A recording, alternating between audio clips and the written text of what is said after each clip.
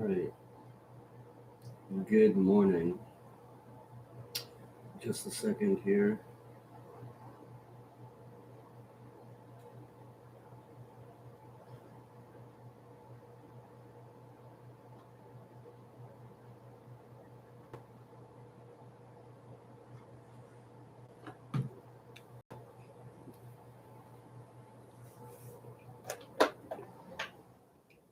I was looking for audiobooks to play to come on, have a reason to come on, and this one's perfect.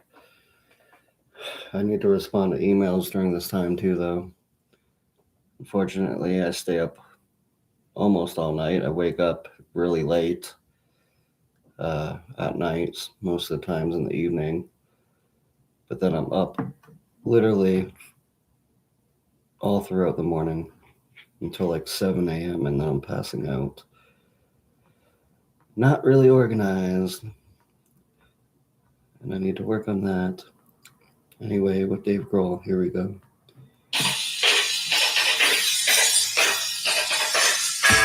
Day Street Books and Harper Audio present The Storyteller, Tales of Life and Music. Written and read by yours truly, Dave Grohl.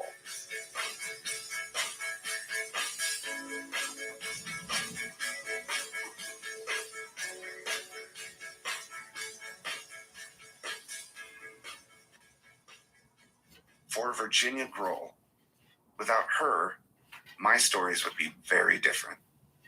For Jordan Grohl, you made my story so much more exciting and beautiful. For Violet, Harper, and Ophelia, may each of your stories be as unique and as amazing as you are. Introduction. Turn it up. Sometimes I forget that I've aged. My head and my heart seem to play this cruel trick on me, deceiving me with the false illusion of youth by greeting the world every day through the idealistic, mischievous eyes of a rebellious child, finding happiness and appreciation in the most basic, simple things. Though it only takes one quick look in the mirror to remind me that I'm no longer that little boy with a cheap guitar and a stack of records, practicing alone for hours on end in hopes of someday breaking out of the confines and expectations of my suburban Virginia wonder-bred existence. No. Now my reflection bears the chipped teeth of a weathered smile, cracked and shortened from years of microphones grinding their delicate enamel away. I see the heavy bags beneath my hooded eyes from decades of jet lag, of sacrificing sleep for another precious hour of life. I see the patches of white within my beard, and I'm thankful for all of it. Years ago, I was asked to perform at the 12-12-12 Hurricane Sandy relief concert in New York City. Held at Madison Square Garden, it featured the Mount Rushmore of rock and roll lineups. McCartney, the Rolling Stones, The Who, Roger Waters, and countless other household names.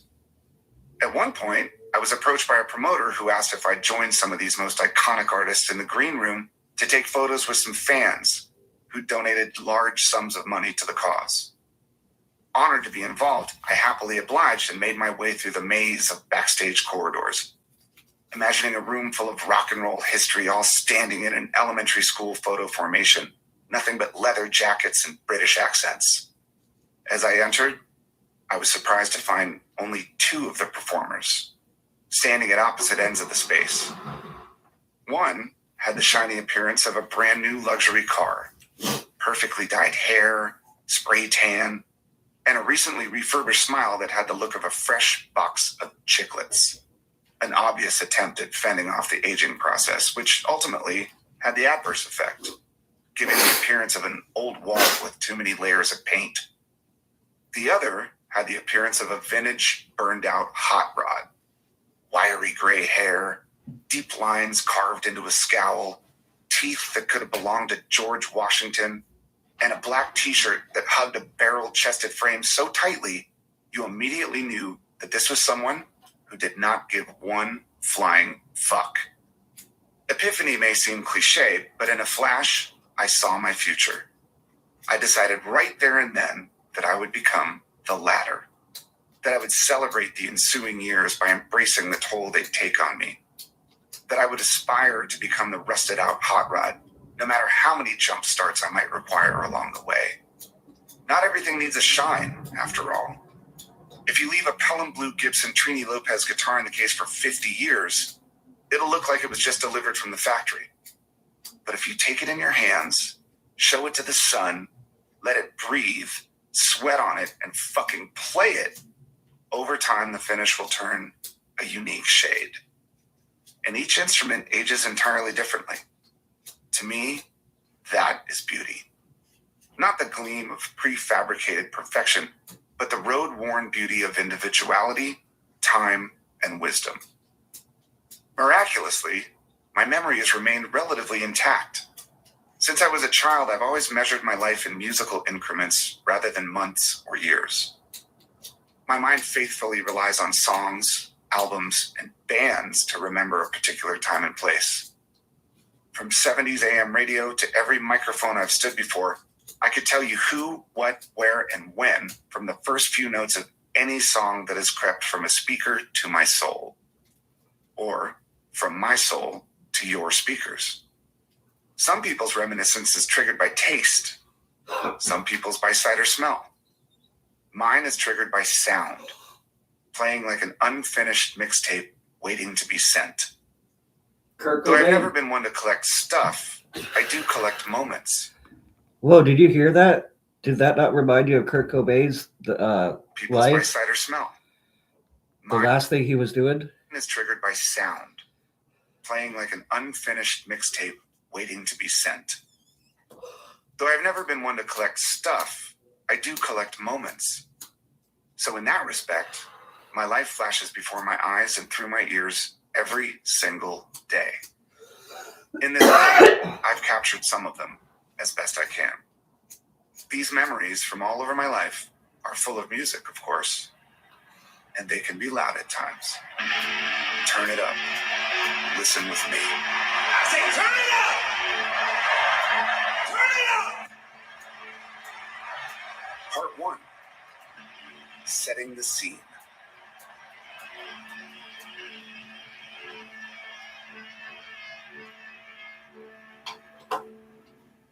DNA doesn't lie. Dad, I want to learn how to play the drums. I knew this was coming. There stood my 8-year-old daughter Harper, staring at me with her big brown eyes like Cindy Lou Who from How the Grinch Stole Christmas, nervously holding a pair of my splintered drumsticks in her tiny little hands. My middle child, my mini-me, my daughter who physically resembles me the most. I'd always known that she'd someday have an interest in music, but drums? Talk about an end-of-the-trough entry-level mailroom position. Drums? I replied with eyebrows aloft. Yeah, she squeaked through her toothy grin. I took a moment to think, and as the sentimental lump began to balloon in my throat, I asked, okay, and you want me to teach you? Shifting in her checkered Vans sneakers, she shyly nodded and said, uh-huh, and a wave of fatherly pride instantly washed over me, along with an enormous smile. We hugged and headed hand in hand upstairs to the old drum set in my office. Like a weepy Hallmark moment, the kind those hyper-emotional Super Bowl commercials are made of, the ones that would leave even the hardest monster truck enthusiast crying in their buffalo chicken dip. This is a memory that I will cherish forever. The moment we entered my office, I remembered that I'd never taken any formal lessons, and therefore, I had no idea how to teach someone how to play the drums. The closest I'd ever come to any structured music instruction was a few hours with an extraordinary jazz drummer by the name of Lenny Robinson, who I used to watch perform every Sunday afternoon at a local Washington, D.C. jazz joint called One Step Down. A tiny old club on Pennsylvania Avenue just outside of Georgetown. One Step Down not only was a hotspot for established touring acts, but also hosted a jazz workshop every weekend where the house band, led by DC jazz legend Lawrence Wheatley, would perform a few sets to the dark, crowded room and then invite up-and-coming musicians to jam with them on stage. When I was a teenager in the 80s, those workshops became a Sunday ritual for my mother and me. We would sit at a small table ordering drinks and appetizers while watching these musical masters play for hours, reeling in the gorgeous improvisational freedom of traditional jazz. You never knew what to expect within those bare brick walls. Smoke hanging in the air, songs from the small stage the only sound. Talking was strictly forbidden. At the time, I was 15 years old and deep in the throes of my punk rock obsession, listening to only the fastest, noisiest music I could find. But I somehow connected to the emotional elements of jazz. Unlike the convention of modern pop, which at the time I recoiled from just like the kid from The Omen in church, there was a beauty and dynamic in the chaotic tapestry of jazz composition that I appreciated. Sometimes structured, sometimes not. But most of all, I loved Lenny Robinson's drumming. This was something I'd never seen before at a punk rock show. Thunderous expression with graceful precision. He made it all look so easy. I now know it's not. It was a sort of musical awakening for me. Having taught myself to play the drums by ear on dirty pillows in my bedroom, I'd never had anyone standing over me to tell me what was right or wrong. So my drumming was wild with inconsistency and feral habits. I was Animal from the Muppets, without the chops. Lenny was obviously somewhat trained, and I was in awe of his feel and control. My teachers back then were my punk rock records. Fast, dissonant, screaming slabs of noisy vinyl, with drummers who most would not consider traditional. But their crude brilliance was undeniable, and I will always owe so much to these unsung heroes of the underground punk rock scene. Drummers like Ivor Hansen, Earl Hudson, Jeff Nelson, Bill Stevenson, Reed Mullen, D.H. Peligro, John Wright. The list is painfully long.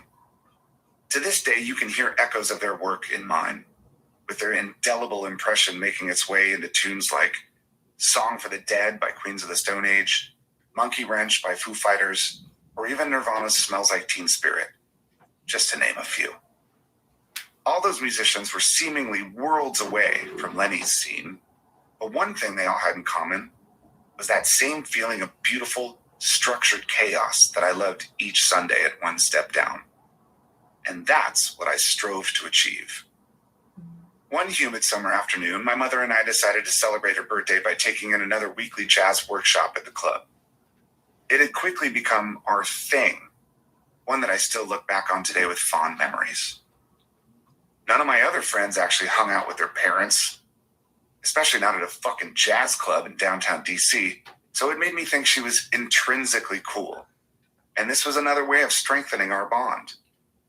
In the age of Generation X, of divorce and dysfunction, we were actually friends. Still are. That particular day, after a few baskets of fries and a few sets from Lawrence Wheatley's quartet, my mother turned to me and asked, "David, would you go up and sit in with the band as a birthday present to me?" Now, I don't remember exactly what my initial response was, but I'm pretty sure it was something along the lines of, "Are you out of your fucking mind? I mean, I'd only been playing the drums, pillows, for a few years. And having learned from the old scratch punk rock records in my collection, I wasn't anywhere near ready to step up and play jazz with these badasses. This was a fantastically unimaginable request. This was being thrown to the lions. This was a disaster waiting to happen. But this was also my mom. And she'd been cool enough to bring me here in the first place.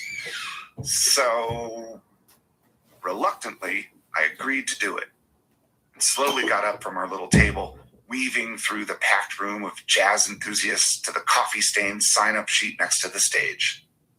It had 2 columns, name and instrument. I read through the list of other seemingly accomplished musicians' names on the list and, with pen shaking in hand, quickly scribbled, David Grohl, drums. I felt like I was signing my own death warrant. I stumbled back to our table in a daze, feeling all eyes on me as I sat down and immediately started sweating through my ripped jeans and punk rock t-shirt. What had I just done? Nothing good could come from this. The minutes seemed like hours as musician after amazing musician was called up to entertain those hallowed walls and hardened ears. Every one of them could hang with those jazz cats just fine. I became less and less confident with each moment. My stomach was in knots, my palms sweating, my heart racing, as I sat and tried my best to follow the band's mind-bending time signatures, wondering how on earth I could possibly keep up with the skill of these incredible instrumentalists who grace this stage every week. Please don't let me be next, I thought. Please, God. Before long, Lawrence Wheatley's deep baritone drawl came booming over the PA speakers and announced the dreaded words that still haunt me to this day. Ladies and gentlemen, please welcome, on the drums, David Grohl. I tentatively stood up to a smattering of applause, which quickly dissipated once the people saw that I was clearly not a seasoned jazz legend, but rather a skinny suburban punk with funny hair, dirty Converse chucks, and a t-shirt that read, "Killing Joke." The horror in the band's faces as I walked to the stage made it look as if the Grim Reaper himself were approaching. I stepped on stage. The great Lenny Robinson handed me his sticks as I reluctantly sat on his throne. And for the first time, I saw the room from his perspective. No longer sheltered behind the safety of my mother's table full of snacks, I was now literally in the hot seat, frozen under the stage lights with the eyes of every audience member bearing down on me as if to say, "Okay, kid, show us what you got." With a simple count, the band kicked into something I had never played before, i.e. any jazz song ever. And I did my best just to keep time without fainting in a pool of my own vomit. No solo, no flash, just hold down the tempo and don't fuck it up. Thankfully, it went by in a flash. Sans vomit, and without incident. Unlike most of the other musicians who performed that day, I had a song that was surprisingly short, though certainly not unintentionally. Imagine that. Done and dusted, I walked away with the relief one feels at the end of a root canal surgery. I stood and thanked the band, mouth dry with a nervous smile, and took an awkward bow. If the band had only known my intention, they would have understood such a desperate act of foolishness. With every ounce of charity in these poor musicians' hearts, they had unknowingly allowed me to give my mother a birthday gift she would never forget, to the dismay of about 75 paying customers, which meant more to me than any standing ovation I could have wished for. Humbled, I walked back to our little table of hors d'oeuvres in shame, thinking that I had a long, long way to go before I could ever consider myself a real drummer. That fateful afternoon lit a fire in me. Inspired by failure, I decided I needed to learn how to play the drums from someone who actually knew what they were doing, rather than stubbornly trying to figure it out all by myself on my bedroom floor. And in my mind, there was only one person to show me how: the great Lenny Robinson. A few Sundays later, my mother and I returned to One Step Down, and with my naive courage barely summoned, I cornered Lenny on his way to the bathroom. Excuse me, sir, do you give lessons?" I asked in my best Brady Bunch mumble. "Sure, man. $30 an hour," he said. I thought, $30 an hour? That's 6 lawns I'd have to mow in the suffocating Virginia heat. That's a weekend's pay at Shakey's Pizza. That's 1/8 of an ounce of weed I'd have to not smoke this week. Deal. We exchanged phone numbers and set a date. I was well on my way to becoming the next Gene Krupa, or so I hoped. Our 1,300 square foot house in Springfield was nowhere near big enough for a full drum set, hence the ad hoc makeshift pillow practice set in my tiny bedroom. But for this special occasion, I brought in the bottom-of-the-line 5-piece Tama kit from my band Dane Bramage's practice space, nowhere near Lenny's caliber of gear.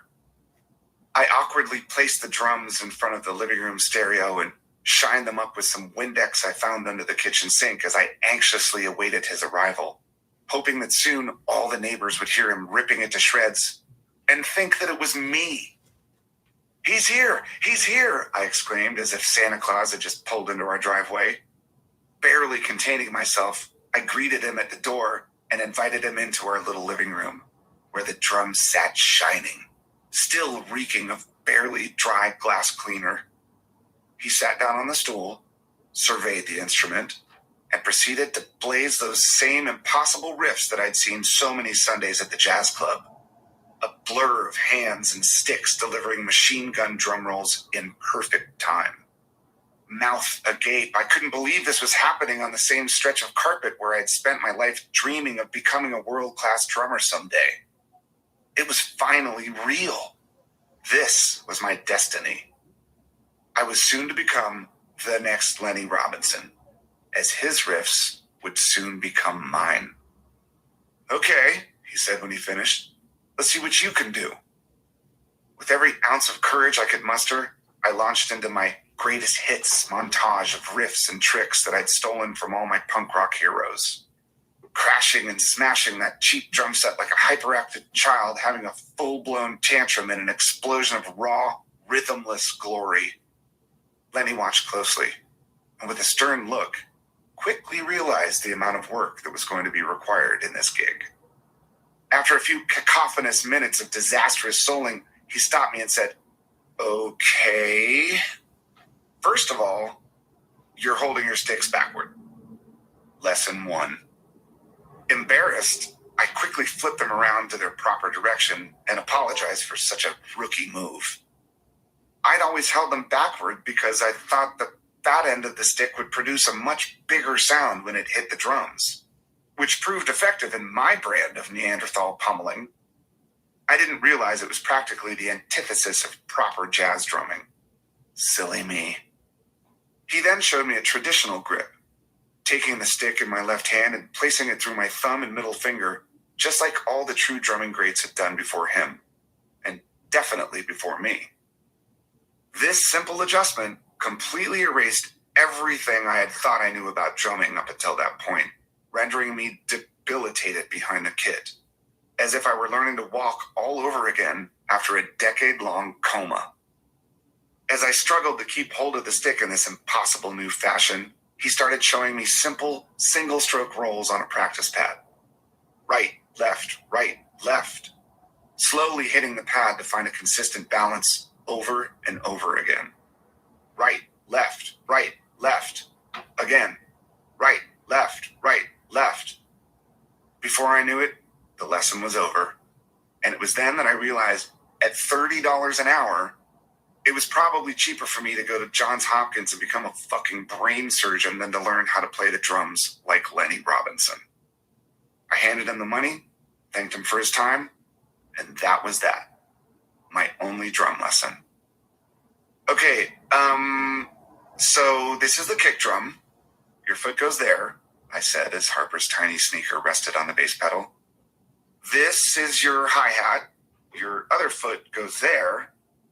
She settled into her seat, sticks in hand, ready to wail. Not knowing what the hell I was doing, I fast-forwarded past all the confusing right, left bullshit that Lenny Robinson had shown me. All respect Lenny, and went straight to teaching her a beat. Okay. Here's a simple kick snare pattern. After a few frustrating attempts, I stopped her and said, wait, I'll be right back, as I ran out of the room. I knew what she needed. It wasn't me. It was AC/DC's Back in Black. I put on the title track and told her to listen. "Hear that?" I asked. "That's the kick drum. And that's the hi-hat. And that's the snare drum." She listened closely and started to play. Her timing was incredibly solid, which any drummer knows is more than half the battle. She had a natural built-in meter, and once she settled into the coordination of her movements, she started playing with tremendous feel. I jumped and cheered as my heart swelled with pride, headbanging and singing along with the lyrics as Harper played. Then something curious struck me. Her posture. Her broad back arched forward slightly, angular arms and skinny elbows positioned out a little bit, chin raised above the snare. And I saw it. She was a mirror image of me playing the drums at her age. I felt as if I were time traveling and having an out-of-body experience all at once. Not only that, but here was my mini-me, my grinning twin, learning to play the drums exactly as I had 35 years before, by listening to music with her parent. I wasn't necessarily surprised, though. Like I said, I always knew this was coming. As I offered in the foreword to my mother's book, From Cradle to Stage, I believe that these musical impulses aren't so much a mystery as they are perhaps predetermined, residing somewhere deep within the DNA strand, just waiting to be unlocked. I wrote, DNA is a miraculous thing. We all carry traits of people we've never met somewhere deep within our chemistry. I'm no scientist, but I believe that my musical abilities are proof of this. There's no divine intervention here. This is flesh and blood. This is something that comes from the inside out. The day that I picked up a guitar and played Deep Purple's Smoke on the Water by ear, I knew that all I needed was that DNA and a whole lot of patience, something that my mother clearly had an abundance of. Hey, Jesse, good morning. These ears and this heart and mind were born of someone who shared that same love of music and song. I was blessed with a genetic symphony waiting to perform. All it took was that spark. In Harper's case, that spark had just come the day before, as she sat in her seat at the Roxy nightclub on Sunset Boulevard, watching her older sister Violet play her first show at the ripe old age of 11. Yes, I knew that one was coming too. Violet was an intensely verbal child. By the age of 3, she was already speaking with the clarity and vocabulary of a much older kid, often stunning unsuspecting waiters at restaurants from her booster seat by fully enunciating requests like, "Excuse me, sir, could I please have some more butter for my bread?" I practically pissed my pants laughing every time watching people do a double take as if we were a twisted ventriloquist act. Once, while she was having a tantrum over something at the dinner table at home, I tried to calm her by saying, "Look, it's okay. Everyone gets angry sometimes. Even I get angry." To which she responded, "I'm not angry. I'm just frustrated." I still don't know the difference, but Violet does. I eventually realized that she had a strong oral memory and an advanced sense of pattern recognition, which made it easy for her to imitate or repeat things perfectly by ear. That soon led to doing accents by request, where she would run through spot-on imitations of an Irish person, a Scottish person, an English person, an Italian person, and so on, all before she was even out of her smoothie-stained car seat. Before long, Violet's love of music attuned her ear to pitch, key, and tone. As she sang from the back seat, I began to hear her zeroing in on the subtle movements of each of her favorite singers' voices. The harmonies of the Beatles, the vibrato of Freddie Mercury, the soul of Amy Winehouse. Perhaps the most memorable, as there's nothing like hearing your 5-year-old daughter sing Rehab, word for word, while wearing Yo Gabba Gabba pajamas. It was clear that she had the gift. Now, it was only a matter of time before she found the spark. That spark eventually became a wildfire, and music became her life's divining rod, until in time she formed a rock band with her classmates. She became stronger and more confident with every performance, with a voracious and wonderfully diverse ear for music, singing along to everything from Aretha Franklin to the Ramones, widening her range as she set forth on a path of discovery and inspiration. Her genetic symphony was in concert, and all we could do was sit back and listen. After all, this is something that comes from the inside out. That day of Violet's performance at the Roxy on Sunset Boulevard, the first official show with her band, I sat with my family in the audience as she sang her set.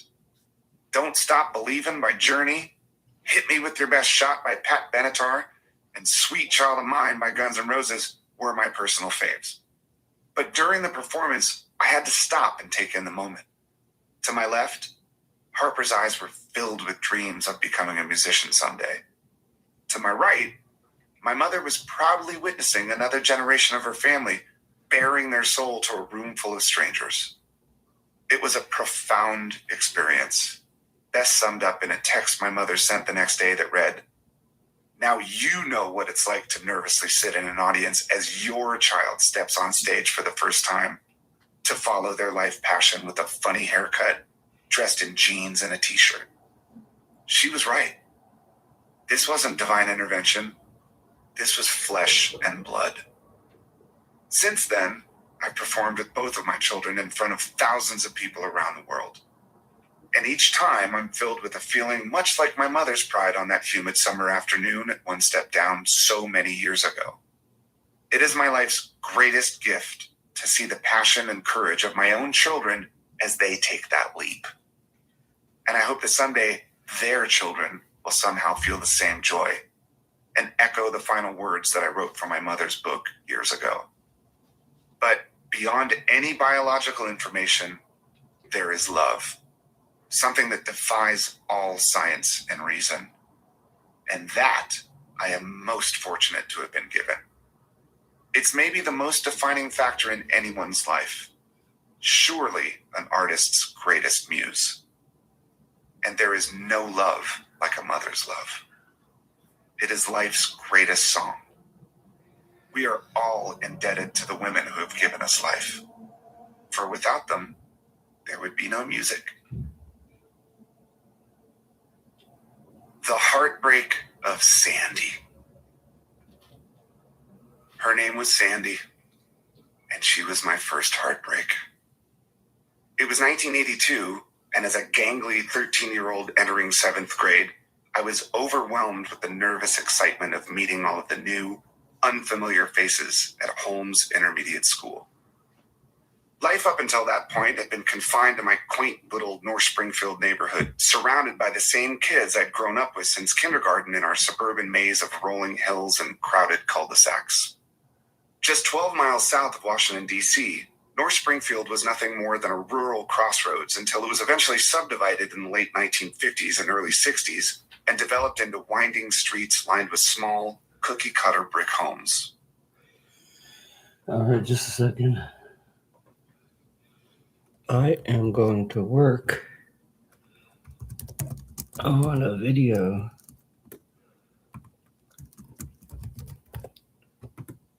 and turn on the white noise, and I'll be right back. Again, this helps me stay focused.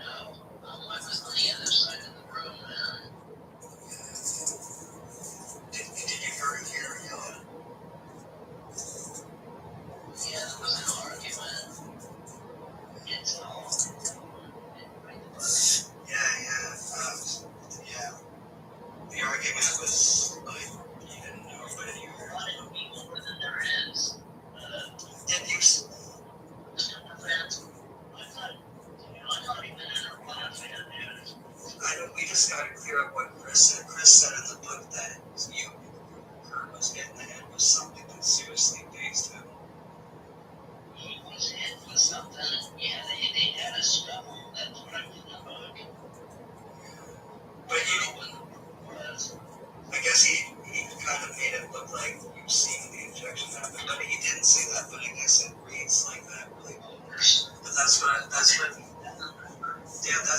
going to do with you, because I have the invitation from, and I'm like, I can tell you when your book can get signed, and because then the free piece of that or something. So, like stencil thing. Yeah, that's cool. Or what do you think about it?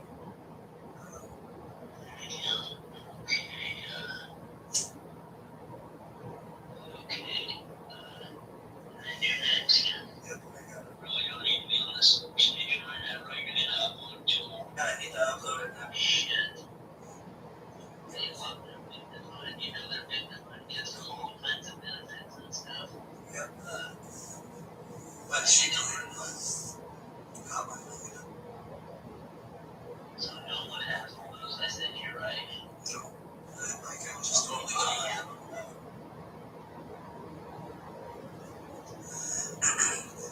So imagine you are the killers. One or two of the racist thing? Yeah, I can upload everything. Yeah, those other ones, dude. Part 1 and 2 and then Gino. Okay, absolutely. It's like, here's Joe. I mean, the second part of the racist. Hold me to it. Like, call you back and I'll do it. Don't give any crazy shit. Just let him buy you.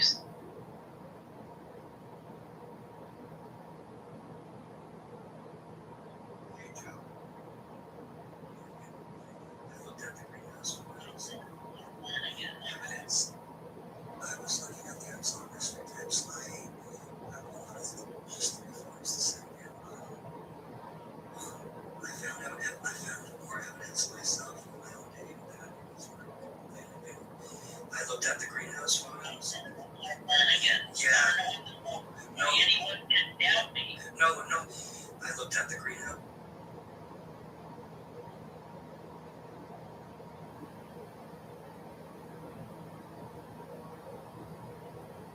Those photos. Again, yeah. No, anyone can doubt me. No, I'm not.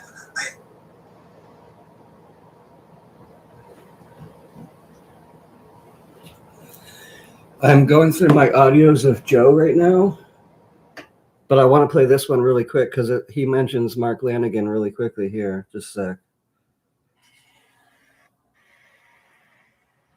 Those photos? I said it was Mark Lanigan. Yeah. I don't know what the fuck. No. Anyone can doubt me. No one. Again, I'll play that again. Those photos? I said it was Mark Lanigan. Yeah. I don't know what the fuck. No. Anyone can doubt me. No. All right, I'm going back to work and trimming more. Just a sec.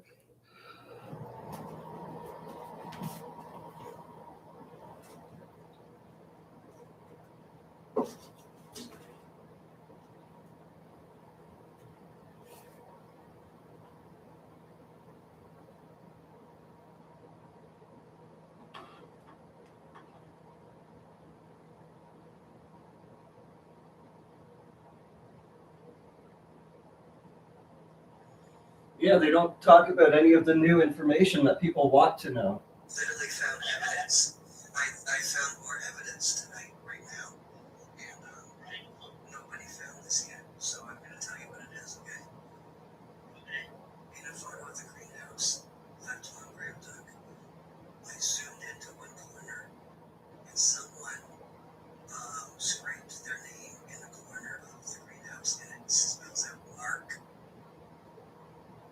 Really? Yep, and also the Unsolved Mystery Tip from 1997 says that the person's name is Mark, and that there was a ring somewhere in the greenhouse, and that's from one of the killers. And I looked. I zoomed in. Found Mark Lanigan's ring. Really? Yup. Crazy, huh? Fucking right. Or even question it. They weren't there. I was fucking there. That's right. Really? Yup. Crazy, huh? Fucking right. I don't know why these dumb fucking cunts and shit are even questioning. They weren't there. I was fucking there. Yeah. God, it's so fucking annoying. Those people are so fucking annoying. Yeah, and I've even cut it off with the Courtney thing, because I put it in my own mind that she was there, and I just, I go back on that, but I know. No, she wasn't there. Yeah, I mean, she made sure not to be there. Right. Yep. It's annoying. Yeah, and I've even cut it off with the Courtney thing, because I put it in my own mind that she was there, and I just, I go back on that, but I know. No, she wasn't there. Yeah. Yeah, I mean, she made sure not to be there. Right. Yeah, she got those other two thugs that were more into drugs to do it and more into violence to do it. Fuck. Mm-hmm. Wow. So I got your back in. Yep. That's a huge relief. Just a second. Hey, Lebrowski.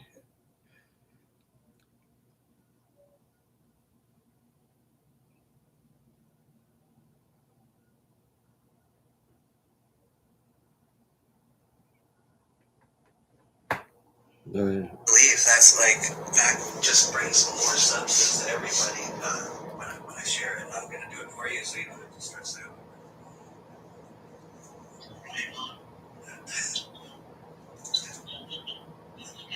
Thank you. Yeah, I zoomed in and I'm like, that smells carb. And then I put it in the chat GPT and I'm like, what does it look like? That spells out. That's carved into the side of this wall. And it said, it looks like it spells Mark. Well, I mean, I don't know why I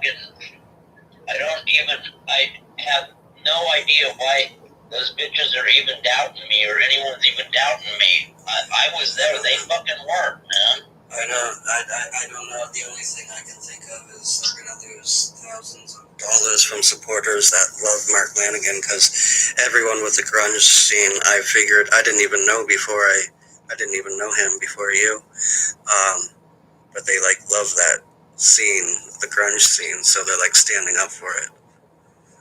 Yeah, whatever, fuck them. Yeah, I mean, this is more important. Yeah.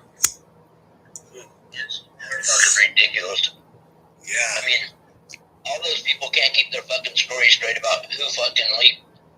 As soon as they got their hands on that interview, they just blasted it out. And they weren't supposed to. They promised they weren't gonna. I didn't sign any papers.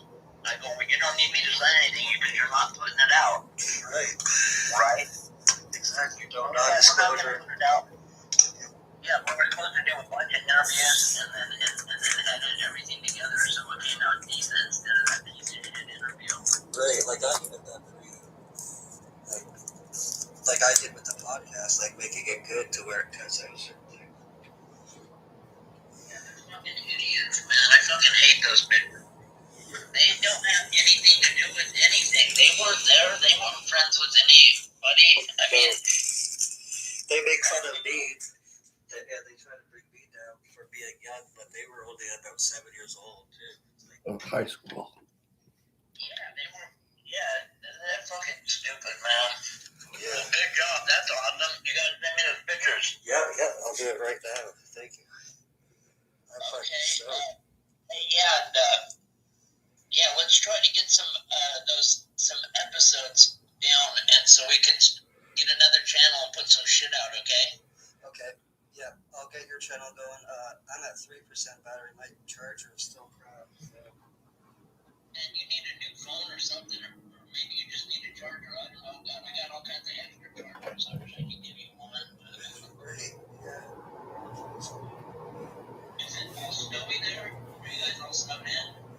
Yeah, completely. That's what I heard today when I was out and about. Yeah. The ice is everywhere too. Crazy. Right on. Okay, well, fucking work on it. Okay, let me know what's up. All right, bud. All right, great. Check out those photos. All right, turn your phone.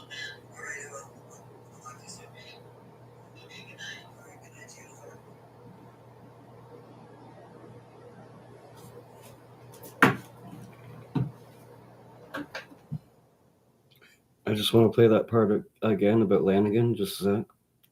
Zoomed into one corner, and someone. So, Those I photos? said it was Mark Lanigan. Yeah. I don't know what the fuck. No. Anyone can doubt me. No, I'm not.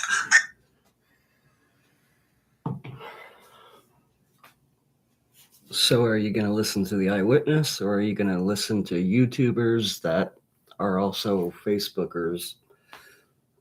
I would listen to the eyewitness if I were anybody.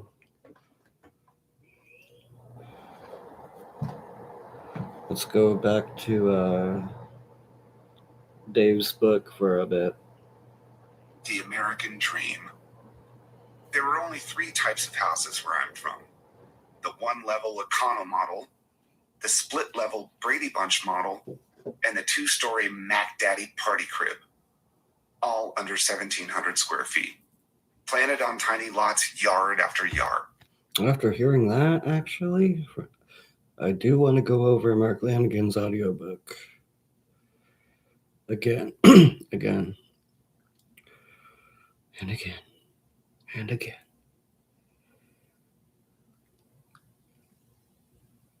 Chapter 20, Parasite Child. To find it, the exact chapter.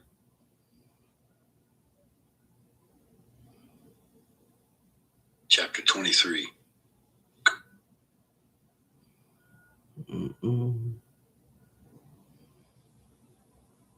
Chapter 22. Chapter 21. Days Gone Dark. One day in early April of '94, I was lying on my tattered, cigarette-burned sofa, chain-smoking and watching stupid soap operas on TV with the sound off when my phone rang. As was my normal routine, I let the answering machine pick it up and waited to see if whoever called would leave a message. "Hey man, it's Kurt. I'm back in town. What are you doing? Come on over and listen to records with me." I thought about it for a minute. Though I loved Kurt, I knew I wasn't calling back today. I had quite a bit of cash at the moment and plenty of dope, so the thought of possibly running out the score. So he didn't go back, and he thought Courtney was there, and then Courtney would have called him, getting a hold of him, and told him those 3 questions, which he's going to mention in this book. How did I know that Courtney wasn't there? How did I know things were so bad? And something else. So he's basically telling on himself, but you have to really read between the lines. For him was a drag, and B, I assumed Courtney would be there. I'd become conditioned to steer clear of their house because every time I'd been there in recent months, some kind of drama would erupt between the 2 of them. It unfolded like some dreary sitcom joke. Courtney would be uncomfortably friendly to me in front of Kurt till she finally triggered an outburst from him. So I blew Kurt off because I didn't feel like playing the pawn in a fucked up chess game that particular day. That Saturday. He called twice more over the next couple hours. Despite the gnawing feeling that I was the world's shittiest friend, I never picked up. Just continued to lie around the place in dirty boxers and the stained robe a stripper girlfriend had left in my bedroom, imagining myself a modern-day Oscar Wilde, listening to a Stranglers record and staring mindlessly at the silent TV screen. I was oblivious to the gathering storm headed in my direction. Late in the afternoon, I got a call from the entertainment lawyer I shared with Kurt, Rosemary Carroll, an extremely smart, no-nonsense woman who happened to be the ex-wife of celebrated writer-musician Jim Carroll. "Mark, if you know where Kurt is, you need to tell me now." A couple minutes later, another message. "If he is at your apartment and you're not telling me, we're going to have a problem." I called her back to assure her I wasn't hiding him. "Mark," she said, "I don't think you realize what's going on. He checked himself out of rehab yesterday, flew back to Seattle today, and now nobody can get in touch with him." "He's probably fine, Rosemary. Don't worry. I'm sure he'll check in soon." In fact, I had not known what was going on. A highly publicized overdose earlier had been posed to both Dylan Carlson and me as accidental, and only much later was it revealed to us as a suicide attempt. I had also not known he'd left rehab and come home on the same day he called me. I called Kurt. No answer. I called our mutual friends, but no one had heard from him. I began to wonder if something was really wrong. I chastised myself for not answering the phone earlier, but I told myself, how could I know? How could I know what was really going on? How could I have known Courtney wasn't even there? How? The next day, someone in the Nirvana camp asked if I would go with Dylan to some Capitol Hill dope houses to see if Kurt was hanging out in any of them. A private investigator Courtney had hired named Tom Grant picked us up. With money he supplied, we went from place to place, buying drugs and looking for Kurt to no avail. He couldn't be found. After we had gone to the spot of every last dealer we could think of, Grant drove us to Kurt's house near Lake Washington. We went from room to room calling his name, but there was no answer. I went outside to smoke a cigarette and stood at the bottom of a flight of stairs that led to a small room above his garage. For a moment, I thought about going up and taking a look. Just then, Dylan and Grant walked out, ready to leave. I knocked the cherry off my half-finished smoke and put the rest in my coat pocket. For a brief second, I had a terrible premonition, but I shook it off and got in the car, eager to just get home and do my share of the heroin we had bought. A day or two later, Rosemary called me, her voice shaking with emotion, and delivered the news. Kurt's body had been found in the small room above his garage, the same room at which I had stood at the foot of earlier, the victim of an apparent suicide. The medical examiner judged his death to have taken place the same day we were at the house looking for him. I hung up the phone and burst into tears of remorse, self-hatred, and mountainous grief. I knew I would never get over his death. It would shadow me until the day I died. The next few days went by in a blur. Everett True, a British journalist I drunkenly knocked off his bar stool at the Reading Festival in '92, came to Seattle and stayed with me at Courtney's request the week before Kurt's memorial. The incident at Reading had marked the only time Kurt had been openly angry with me. He had looked at me with silent fury and disappointment and quietly said, "You shithead." True and I hadn't known each other before then, and he turned out to be the companion for me during those dark days. Mainly, we sat and shared grief. When we talked, it was memories of Kurt. On the day of the service, a girl who was also sharing my room at the time found him some suitable clothes in my closet to wear, he having busted the buttons off his only coffee-stained white shirt. We attended the memorial together at some hall near the Space Needle. I sat through it in a daze, unable to pay attention to anything that was said. I was lost in the darkest, most depressing regret and self-loathing I'd ever experienced. Later, at the private wake at Kurt and Courtney's house, she grabbed me in a tight embrace and began sobbing. All eyes in the room were on her. Sorrow and shame myself, it took all of my resolve as well. Unable to endure much of this sad party, I turned to leave. Just as I was going out, sultry, pitch-black-haired whole bass player Kristen Pfaff was coming in. We'd only met a small handful of times, but the way she looked into my eyes and smiled at me as she passed by gave me an instant hard-on. Her gaze had been an unmistakable come-on, and the thought of sex crossed my mind for the first time in weeks. Although I felt a certain amount of shame for thinking about fucking at the wake for my dead friend, my cock had a mind of its own. I got in a cab and my grieving mind took shelter in the thought of her eyes the entire ride home and long into the night. A couple of weeks later, my friend Lori Barbero, drummer of the Minneapolis band Babes in Toyland, called me out of the blue. "Hey man, someone wants to talk to you." I could hear her hand the phone off to someone else. "Mark?" a young female voice on the other end asked. "Yeah? Do you know who this is?" "I don't have a clue," I replied honestly, not recognizing the voice. "It's Kristen from Hole. What are you doing right now?" So my radar had been correct in identifying the intent behind her gaze at Kurt's wake after all. Not much. What are you doing?" She paused for a second and then said, "I'm thinking about you, man. I want to hang out. I totally want to date you. What do you think about that?" I laughed. Sick. Chapter 22, Wilderness of Horrors. With Kurt gone, I lived close to the bone, estranged from family and all my non-using friends, haunted by my willful absence on the day Kurt died, disappearing into the painful wilderness of horrors my memories created for days on end. Always broke, I'd begun selling crack outside of my apartment building to street people, mostly Eritrean and Ethiopian migrants. I spent the profits on heroin. No matter how many drugs I did, I still couldn't escape myself. I couldn't sleep more than a few minutes at a time, usually sitting up in an uncomfortable wooden straight-backed grade school-style chair that sat near the noisy, wheezing old radiator under one of my windows, frequently awakened by the seagulls' incessant screaming outside. I was loath to ever lie down, convinced that if I did, I would never wake up. The result was mounting damage to my feet. My toes were constantly numb on the surface, but painful as hell when I walked around. If I accidentally knocked them against something while wandering my apartment in a mindless haze, the pain was excruciating. Courtney leaned on me nearly every other day, for company, for drugs, for emotional support, for a shoulder to cry on and an ear to talk into.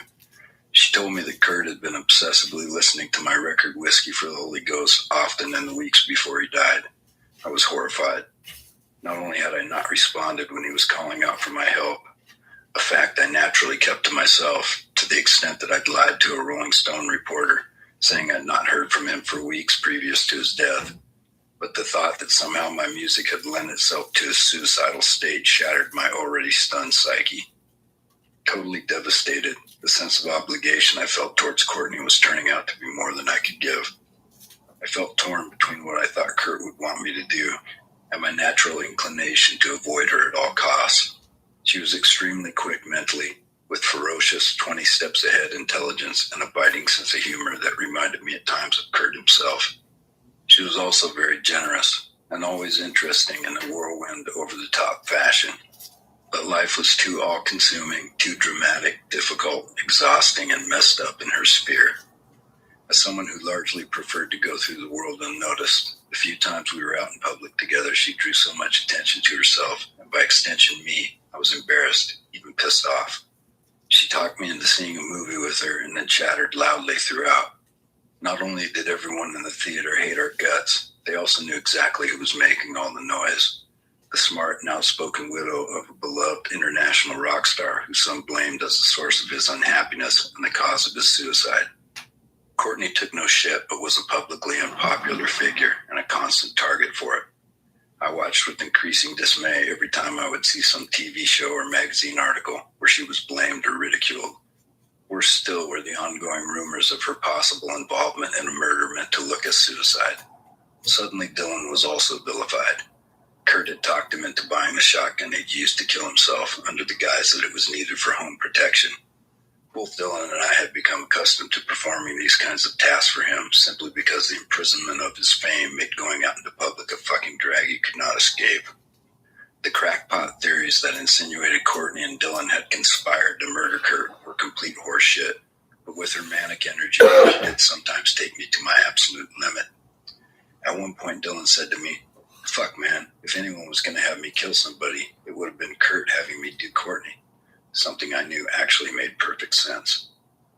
Whole guitarist Eric Erlandson, a thoughtful, caring, and intelligent guy considered a friend, gave me a stern talking to. I was not to score any drugs for Courtney. I took that to heart. Eric was the one person in our circle who I looked up to as a no-nonsense, even-keeled, steadying influence. He always seemed to be the rock in the eye of the hurricane, the proverbial boy who stood on the burning deck. It wasn't like I enjoyed playing that role in Courtney's life, but I felt as though I had inherited it. As she ratcheted up the intensity of her focus on me, I found it increasingly hard to live with and nearly impossible to get out of. I resolved to extricate myself from the situation. Something told me there was a 99% chance that shit would meet fan in the process. Early one morning, I heard her voice on my answering machine. "Hey, what are you doing? I want to see you. Come over." I ignored it. An hour or so later, I got another message, this one in a somewhat more seductive voice. "Hey, sugar, I want to see you. What are you doing?" Again, I ignored it. She would give up and turn in another direction for solace soon. But throughout the rest of the day and well into the evening, the calls kept coming. Her tone shifted from faux alluring to slightly harsh to finally, "You motherfucker, where the fuck are you? Call me back, you son of a bitch." As it got later, I grew tired of listening to these abusive messages and unplugged the machine altogether, and just in case she was motivated to come over, I turned off the front door buzzer. My mind a bit lighter after making the decision to disengage. I lit some incense, turned off the lights, put on a VHS tape of Seven Samurai with the sound off, and lay back on the couch with my feet out on the coffee table to try and catch a nod. Somehow, I fell into a deep sleep. I was awakened by a light knocking on my apartment door, voices in the hallway. I recognized instantly the fawning voice of my dickhead apartment manager, Christian, who I hated and who hated me. He had passed out flyers to everyone on my side of the building, telling tenants to report it anytime someone yelled up to my window, something I had instructed some customers to do if my lights were on. I'd not wanted certain fiends to have knowledge of my apartment number and thus buzz me incessantly all night. When I wanted to be left alone, I simply left the lights off. Christian was determined to get me either arrested or kicked out, preferably both. I can't believe you're in my building, he gushed. I had no idea Mark was a friend of yours. Oh yes, we're very close. He was supposed to come over today. I'm worried about him. The other voice belonged to Courtney. It was clear she had this prick eating out of her hand. I tiptoed over to the door to hear them better, and by reflex grabbed the badly dented aluminum baseball bat next to the door. The next thing I heard blew my mind and enraged me at the same time. Well, seeing how you were such close friends, I can unlock the door and let you in to take a look around, just to make sure nothing's wrong. He wasn't just sucking up to the famous person in his presence. I knew he also intended to take a look around my place and make note of any incriminating contraband. I quietly took a deep breath and suddenly broke out in a cold, sticky sweat. My mind seized on a dark thought, and I silently lifted the chain lock off the door. The moment he opened it up, I would clock him with the bat, beat my sniveling apartment manager unconscious. I would be in my rights to do so if he were to enter without my permission. Wait a second. No, I would actually beat them both to death, Christian and Courtney both, put an immediate end to two separate but now entwined aggravations, and let the chips fall where they may. I silently raised the bat. I could almost hear Courtney thinking on the other side of the door. I bent my knees, tensed my arms and shoulders, ready to uncoil the moment the door swung open. She took a breath. Here it comes. Oh well, I'm sure he's okay. We better not invade his privacy. And just like that, they left. I ran into her a couple weeks later. I said I'd been out of town for a family emergency, and that was it. By that time, she had new connections and interests that rarely included me anymore. I wonder why he was avoiding her.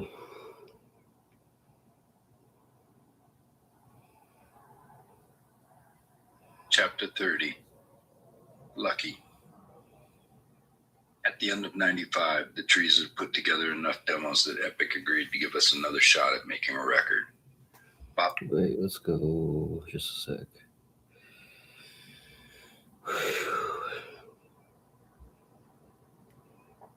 Chapter 23. Go fuck a donkey. I had become known as a guy who could procure drugs for traveling rock bands. When the Lollapalooza tour came to Washington at the end of August, I was contacted by an old friend.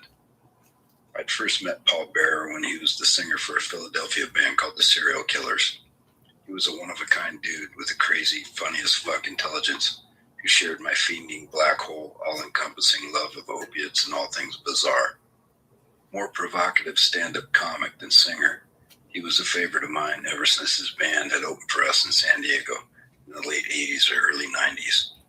While I sat watching their set from the back of the empty room, his onstage banter had pissed off one of the only two other audience members to the extent that she'd thrown an entire glass mug of beer at his head from 5 feet away.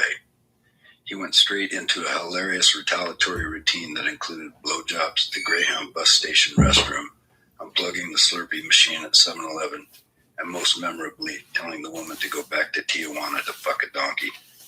Years later, I'd recited almost the exact same routine from memory while being mercilessly heckled by a drunken woman during a show in Seattle. It hadn't occurred to me that the Tijuana reference didn't exactly translate when spoken in the Great Northwest, but I'd waited years to unload it, so what the hell. Paul was traveling with the all-female Los Angeles band L7 on the tour. A couple of the L7 girls dabbled in dope, and in the past I'd scored for them, and they for me. Nick Cave and the Bad Seeds were also on the Lollapalooza tour, and Paul had asked me if I could hook something up for Nick and bass player Martin Casey when they were in Seattle on a day off. I'd been a huge fan of Nick Cave for years. I felt a deep connection to his music, and he and the Bad Seeds had been a central influence on the solo records I'd been toiling away at for some years now. Once I'd collected some shit for these Australian musicians, I felt a bit of anticipatory excitement about meeting them, even if just in my capacity as middleman for small drug deals. When they showed up in a cab at my building, we went upstairs, politely did the deal, exchanging the dope for dough, and started preparing hits. As I sat at my dining room table trying to locate a vein, Cave looked at my fucked up arms, crisscrossed like a road map of Germany with huge, deep, red and black abscess tracks. Damn, he said. I guess you can't just pop into the can for a quick hit. I was a pariah in my apartment building and was especially despised by the young goth couple whose door was directly opposite mine. The nonstop daily parade of unwashed street people and air-trained crack addicts in and out of my apartment had them perpetually pissed off. As Nick, Martin, and I were leaving to go get some dinner, the couple just happened to be unlocking their door and entering their apartment. As we stepped out, they caught a glimpse of Cave standing there in his three-piece suit, his iconic jet black pompadour perfectly in place, and almost broke their necks doing a double take. Nick calmly noticed them freaking out. "Good evening," he said coolly. That was a small win for me. My neighbors never looked at me the same again. Chapter 24. Back to the needle. Lane had gone to Minnesota to attend a rehab program, and I wished him well. I supported any of my friends who tried to get clean, as I was often trying to kick on my own. Whenever anyone found out I was trying to kick, however, my efforts were greeted with raised eyebrows and rolled eyes from pals and using buddies alike. Neither Kurt nor Lane believed I would ever get clean due to my maniacal hunger for drugs and the length I'd go to get them. Both had said as much at different times in conversation with me. They both imagined they would kick for good someday, but that my chances of ever getting clean were next to nil. I had met a 50-something cab driver named Leon, an old-school black dude who had given me a ride one day. When we started talking, he let it be known that he got a large carry of methadone weekly from the VA that he'd sell to me if I was interested. I was, of course, very interested. I bought a 7-day dose from him every week. It became my backup plan for whenever I was unable to score. I would take a large bottle with me on the road whenever I toured, leaving it in the bus refrigerator with a sign written in bold black marker taped to it. Do not touch. I would also try to kick it home from time to time, bringing myself down using the methadone so brutally fast that I dragged myself through some pain. I'd make it 2 or 3 days off everything, then go right back to the needle. I got buzzed from the front door one afternoon. To my surprise, it was Lane. He'd put on a lot of weight, and I'd never seen him look so healthy. He'd come directly from the airport to my apartment after finishing rehab, jonesing to get high. "Hey, bro, you got anything on you?" he asked, knowing that I most likely did. "Are you sure you want to do that, man? You're finally clean, for real. Why do you want to start all over again?" All I thought about the whole time was getting out and getting high. I never wanted to quit. I only did it to make everyone happy and shut them up. He cooked himself up a shot in my kitchen. I heard him puke into my sink the instant he hit the vein. He walked unsteadily out into my living room with a goofy smile, sat down on my couch, and nodded for hours. When he came out of it, I made him promise to not tell anyone he'd fallen off the wagon so soon at my place. I didn't want Jerry and the other Alice guys blaming me for his relapse.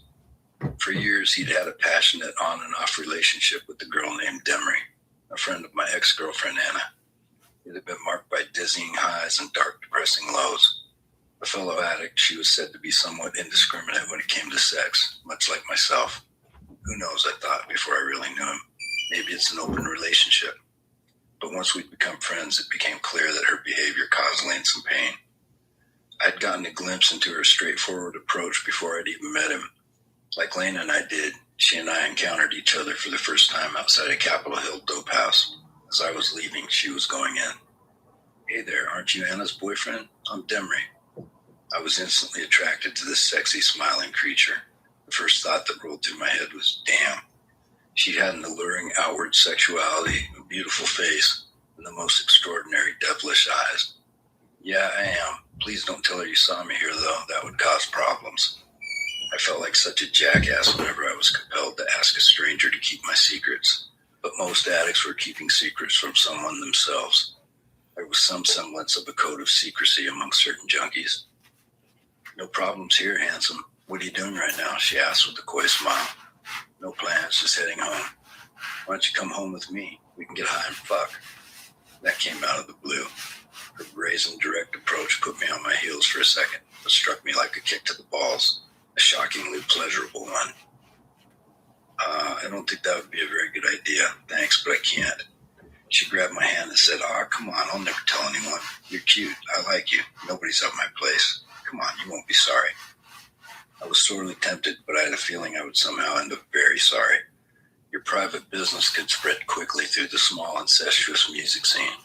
I had heard she was Lane's girlfriend from my own girlfriend, and had almost instantly found the reputation that preceded her to be pretty fucking spot on.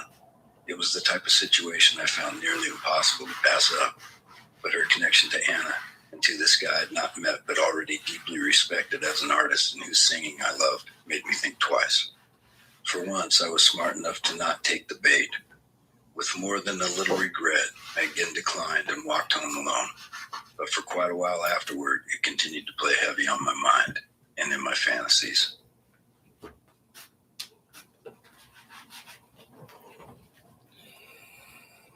Second. Chapter 25, Night Out with Jerry. One night I went out alone to a local dive rock and roll bar, the Off-Ramp, to see a Judas Priest cover band. Located on a street parallel to the I-5 freeway, hence its name, it was a shithole I rarely ever set foot inside. I was friends with an acquaintance of the British singer Jim Jones of the London band The Hypnotics, and had visited him and his girlfriend once or twice in the run-down apartment they rented above the place. But other than that, I generally avoided the building. I'd seen Priest as a teenager, and still, after seeing hundreds of great shows over the years, it remained the greatest concert I'd ever attended, and I'd heard this man turned out an amazing imitation. After more than a few drinks while sitting at the bar and waiting for the band to hit, I noticed two guys come stumbling through the door, obviously quite wasted themselves. Jerry Cantrell, guitarist, singer, songwriter of Alice in Chains, and local hero and nice guy Tommy Niemeyer, guitarist of the influential and beloved thrash punk band The Accused. Jerry immediately came over and ordered drinks for the three of us. After watching about 30 minutes of the headliner and putting away, we wobbled unsteadily out the door, looking for a place to do some of the coke Jerry always had his pockets full of. My place was the closest, most obvious destination, so we hailed a cab and headed up First Hill. Always in hot water with my apartment manager, Christian, whose window was directly next to the front steps, I warned the two of them to remain silent until we got upstairs. Once inside, Jerry dumped a huge bag of coke on a plate and started cutting lines. I got a bottle of booze from the kitchen, and we began one of those all-night coke and alcohol mind-melting sessions of intense yet instantly forgettable conversation, the kind you always regretted once the sun came up and your melon was pounding like Rod Carew had taken batting practice on your head all night, endlessly connecting his wooden bat with your skull, stroking single after single to the opposite field. After an hour or two, Tommy had clearly reached and then stepped way over and past his limit. Guys, he said, I gotta go. I have to do some stuff for my mom today and I can't bail on her. I really loved hanging out with Tommy, who was funny as hell and one of the sweetest guys ever. I hated to see him leave, but since I'd had not one loving or happy childhood memory of my mother, I let him go without a fight. Good on old Tommy for caring for his mom. It was an impulse I would never know. As he left, I suddenly remembered I had a commitment myself that morning, one I absolutely could not miss. Bob Pfeiffer was in town, and I had a breakfast meeting with him that there was no way I could get out of. If the trees were going to remain on Epic, some things were going to have to change, and Bob was hell-bent on giving me a dressing down. It wasn't something I looked forward to, but I knew it would be the end of us if I didn't attend and take it on the chin. Fuck, Jerry. I just remembered I have breakfast with Pfeiffer at 9:30. What time is it? Jesus Christ, thank God I remembered. Oh, fuck that, dude. You're coming out on the boat with me today. Forget Pfeiffer. What's he going to do, drop you? Yeah, that's exactly what he's going to do. Those guys have had enough of us, bro. We don't sell millions of records like you. He said point blank if I didn't come to breakfast, he was going to drop us. He's serious, man. I looked at the clock in my bedroom, 4:30 a.m. If I managed to fall asleep, I might get 4 hours or so. I could do it on that. Jerry, hang out as long as you want. Make yourself at home. But I got to try and get some sleep or I'm fucked. Big time fucked. Okay, man, I'm going to stay awake, come with you to breakfast, and then we'll go spend the day on my boat. Okay, deal. Good night. I ate a handful of Valiums and climbed into bed. I don't know how much time had passed, but I was fully asleep when I felt someone gently shaking my shoulder. Lanigan, Lanigan, came the whispered yet persistent voice, waking me up. I opened my eyes to find Cantrell shaking me awake. What, Jerry? What time is it? It's 6. I'm going to head out to my boat now. I can't stay awake for breakfast. That's cool. I'll call you this week and we'll hang. Okay, he replied, and then, hey, bro, do you mind if I borrow some of your porn? Sure, man, take whatever you want. I'll see you later. And with that, I fell asleep, only to be rudely awakened by the incessant banging of my old-school alarm clock at 9. I stumbled out of bed, pulled on some jeans, brushed my teeth, and opened the closet near the front door to grab my coat. I stood staring into it for a minute. Something was not right. I pulled the light string and looked in disbelief into my previously packed closet. My closet had been crammed side to side, with a quarter refrigerator box filled with my lifetime's collection of porn. It had every magazine, videotape, and sundry item I had collected in my 20-plus years on the planet. It had held my nearly complete collection of Tracy Lord's catalog that Gary Connor had told me to get rid of when the scandal of her underage work had broken. Gone. All gone. That box must have weighed at least 100 pounds. In my hungover state, I realized I didn't have time to stand around pondering this mystery. I grabbed my jacket and headed down to Pfeiffer's Hotel, where I was treated to a hyper-aggressive monologue and schooled in Music Business 101 as if I were a child over some disgusting scrambled eggs and toast.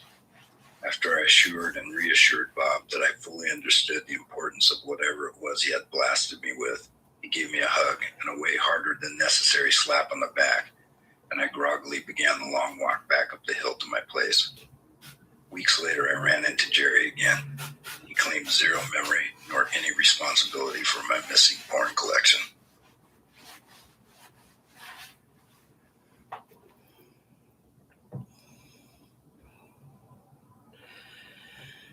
Chapter 26, Seasons of Madness. Even though Alice in Chains wanted to get him into a studio to record music that he seemed to have little interest in, Lane had started playing with Pearl Jam's guitarist, the big-hearted and talented Mike McCready. The two of them, along with an older bass player Mike had befriended in rehab named John Baker Saunders, and my drummer from the Trees, Barrett Martin, had started a band they named Mad Season.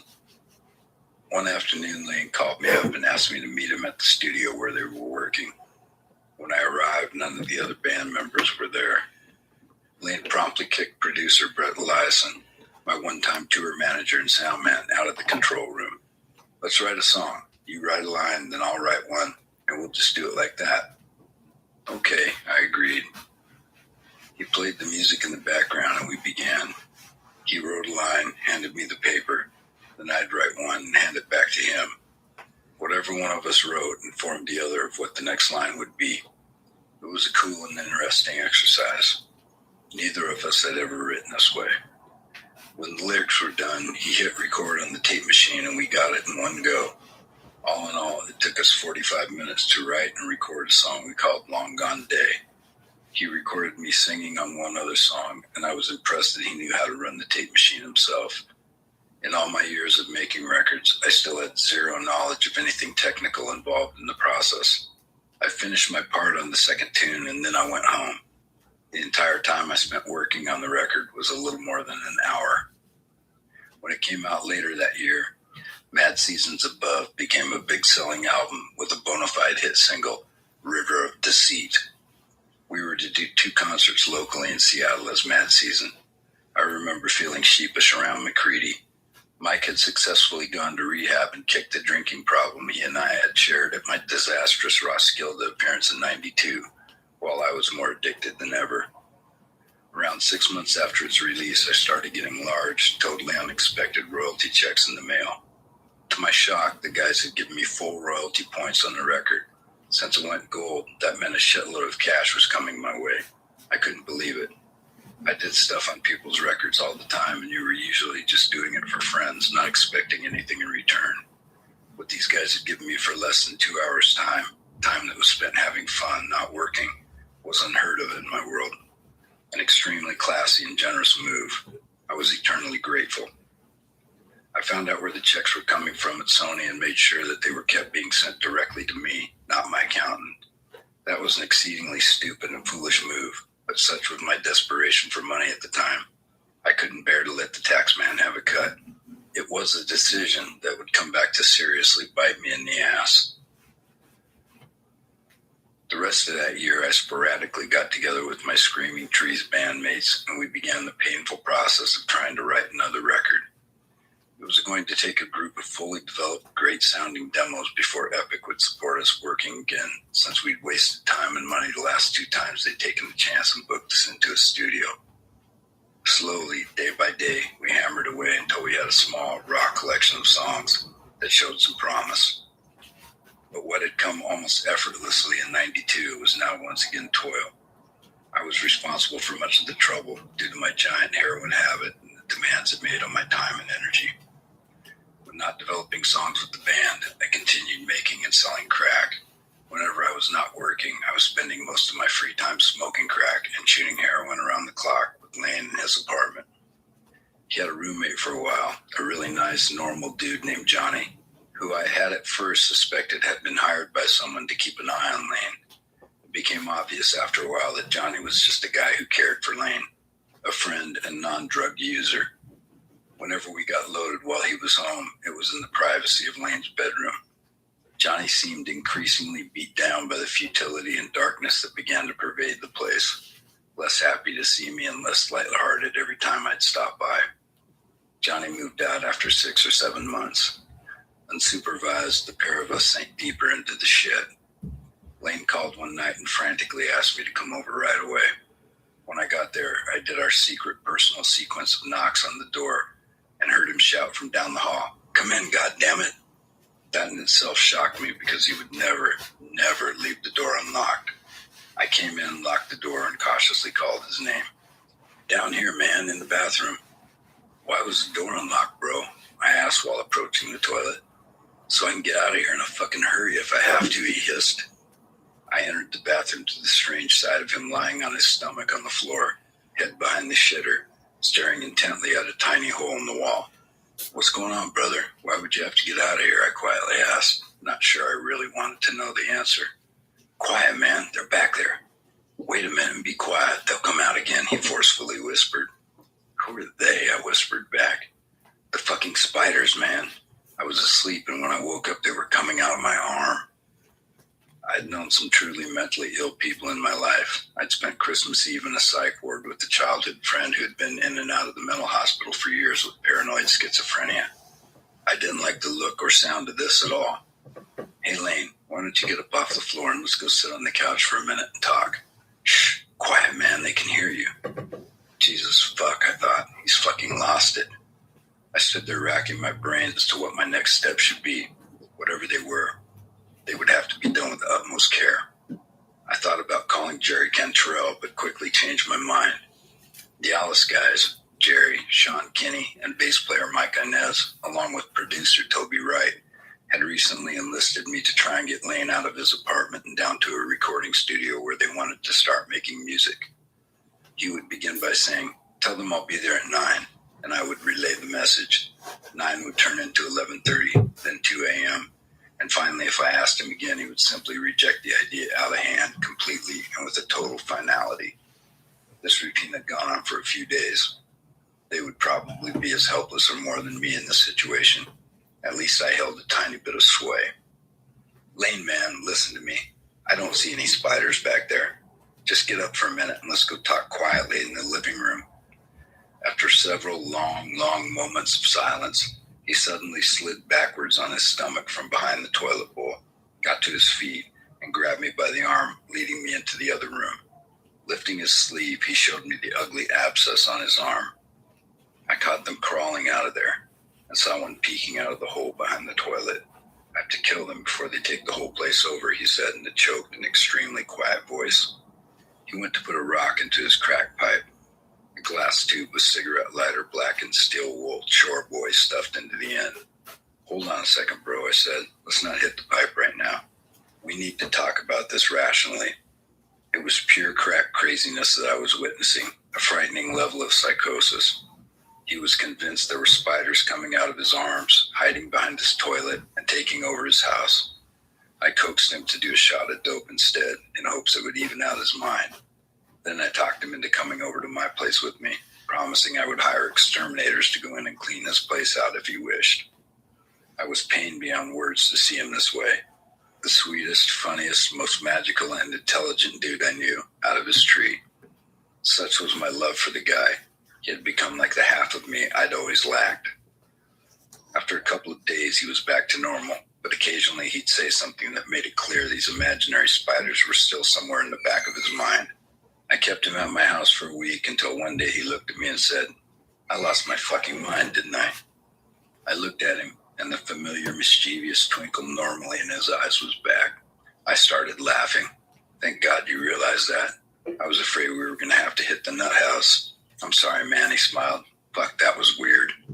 "Yeah, it was. But you ain't got nothing to be sorry about, brother. I'm just glad you're back," I responded with great relief.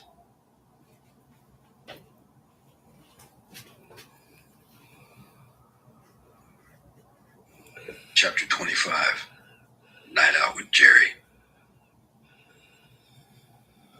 Chapter 26. Seasons of Madness. Alright, just a sec.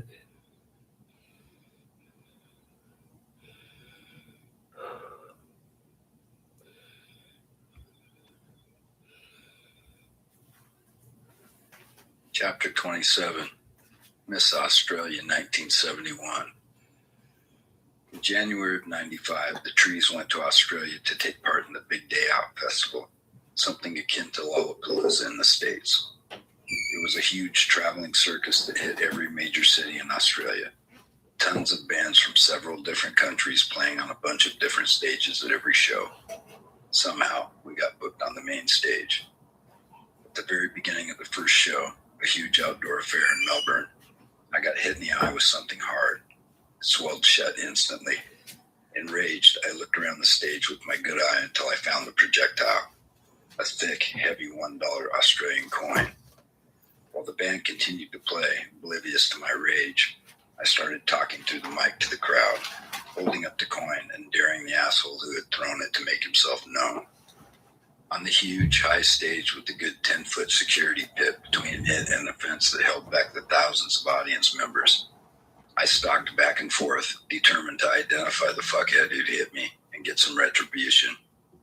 Suddenly, I saw a huge, blonde, shirtless, muscle-bound giant pointing at me, then at himself, then flipping me off with both hands. His gestures, his demeanor, everything clearly said, it was me. "Come on, shithead, let's go." My extreme anger boiled over. I tried to get off the stage and into the no man's land between it and the crowd to throw punches at this physically huge fuck taunting me from just on the other side of the fence. But the multitude of security guys in front of the stage would not let me get down. Still being egged on by the blonde steroid specimen, I searched the stage for something to throw. All I could find was a large, full, unopened, oblong bottle of Evian water. I'd been a quarterback and I'd been a closer on my baseball team, but the shape and weight of this bottle, as well as the fact I could only see through one eye, made hurling it into a crowd packed with women, children, and innocent concert goers a tricky proposition. If I was to catch a child or a woman in the face, or Christ, anyone other than this blonde musclehead, it would be all over for me. But as the source of my rage continued to egg me on, my intense anger could not be controlled. I walked to the edge of the stage while the band still continued to jam, at this point 5 minutes into a vocalist tune. I stood 10 feet from where this son of a bitch stood, still flipping me off with both hands. Fuck it, I thought. I threw the heavy and weirdly shaped bottle with everything I had, maybe 50 miles an hour. It caught him horizontally right across the middle of the face. The audience roared with approval. Intending to finish him off, I ran and leapt over the outstretched hands of the equally giant security guards, hell-bent on keeping me on the stage. I landed directly on the other side of the fence from my now wounded target.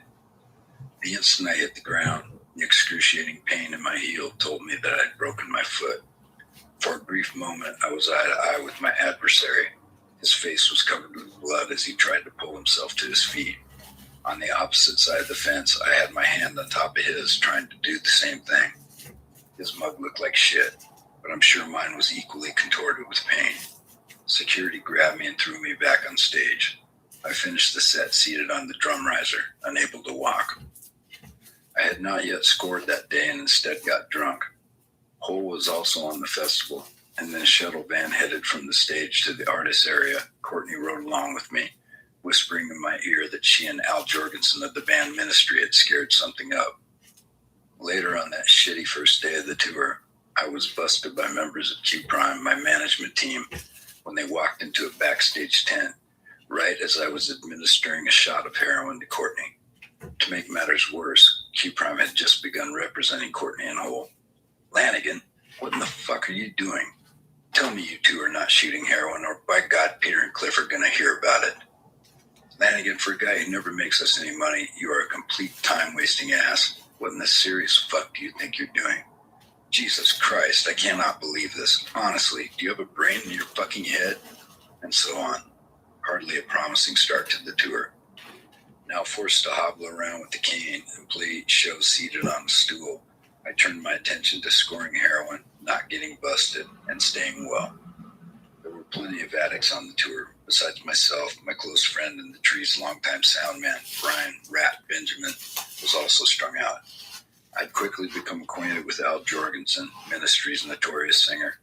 He, Courtney, and I were the three most obvious dope fiends on tour. From appearances, Bobby Gillespie and Throb, the stars of British band Primal Scream, my favorite band on the tour, were also getting loaded daily and hell-raising nonstop, presumably with different drugs of choice than us. It was a continuous party. Al's road manager was an old Scottish road manager of mine from the early 90s, Michael Curly Jobson, a man rumored to have a dark and mysterious past. He and I had become instantly friendly, getting along famously during the time he was employed by my band until one day in Germany. I had spent the night at the apartment of a beautiful friend of mine named Petra Hammerer, who was not cool with my drug use. She had said I could come over as long as I left my heroin in my hotel. I had given it to Hicks. After an enjoyable night at Petra's, my first stop was Hicks' room to get my dope and do a shot. He opened the door with a look that told me something was very, very wrong. Mark, I don't know how to tell you this, but Curly broke in here last night and took your dope. I hit the roof. What in the fuck do you mean, took my dope? Why in the fuck did you let him have it? How'd he know you had it? And where the fuck is he? Hicks went into a highly animated, lengthy explanation, playing both himself and Curly, bouncing between an imitation of Jobson's threatening Scottish brogue and back into his own heavy southern accent. He knocked on the door and then shoved me out of the way and forced his way in. He said, "Where is it? Where is it, John? I'll break your nose and tear this room apart unless you give it to me now." "But Curly," I said to him, "Mark will kill me if I give it to you." "I'm gonna kill you right now if you don't." I was becoming more and more agitated by the moment. "Where is he, Hicks?" I demanded, a furious fire welling up inside. "That's the worst part. He got on the plane to head back to England. He took your dope and quit." Not only had he stolen my dope, but he'd also just quit in the middle of a tour and left us to fend for ourselves. I was in shock. I called Kim, our hapless manager, who hooked us up with him in the first place. I told her either she fixed it or she was fired, but this was on her. Our sound man at the time, Rod Doak, had also been our tour manager in the past, and he took over. A week later, Curly showed up out of the blue, full of apology and excuses, ready to finish the job. I found out the entire fiasco had been brought on by a long-distance fight between Curly and his wife. He'd freaked out and gone home to fix it, but not before stealing my heroin and leaving me high and dry. Now, years later, Curly was no longer a drug-stealing dirtbag. He was clean and dressed impeccably in a suit or nice sweater to perform his job of looking after one of rock's most notorious addicts, Jorgensen. Al began to grate on my nerves right away. Curly woke me up early one morning asking me for something to get out well. Brian Rat and I always made sure we were covered. That meant hitting the streets, working the local crews, and any other potential sources of dope. Every day, Brian and I hit the ATM with his card, drew out max dough, and set out to score before anything else. Before I'd left Seattle, I had bought a large bottle of pain cocktail from a guy in my neighborhood with advanced AIDS. It contained methadone, Dilaudid, liquid morphine, and who knew what else. All I knew was that it didn't just keep you well, it also got you loaded. I guarded it carefully at all times. It was my backup, not my party drug, only there to keep me well if I were unable to score. Al, on the other hand, was the entitled variety of junkie, always one to want in on something he'd put zero energy into getting. He expected to be catered to. I gave Curly a small amount of my pain cocktail and told him it was the last time I was giving Al anything for free. After our show in Sydney, I met two attractive, slightly older women, one blonde, the other brunette, probably in their mid to late 30s. They were funny and sexy and insisted on taking me out on the town.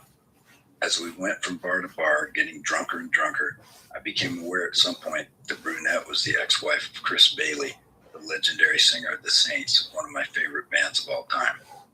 I couldn't help thinking as we laughed and partied in a corner booth of a dark, crowded bar, that if this wild woman were my wife, I'd hang on to her. We continued our pub crawl down in Sydney's well-known King's Cross, an area of the city filled with junkies, brothels, and bars, where I'd scored drugs the day before. When I ran out of cigarettes, the women went into a shop to grab me some more while I leaned on my cane curbside and smoked my last one.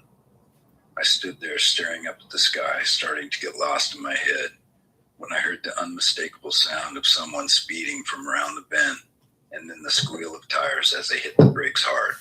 I spun around. At that exact moment, an old panel truck plowed into a girl who was running across the street.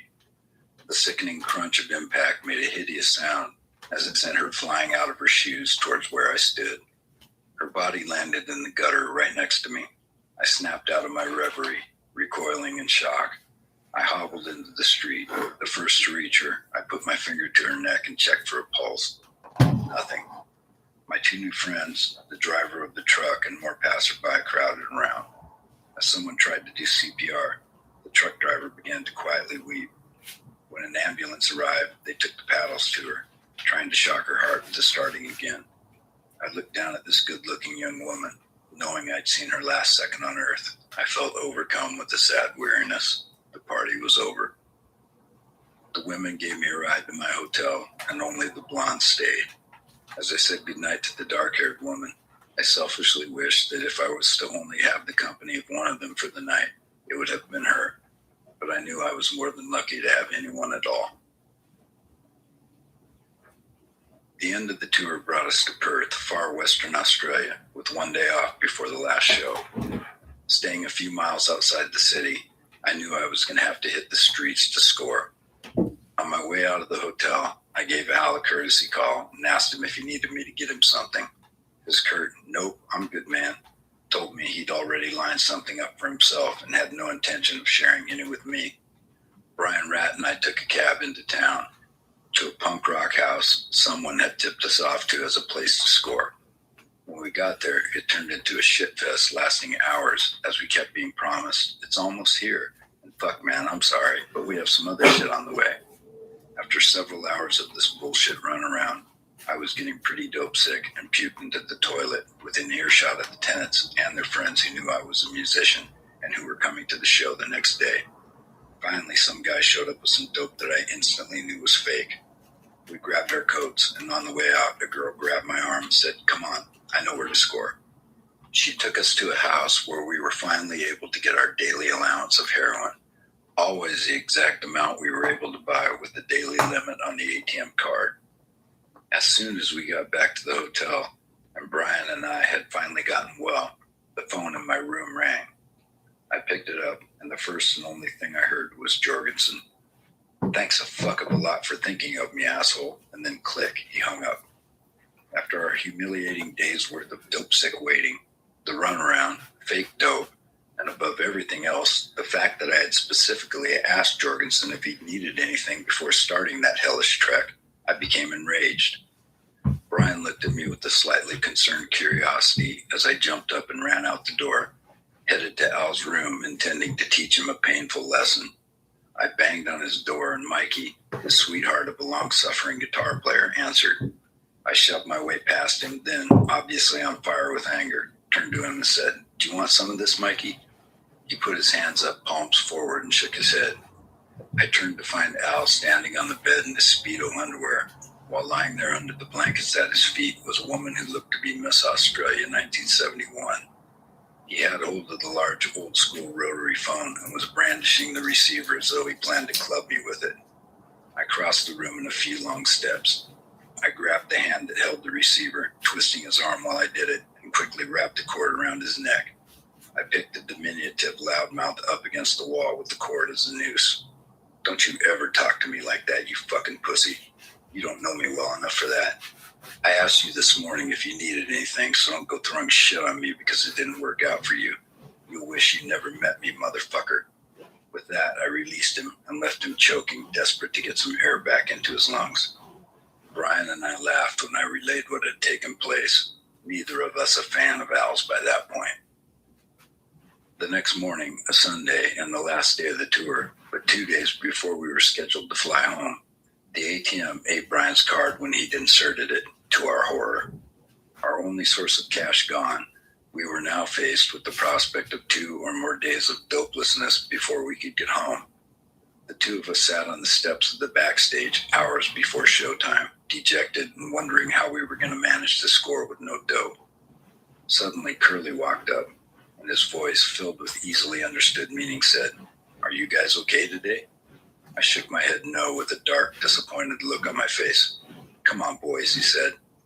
We got up and followed him into one of the empty tents in the artist area. He closed the flaps and tied them shut. Then he pulled out a very large bag of the golden brown powdered heroin we'd been using the entire tour. He poured it all out on top of a folding table, and with the credit card pushed at least 3/4 of the pile to one side and left a small amount on the other side. He proceeded to fold a large piece of paper into a makeshift bindle and scooped the smaller of the 2 piles back into its original bag. Then he pushed the other huge pile into his folded paper container, closed it up, and handed it to me. "What the fuck, Curly?" I asked, not believing he was giving me this huge pile. He replied in his thick Scottish brogue, "Al has to go to Japan tomorrow. He can't take it with him. And besides, little brother," he said with a smile and a wink, "I believe I might just owe you one," referring to his theft of my stash all those years before. We both gave him hugs of joy. "Careful now, boys," he said. "Don't mess up the clothes." At that moment, my heart was filled with love for the guy. Yet for me, the best moment of the entire tour came late that night when I received a call on my hotel room phone. "Hello? Lanigan, it's Al. I just wanted to apologize for yesterday. I was out of line and I'm sorry. You're still going to sing on my next 1000 Homo DJs record, right? And remember, there's always a room for you at my place in Texas." "Sure, of course, Al. I'll be there whenever you need me. All's forgiven. I'm sorry I overreacted." "Okay, man, that makes me feel better. And by the way, you wouldn't happen to be holding anything, would you? I hate to ask, but I'm seriously hurting." As I looked over at Brian with a huge grin, and then down at the gigantic pile of Al's dope Curly had given us, I said in my saddest sounding voice, "Fuck, Al, I wish. We're fucked too. Have a great time in Japan, and call any time when you're back in the States." Predictably, I was never to hear from him again. We did run into each other by chance at a hotel lobby bar in Milan, Italy years later. He packed on so much weight it was obvious he was either clean or had traded his dope addiction for one for food. His longtime bandmate Paul spotted me while Al was giving an interview in the corner and came up to me. "Hey man, Al's doing really well. Please don't offer him anything or fuck him up." "Don't worry, Paul," I said. "He's safe from me. I wouldn't piss in Al's mouth if he were dying of thirst." No, but I know that Mark said that he was like the main drug dealer that would get for Courtney. He was even supplying it to her. I gotta find where. Predictably, I was never to hear from him again. We did run into each other by chance. I gotta find the next chapter.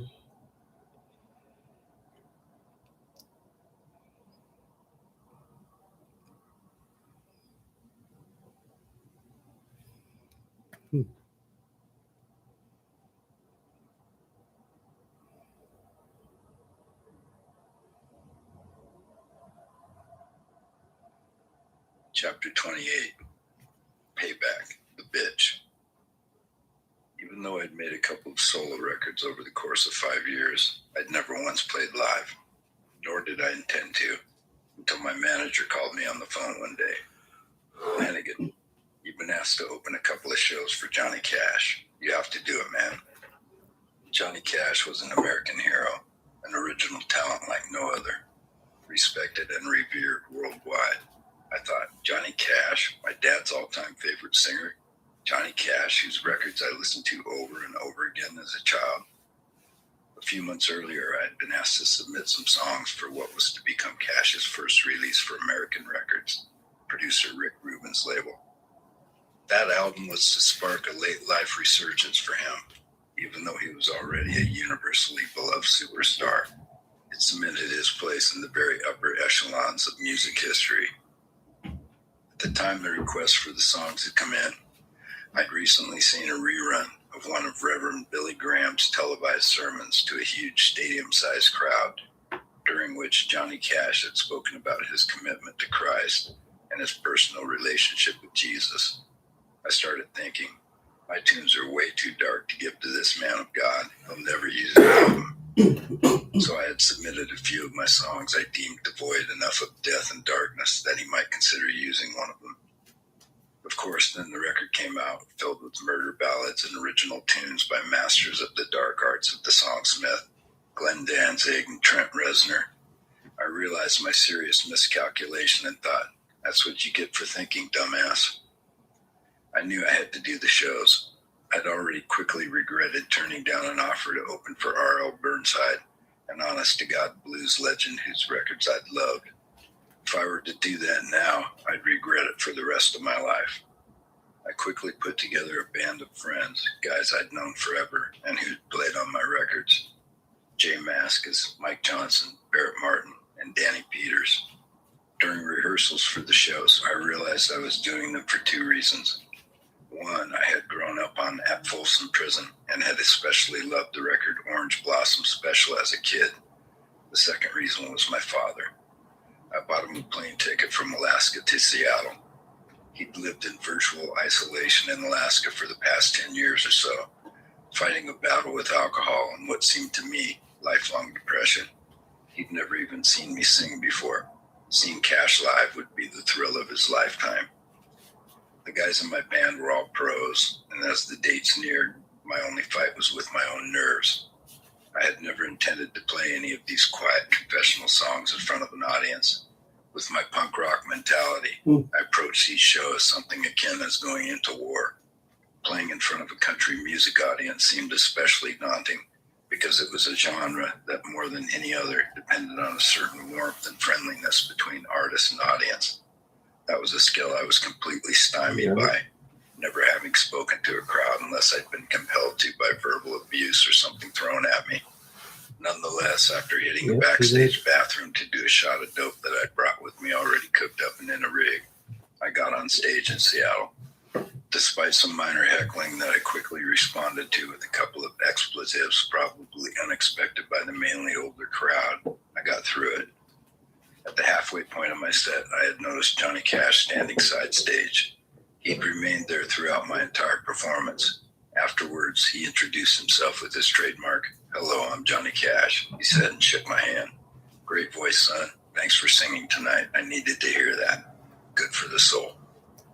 I was secretly thrilled by our interaction and watched his entire show with his trio from the wings. His son, John Carter Cash, joined them for a few songs. He was still playing all the old hits, and both my father and I were both highly entertained by his performance. At the outdoor show the next afternoon in Portland, June Carter Cash, Johnny's famous wife, joined him on stage for a rousing version of Jackson, much to the crowd's ecstatic delight.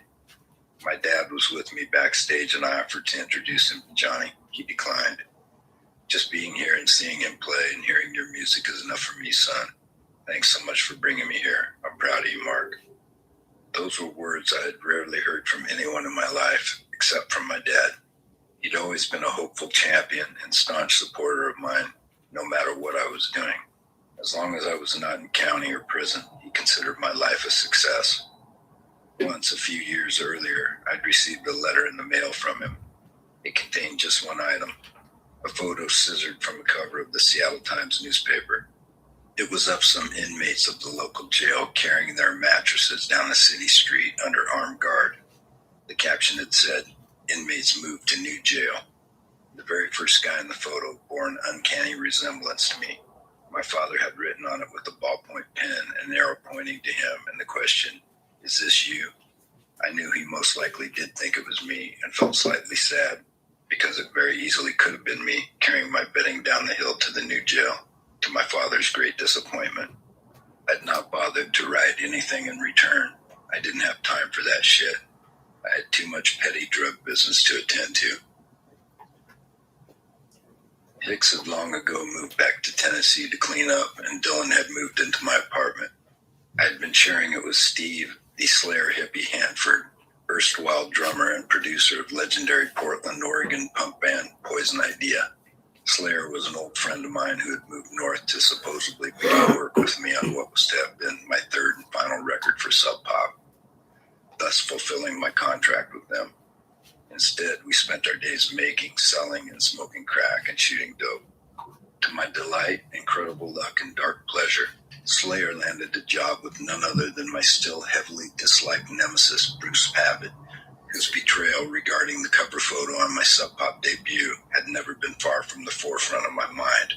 Bruce had had a falling out with Pono at some point and had sold out his half of the business to John and now lived the life of Riley, presumably just enjoying his millions and his early retirement. When I found out Bruce had hired Slayer to, of all things, rearrange his gigantic record collection, and my drug-addled mind possibly worth $1 million or more itself, I instantly saw the opportunity to pay the prick back for fucking me over all those years before. I carefully questioned Slayer about the contents of the collection. 30 mint condition copies of the first Nirvana single? Check. 20 copies of this, 15 copies of that? Check. Every record in the collection worth big bucks.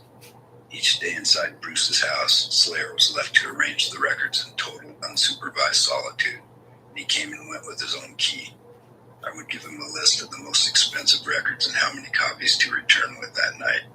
It was a huge windfall for 3 dope fiends with no stream of income besides my sporadic royalty checks, selling crack to street people, and whatever we foraged from the occasional breaking and entering incident or boosting and returning scam. Small-time junkie shit. Dylan's part in the equation was to travel with me to all the high-end record shops and unload the stolen booty while I waited outside. I smiled with evil satisfaction, thinking, "Fuck you, Bruce," every time we returned with our pockets stuffed full of dough, which we immediately spent on drugs. We lived like kings off his stolen records. It took a couple of months before the job was done to Pavitt's satisfaction. By that time, and unbeknownst to him, Slayer had walked out of his house with thousands of dollars worth of rare and pristine records. Even though on occasion Slayer drove Dylan and me crazy with his sometimes too talkative, passive-aggressive tendencies, I had to hand it to him. He had provided me with the Yeah, Rob, just like how when he speaks about Tom Grant in the chapter 21, Days Gone Dark, I think, where he's like, with money Tom Grant bought, we went around to place buying heroin. So that's another example of him accusing and blackmailing people. roadmap and vehicle for paying Bruce back. I was more than pleased to return some of the fucking he'd so cavalierly given me all those years ago. A fucking I'd patiently waited years to be able to reciprocate. I also continued my usual daily routine of scoring heroin for people. We picked up a rich customer in his 50s, an executive at Boeing we'd met through Slayer's cousin, a cute young blonde woman who worked as an escort. She'd met the exec through her job, then handed him over to us. She was also an addict, and we became close as she began to spend a lot of time at my place. The Boeing bigwig would honk his horn outside the apartment every morning, and Dylan and I would go get in the car with him and take a ride. I would sell him several pieces of our rock. Then we'd go to a dope house where I'd get him a couple of grams of heroin, and then finally to another place where Dylan would score him some meth. This guy was both a junkyard and a gold mine. We overcharged him and freely helped ourselves to what we could get away with out of his bag, and he'd pay us an extra $100 a day for doing it. After a few months, one morning he just didn't show up. Not long after that, Slayer left the apartment with some bogus errand he said he had to run. When he didn't come home that night and the Boeing exec again failed to show the next day, it didn't take a nickel of Tesla to figure out what had happened. Slayer and his cousin had gone behind our backs and stolen our cash cow. I was furious. I got two of my Air Train associates, Mikey and Dawit, to put out a search for him among their other street-dwelling countrymen. Yeah, I believe Tom Grant would have been covering up finding the body on Thursday, April 7th. And, because he realized, oh, shit, and now the media is going to get involved. I have to stay here. I have the heroin on me. I just bought it with them. And he was feeling like he was being set up from the beginning, right? But that could be a cover for Tom if he's more involved, and that's what Matthew Ricker thinks. But I think for sure, definitely Thursday, April 7th, and that goes back to the Boeing Field Unsolved Mysteries tip from 1997, where he's saying that Courtney, someone from there was saying that Courtney landed in Seattle the day before or after the murder. But he thought that was that Kurt died on Thursday, April 7th, whoever gave that tip in. Some apparently a relative of Gary Smith, the electrician. I don't know that for sure, though. His last name is Smith, too. And so they would have thought that Kurt died Thursday, April 7th at that point, which is why that Unsolved Mysteries tip says the day of his murder, actually, or before his murder. It says both things. But that explains Thursday, April 7th. Courtney Love being there, Tom Grant, Mark, and Dylan, and Callie. And that's when, that would be when Joe and Callie and Jennifer and Bonnie really get the heck out of there. Jessica left earlier. Remember, she was puking in the driveway after having seen something probably too awful for a 15 or 16-year-old to take in at that time. Maybe something gory in the greenhouse. And that same day, too, during the day, Callie brought Jessica down to the basement where this happened originally to retrieve a piece of carpet that apparently Callie dropped a flaming log onto and to destroy it. How weird. Also, remember Maureen Herman's statement from Babes in Toyland from her official blog, which we have snapshotted, I have, and so has In Bloomer, where she said that Dylan was with her and they were getting high, and he admitted to buying the gun, but they didn't, and finding the body with Courtney a day before the media did, which would have, again, been Thursday, April 7th, 94. But they just didn't want to turn it in because he bought the gun and he didn't want to get blamed for it. So thanks for that, too. That confirms Thursday, April 7th. There's a lot that confirms it, and I just went over a lot of it.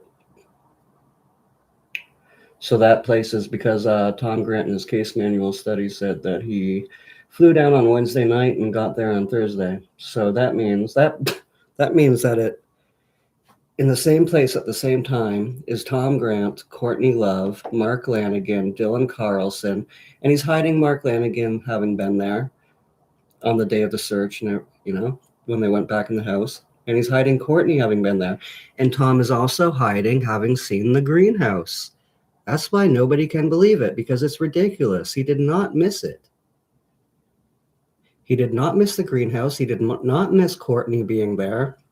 He did not miss Well, Mark Lanigan was there with them each time. I mean, you can hear in the recording of them going in the house and searching for Kurt. Maybe he's talking about, Tom's talking about when Mark went to the side of the greenhouse to have a cigarette. Oh, he wasn't in the house with us. Well, he did come in because we hear it on audio where he comes in and says, Kurt is definitely out fishing,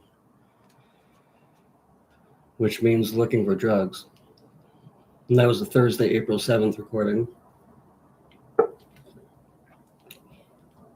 And I can tell Mark's voice now, even from way back then. And I can tell how he walks too. Tom Grant, again, is covering up the fact that the person peering into Kurt's car in front of Chris's house, that the blue Volvo he had, that's actually Mark. And Tom Grant says, no, it's not. It's Dylan. Well, then why did you remove and blur out the face in that photo, Tom? And why is that person walking with the same limp that Mark Lanigan explained in his memoir that he has because one leg is longer than the other? Mark really did rat on himself. And by doing that, you can see where other people that were close to him during that time lied. And they're still lying about it. Lying, covering it up and lying, both. So Tom is complicit in hiding who the killers are and when they were there and trying to hide the fact that he's seen the greenhouse. He did not miss it. Callie's big bedroom lights are on. They shine down there. And even on the side of the greenhouse, going up to the stairs area, you have a light there as well. And you have lights. If the garage was open that night, you have lights inside of the garage as well. There's so many lights. There's no way you would miss it. There's even lights on the side of the house when you go to enter into the kitchen or living room area or the front entrance. There's lights there that would light up. It wasn't totally left in the dark. It was a dark, seedy area, but there were lights there. You did not miss the greenhouse, Tom. You did not miss the body. You did not miss her being there. You did not miss the two other people being there at the same time with you. And then you try to twist that, even while admitting it. It's really... Gosh. Let's see if I can find that recording, actually. Or I'll go back to Mark Lanigan, but yeah. And Courtney's photo that she drew of somebody with a finger, a trigger finger that you would use to shoot a gun with, all blistered and blue, and then tying into her ankle like that person's controlled by her, under her boot, basically. And she's wearing what? A red dress. Just like how Joe and Bonnie have stated that they've seen someone in the greenhouse wearing. Remember Dylan. And that was Thursday, April 7th, Joe's talking about with Bonnie. And remember Dylan saying, sorry, just a sec. Saying that Courtney and him were in the greenhouse the day before the body was found. They just didn't turn it in. The way he said it to Maureen to make himself look innocent was, we didn't want to turn it in because I bought him the gun. And it would look like maybe I was responsible and maybe I would get in trouble. And maybe they would find out I gave him drugs or whatever. Blah, blah, blah. Probably as well. Yeah, for nearly 100 copycat unalived suicides. And I'm pretty sure he's probably a Christian, even though not completely 100%, because I'm not telling the absolute truth. But I'm pretty sure he's probably a Christian because of all that. Trying to make himself feel better. Trying to do good while not really doing good. Not doing an honest job at doing something good.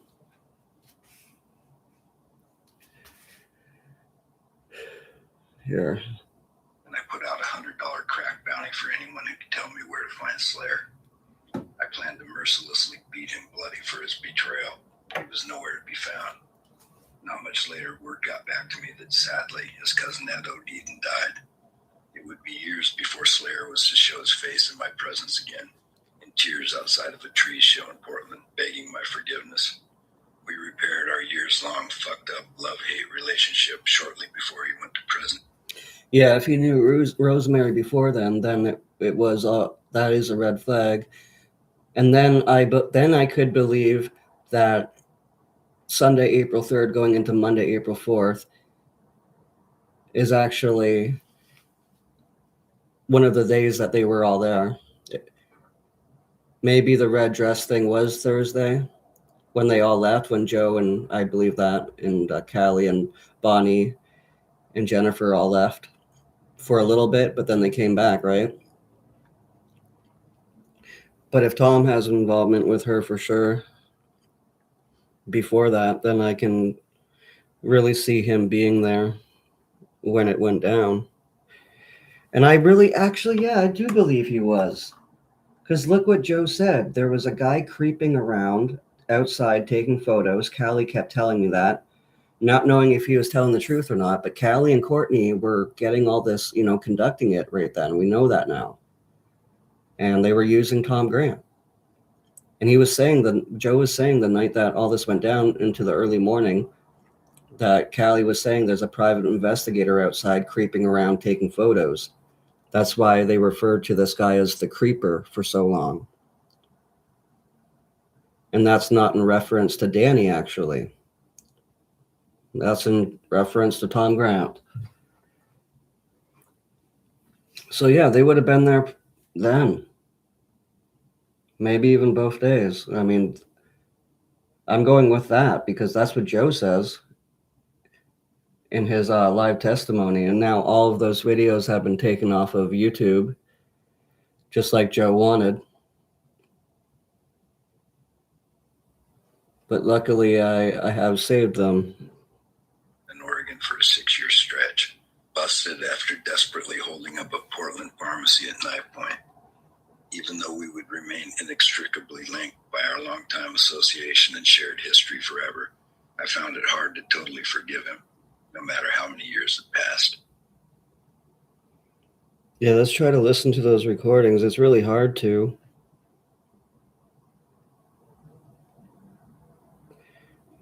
But we'll try. Hopefully you can put on the subtitles.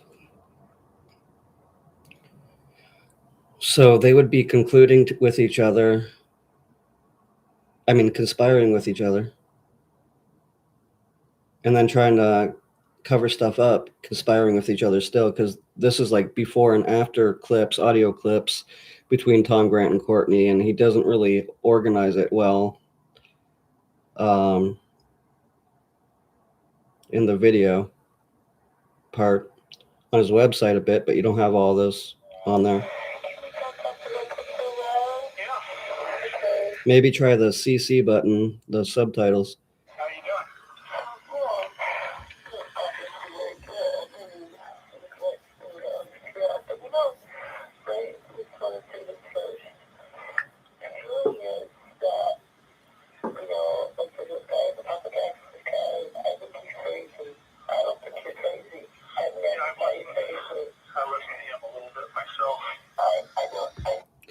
By the way, Tom Grant said in an interview that all the recordings were actually in his sister's house. And about 3 years ago or so, or 2 years ago, his sister was murdered and her entire house was burnt down to the ground. Even her cat died. If you've heard the interview between me and Tom Grant, he speaks about it. How ironic, huh? Hopefully those tapes weren't in there when that happened. But they could be trying to cover for it and say, oh, now they're not here. They don't exist anymore, unfortunately. It was his daughter that got murdered. Either his sister or his daughter. I think it was his sister. Yeah, it was his sister. And she had all the tapes, the recordings that we're listening to in her house. He stated that on a podcast. And then sometime after, her house burns down, she's murdered, and her dog or her cat is murdered as well. I think it was her dog. Tom Grant's sister, where all those tapes were. But who knows if those tapes were still there or not when that fire happened, which destroyed all of her belongings. If you look up on YouTube Tom Grant news, like house burn or something, you'll see it. People, I think, knows not what it means or something soaked in bleach posted the news video of Tom's sister having been murdered and her house being burned down like 2 or 3 years ago now, where all the audio tapes were, where Tom said they were, but I don't know if they were there still, but I hope not.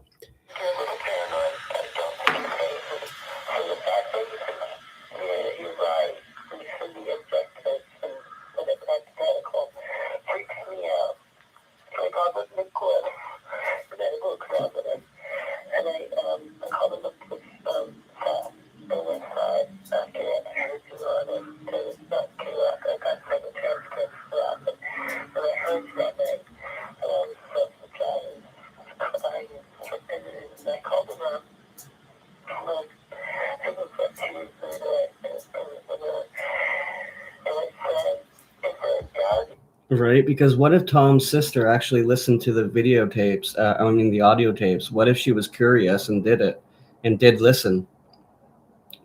Because there would be Mark Lanigan's name all over those tapes.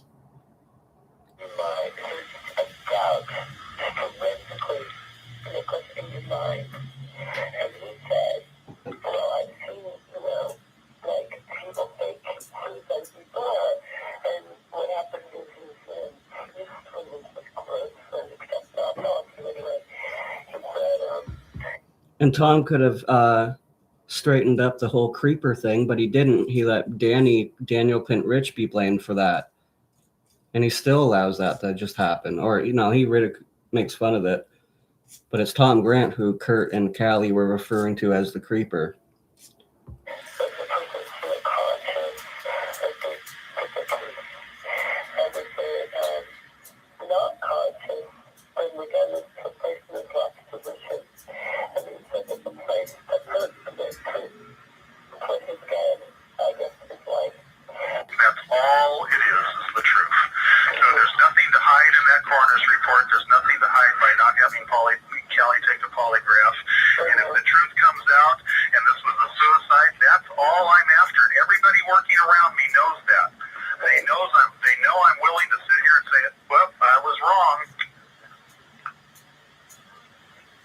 Mm-hmm.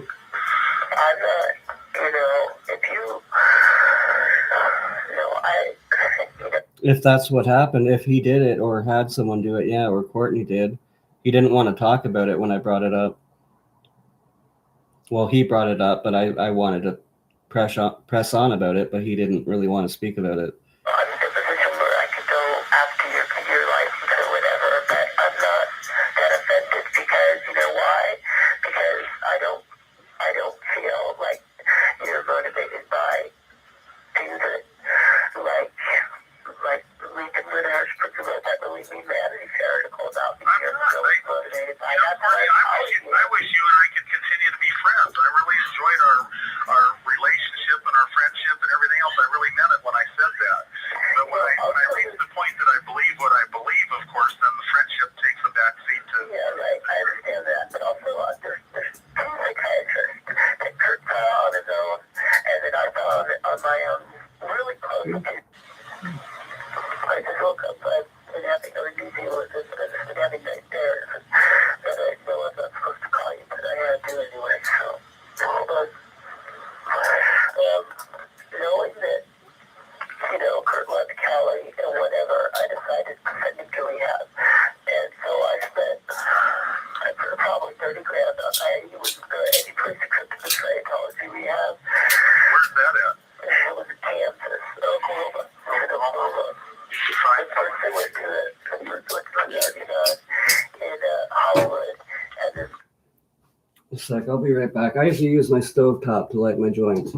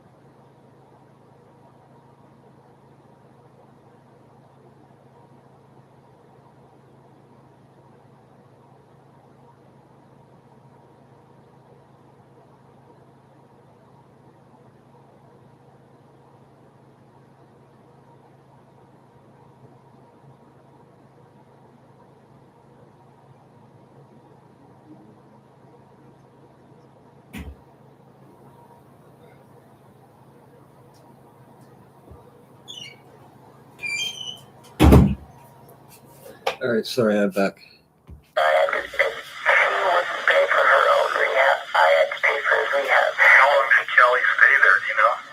9 days or 10 days. Would Kelly be willing to come down and take a polygraph? I mean, if he passes a polygraph, that's sure going to answer a lot of questions. For you? Yeah. Yeah, well, he probably would if I talked to him about it. I don't want to That's talk what to him right that's now. what I tried to do a long time ago. I don't think We would have gotten this work. I know what you think about the note, and there's something about the note that bugs me too, but it could have been, I was so hysterical, you know, I was calling him every 5 minutes, screaming, you know, and asking him to his face, did you hear a shot? And Yeah. what you were just saying about since it's calling Detective Carey and stuff, yeah, I mean, if me and Kurt got into a divorce and it came down to a custody battle, I'd win in a second. He wouldn't even put up a fight because obviously his child doesn't mean enough to him to stay in the rehab. And maybe the responsibility. Since there's a bunch of people here, one just left, but I'll play a recording that I recorded of Joe and I speaking. He spoke about Lanigan really briefly, so I'll play it right now. Those I photos? said it was Mark Flanagan. Yeah. I don't know what the fuck. No. Anyone can doubt me. No, I'm not. I'll play it again. Those I photos? said it was Mark Flanagan. Yeah. I don't know what the fuck. No. Anyone can doubt me. No. Let's see.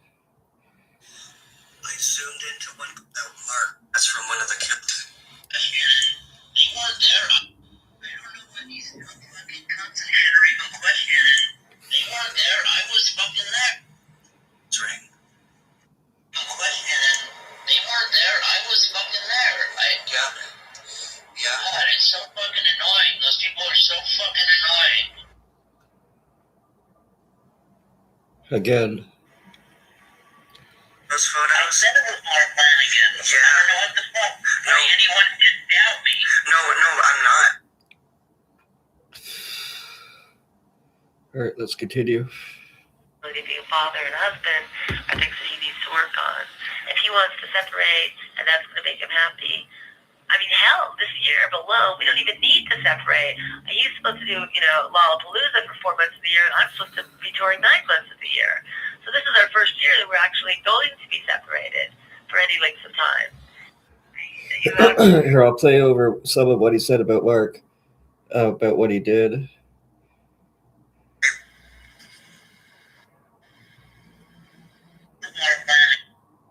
This is sad.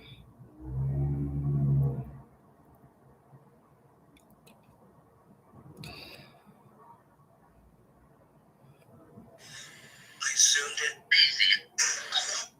Courtney's anxiety. Yeah, I mean, he made sure not to be there. Aaron, I just, They weren't there. I was fucking there. fucking right. Those people are so fucking... Yeah. Yeah, I mean, he made sure not to be there. The, Courtney's anxiety. Yeah. Going back on that, but. Let me see. I'm going to have to find it on my channel. I already have the video on my channel, but let me see.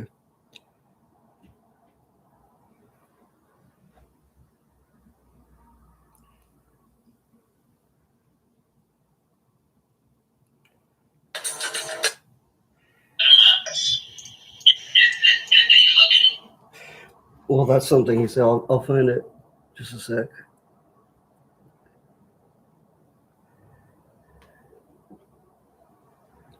I should put this right at the start so people know where to find it. Yeah, but you didn't say he was hit over the head by Mark Flanagan or something, right? I mean, he was only smacked in the face with like something like a heroin kit, right? I don't... Yeah, I mean, there was a scuffle, you know? I was on the other side of the room, man. Okay. Did you hear yelling? Well, yeah, there was an argument. Okay. It's all in the book. Did you read the book? Yeah. The argument was like you didn't know, but you People want it to be more than there is. Did you? Super fans. I'm not even a Nirvana fan, dude. I know. We just got to clear up what Chris said. Chris said in the book that Kurt was hit in the head with something that seriously dazed him. He was hit with something. Yeah, they had a scuffle. That's what I put in the book. Yeah, I don't know what the fuck it was. I guess he kind of made it look like you seen the injection happen, but he didn't say that. But I guess it reads like Over the telephone on the book. yes. We spent massive hours fucking over the telephone on the book. Yes. It's all in there. People want there to be more, and it's annoying. It's just like, I'm telling it to fucking people what fucking happened. Right, you're right on the other side saying, what the fuck? It doesn't, it's just getting old. I'm just gonna fucking never talk about it again if I get hassled too much on it. And now here's a Chris Todd recording about it. The bad person that should not be talking to Joe and getting this confession as well.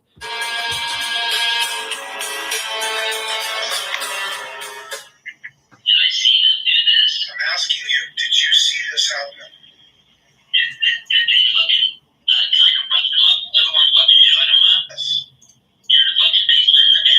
Yes.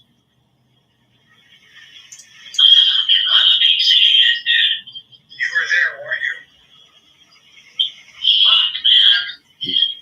Just say it, Joe.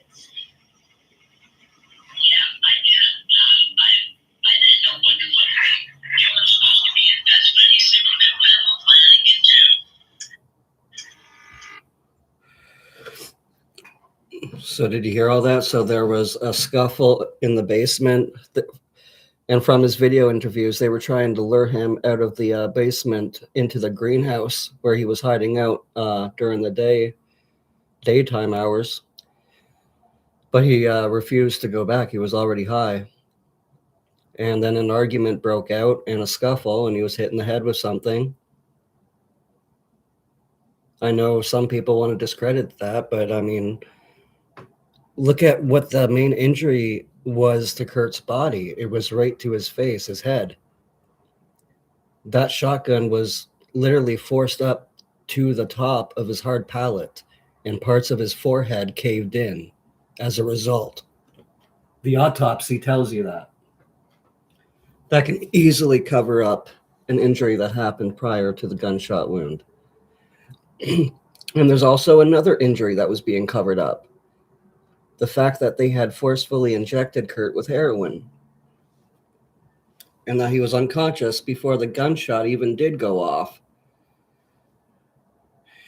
And why didn't the autopsy, if the autopsy is complete, why did the autopsy not mention a bump on the back of Kurt's head when his head would have hit the ground on the greenhouse, on the floor? It doesn't even mention anything about that.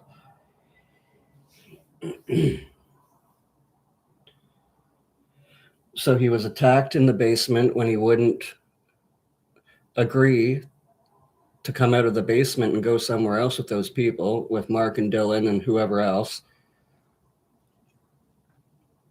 And then they hurt him. They really dazed him, and they forced it into the drug into his right arm.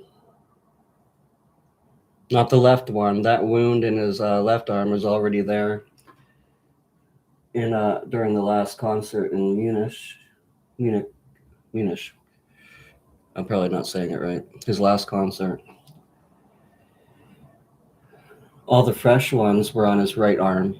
And then his sleeve was pulled down and buttoned up. They were trying to hide that injury as well. So how can Who Killed Kurt not think there's any more things that they're trying to hide, any more injuries that they're trying to hide? We weren't even supposed to know that they were trying to hide the fact that they had literally forcefully injected him a lethal dose of heroin. We're not even supposed to realize that. That's supposed to be covered up. How can you be so certain that the killers aren't trying to hide up more than just injecting him with heroin? Alana, hey, good to see you. Are you on your neighbor's Wi-Fi? The blood is all towards the left of his head and coming out of his ears and mouth and splattered some on his cheek. And parts of his forehead is caved in. The main injury was to his head. All that Who Killed Kurt need to remind themselves is, wait, the injury, the main injury here that's really bloody was actually to Kurt's head. Huh. And the shotgun was covering up him actually being overdosed. Huh. I wonder if the shotgun was actually trying to hide something else too. Huh.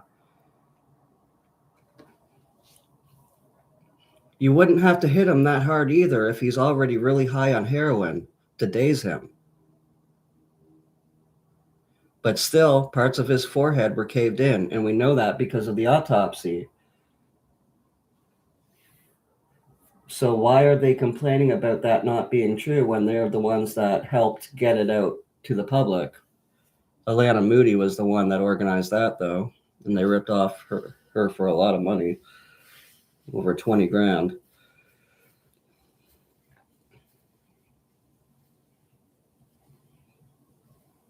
Nice, Alana. What time is it where you are? But I mean, it's ridiculous to say there was no head wound when all the blood and everything that was really violent was towards his head.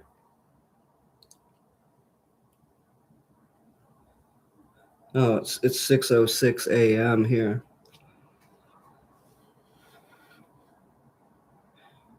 And then think about Callie taking Jessica down to the basement to retrieve a piece of carpet that apparently Callie had dropped a flaming log onto.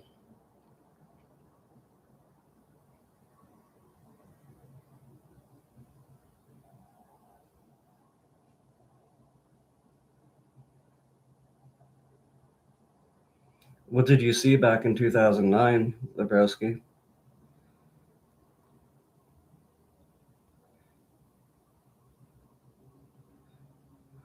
I mean, my mom's friend is a nurse, and I grew up with her, and she's in her like 50s, and she said it looks absolutely for certain that his right foot looks broken, even like Mark is mentioning in chapter 21 of his memoir. But again, the autopsy says it's not, so okay.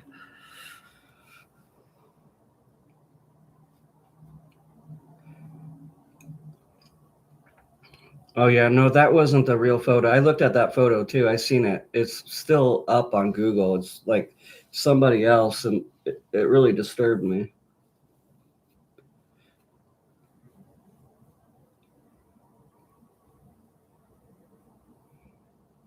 Remember the firefighter, his head wasn't grossly deformed or anything like that. I would think that anybody who knew Kurt would know that it was him. But his eyes were caved in a bit, like, well, dark. So like they call it raccoon eyes. And parts of his forehead were caved in. The injury was to his head. Like, there was a big injury to his head who killed Kurt. I don't know if you don't know this, but there was an injury, a big injury to Kurt Cobain's head. How can you dismiss that anything else happened when you already know he had been injected forcibly with heroin so that he wasn't conscious to be able to shoot the gun? So how can you dismiss all that? They're already trying to cover up what they actually did to him. Even rolling down his sleeves again and buttoning them up.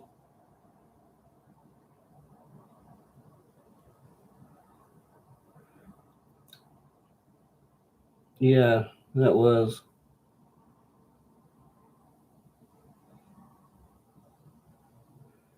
Unfortunately, it stayed on Google Images. When you look it up, when you try to look for photos, it will pop up randomly, and you're like, what the fuck? The shock you feel right away. But obviously, it's not Kurt. Yeah. There was no, I'll be like, who killed Kurt? There was no head injury to Kurt Cobain. Well, really? That's where the bloody injury was.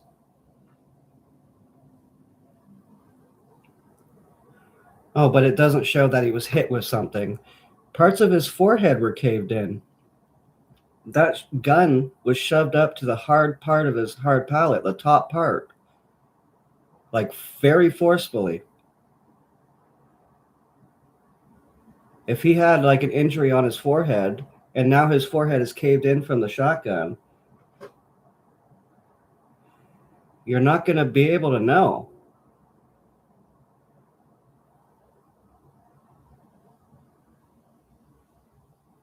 And maybe that's why it was forced that hard up to the very top of his hard palate. Trying to cover that up. Just like they were trying to cover up the other thing, the injections on Kurt's right arm. Kurt didn't roll down his sleeves and button it up. He couldn't. He was unconscious. They are covering up what they actually did to Kurt Cobain, who killed Kurt. You should be able to rationally see that. If you can't, I don't know what to say. Happy 32 more years of a mystery for you people. I'm just going to continue that. Just a sec. Actually, let's see. Maybe I can play this one that I put up recently. So.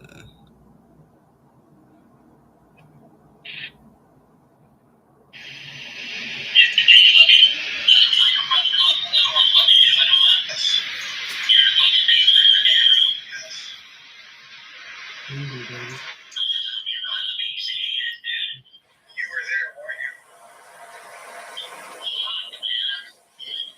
Just say it, Joe. Yeah, I did. I didn't know what to say. Joe was supposed to be your best friend. He said we're planning it too. Kurt Cobain was found dead this morning at his Seattle estate. The lead singer of Nirvana was apparently at the house alone. This morning, an electrician sent to work on a security system looked in the window of the garage apartment and saw a body on the floor. Yeah, and it was Jason Jensen behind those documents that were put out recently in the media. The other one was from like YouTubers that studied things online and took courses but weren't actually qualified. The other people were qualified, but that was work done by Jason and Matthew. But just like with the interview with Joe, they put it out there. It wasn't even theirs. And it was Matthew that actually went there and did the interview with Joe on camera. And Joe didn't want it released. Shotgun laid across, pointing to his neck.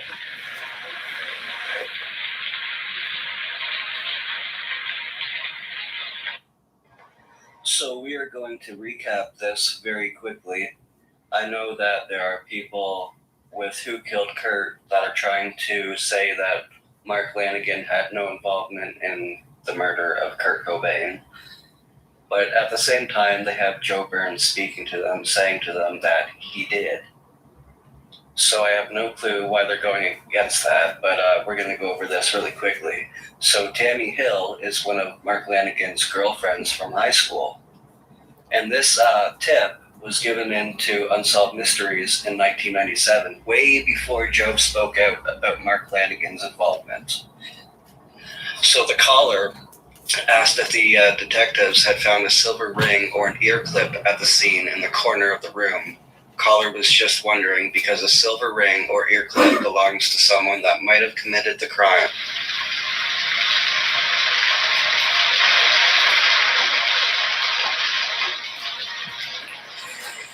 Here's another one mentioning a mark. Caller was abrupt and did not want to stay on the phone, just quickly said that she knew of Kurt's death in 1994, and investigators need to be looking for Mark, no last name given, a close associate of Kurt's.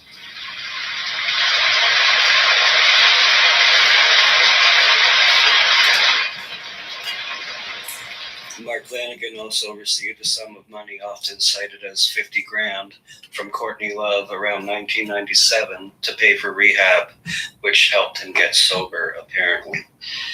Mark Lanigan was a caregiver for Duff McKagan's homes starting around 1997, homes immediately following the amount of money that he was given by Courtney, and he was also given a record deal at the same time. Hanging On for Dylan Randolph Carlson, a song by Mark Lanigan. You've always held your tongue, despite what evil thing I'd done.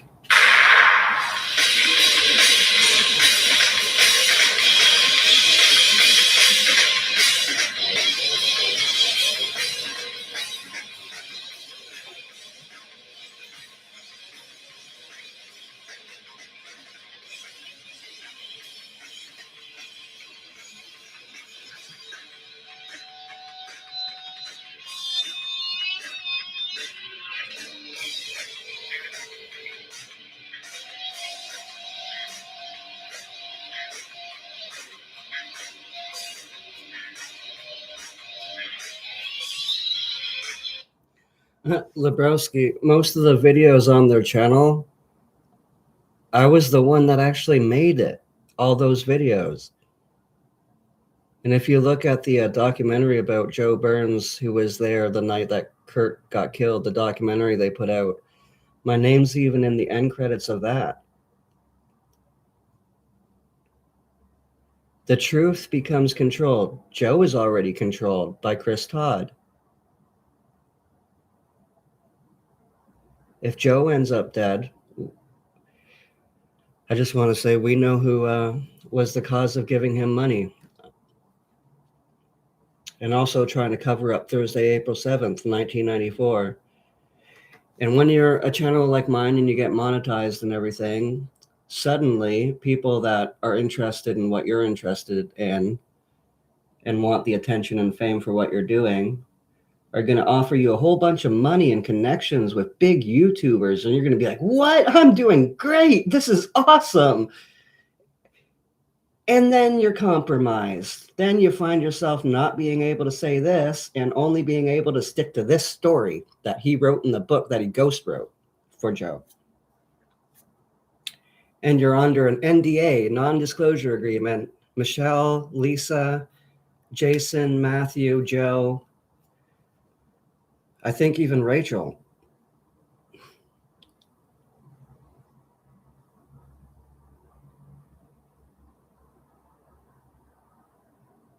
Yeah, they stole over 20 grand. Well, ripped Alana Moody off for over 20 grand. And they've also made over 50 grand from the beauty nuke that they have stolen a lot of people money. They have stolen a lot of money from people from. Sorry. And I know it seems like drama talking about this, but they are literally doing things that are felonies that would get them in prison for like years and years and years. And why I have a problem when they're trying to dismiss what the eyewitness is saying to them over the fucking phone about Mark Lanigan being involved. Why the fuck do you have him saying to like Michelle over the phone, Mark Lanigan was there? Because he tells me that he's told her. And she's like, well, I haven't even read the book. And he's like, then why are you saying that he wasn't?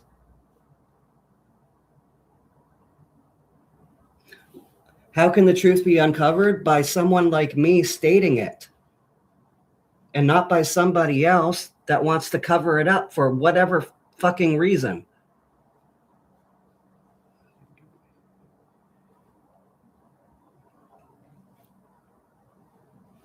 If I were to put out an article in the newspaper about my involvement with the case of Sarah Silverman having me charged and arrested and everything with Danny and Joe that I've been doing, I'd have those views too, but I'm too fucking lazy to do it. And I've been stressing out. But I've been really focused on all the work and really putting more things together rather than focused on, putting myself out there in a way of advertising myself.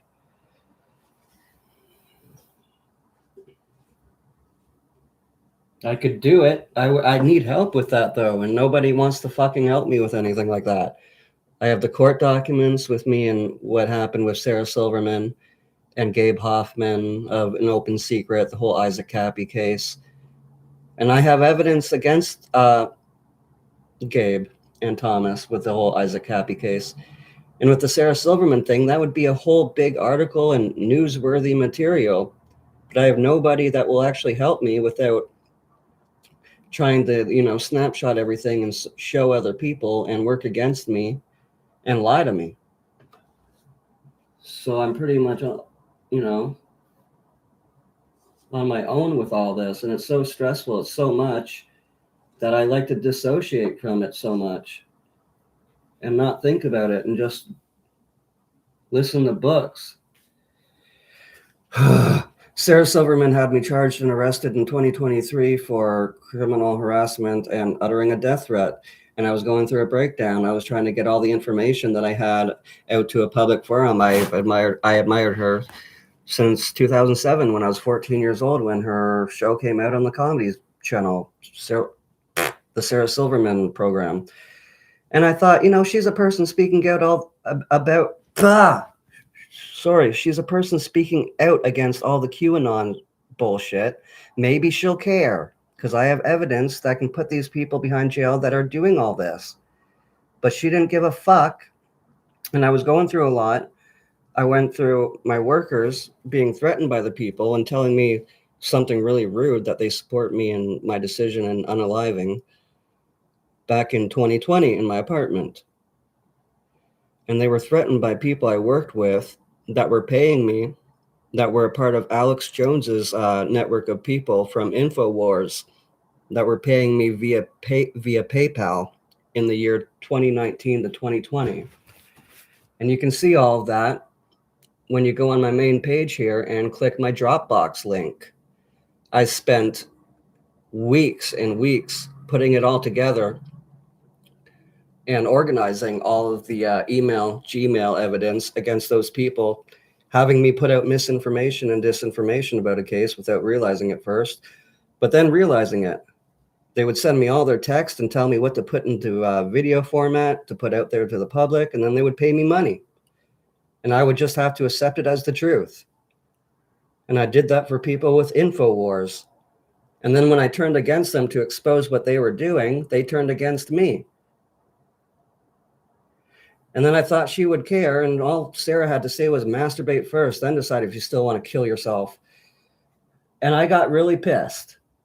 I know I was supposed to laugh and think that was funny, but where I was, it was not funny. Ultimately, the charge of a death threat was dropped. Who Killed Kurt even made a video on me. Tom Grant and Zachary McQuaid, the debate, let's clear it up. And they weren't supposed to do that. There was a gag order with my court case at that time. And they didn't even understand it properly.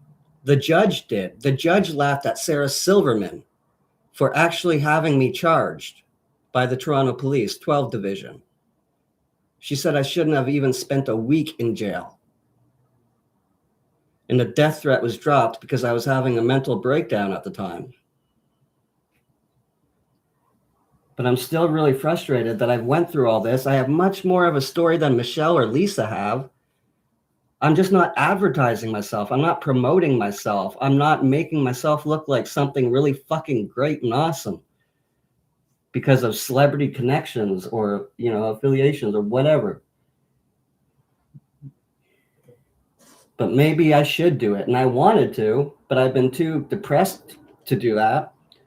And I've been too focused on really like smoking pot and trying to relax and not even think about any of it much.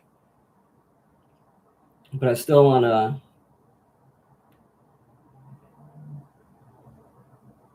I'm still working on writing my book, but I'm taking that really slowly now.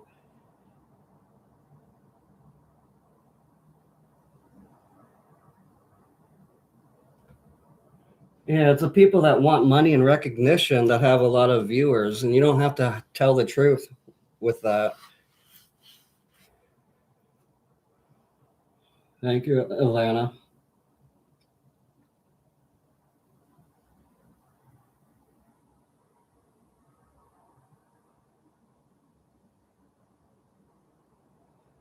Yeah, and we're all being targeted by Chris Todd and people that he brings our way, like girlfriends and people that want to give us big, big chunks of money for some weird, odd reason. Mm-hmm. And also want to say, so don't speak about what we're talking about to anybody, or I'm never going to speak to you again. You guarantee you he's doing the same thing with Michelle. I was on a call with Chris Todd, a video call. He told me not to record. I wish I did. Because as soon as we hung up and he thought I hung up or was about to hang up, and Michelle knew that, I did not know somebody was on his phone. Michelle was on the phone. She spoke up at the end of the call and said, "Bye, Zach." And he looked like a fucking ghost when Michelle did that. It's like Michelle did that to piss him off or something. And then I emailed him back saying, well, you guys fucked up. I heard Michelle at the end of our phone call say, "Hey, Zach," our video call that Chris and I had. Michelle and Chris and Jason and Matthew and Lisa and probably Rachel, they actually are under a non-disclosure agreement, which means they can't talk about a lot of things. And even if they hate each other or the public hates a certain person, they're still working together regardless. That's a fact. That's what those documents do.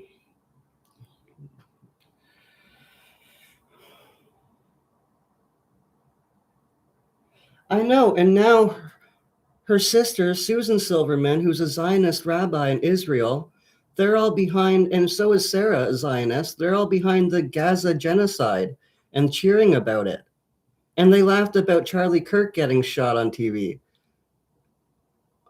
Why are they allowed to be like that and do those kinds of things, and I get thrown in jail for giving her a death threat? She has me charged and arrested by 12 Division in Toronto, and that's what they're doing. And she's involved in the whole Jeffrey Epstein thing, and so is her ex-husband, Jimmy Kimmel. Anyway, the death threat was actually dropped because I was having a mental breakdown. The judge seeing that, she actually laughed at Sarah having done that to her lawyer and said that I shouldn't have even spent a week in jail. But I spent 7 fucking months in jail in the Toronto Self-Detention Center in the same pod where now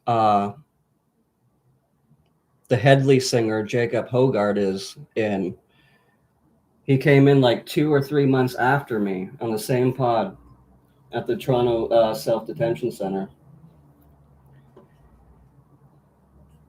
It would have been really fucking cool to see him. But I imagine it's not a good area, especially if you're him. It was bad for me. Imagine being him. No matter where they put you to, if they tell you it's a safer area, it's not. If they tell you it's a safer area, it's probably a worse area.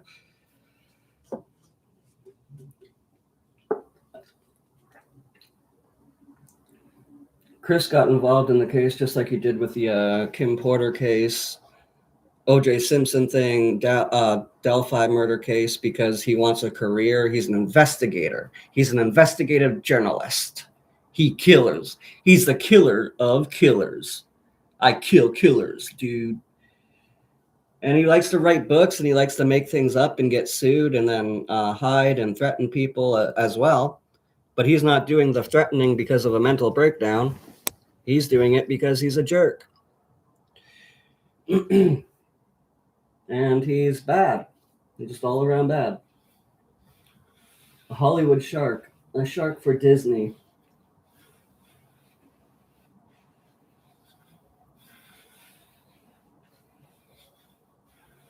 He's an opportunist. And he's making sure to control Joe and his money supply and other people that are getting close to the case. He wants information about what they're doing. He even says in interviews, I had to go behind people's backs and do things. I had to set people up with certain people, and I'm sorry about it. I know it's going to ruffle some feathers, and but I had to do this for Kurt, and I hope you people understand. Don't you remember that from Chris Todd's first interview about this case?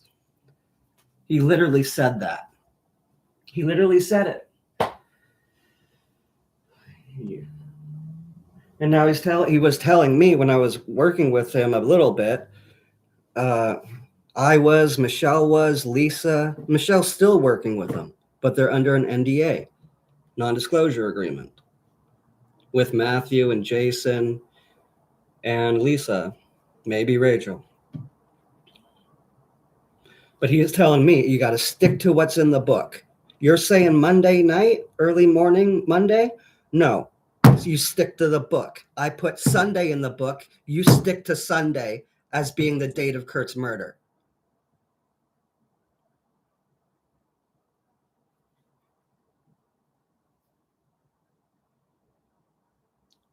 And I'm going to say it.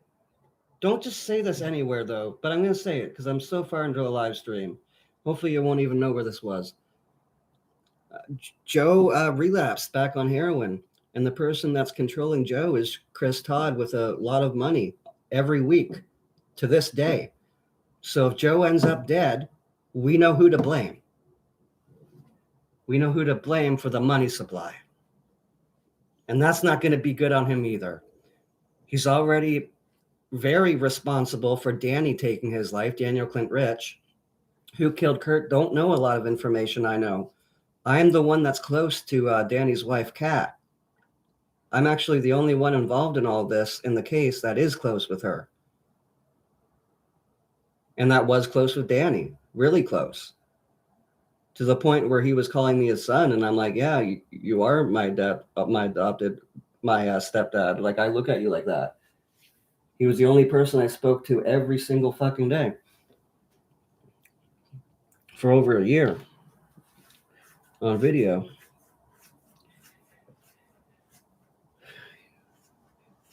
Chris Todd put it out there that Danny killed Kurt Cobain with Dylan Carlson in that first interview, the same one. And then Danny had hundreds of people literally telling him he sucks and that he should kill himself.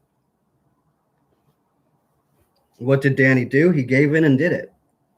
What does Who Killed Kurt not know? Because they're not close with Kat like I am. He stopped taking his heart medication. He kept telling me he didn't want to live anymore and there's no point in it. Nothing's getting better. He wrote a message to Kat on the wall that she would find. And he would wake up and pretend to crinkle his heart medication around her in the morning to make her think that he was taking it. But sometime after he had died, she checked and all the medication was still there. He was just acting like he was taking it out.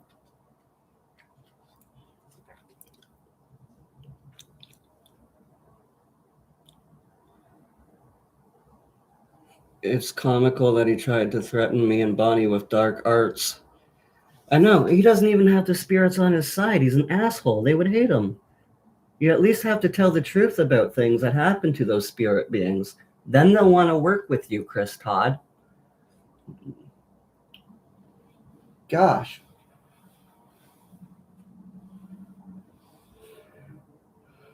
Yeah, it sucks. If Joe was a millionaire, he'd be able to do and say whatever about the Cobain case, but now he can't. He can talk about racism and black or white people. He can talk about that freely. But he can't talk freely about the Cobain case now because he's under an NDA with Chris Todd and Michelle and the rest of them. That's pretty cool, eh? At least we get to hear more about racism. We want that, right?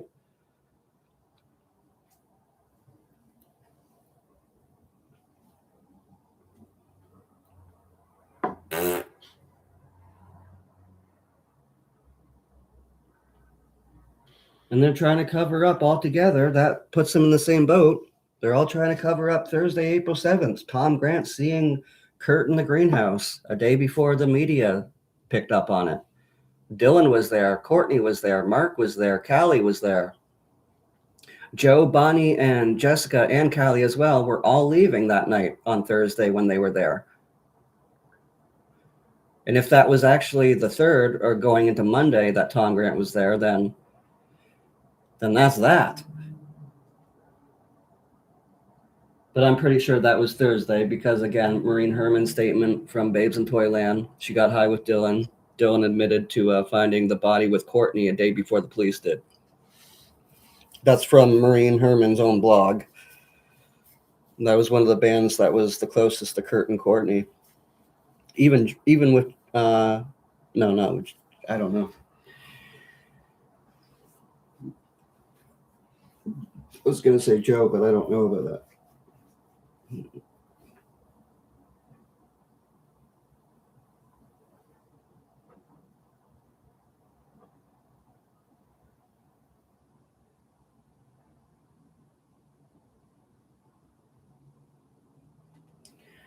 He didn't even have a funeral, Danny. All they did was they cremated him, and then Ryan, his son, Ryan Rich, took the ashes.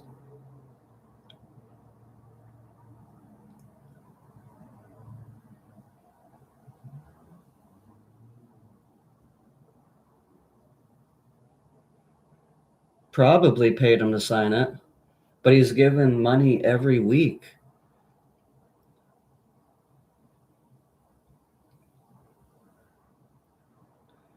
Doesn't it suck when you're literally controlled by fucking Hollywood sharks?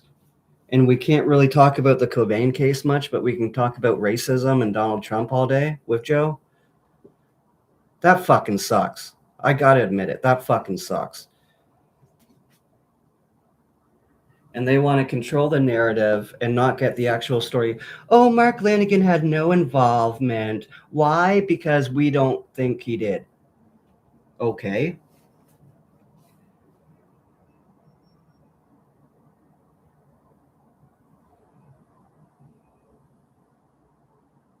I know, but he has that author thing going on, him being an investigative journalist. He wants to look good. You can even tell that about his headshots that he puts out about himself, making him look like someone famous already. Chris Todd.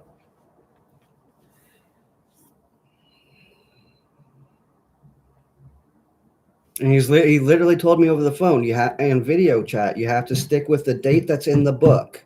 People are going to get too confused if you go off base of what the book says, of what I put in the book. He ghost wrote that with Joe to keep him under his thumb.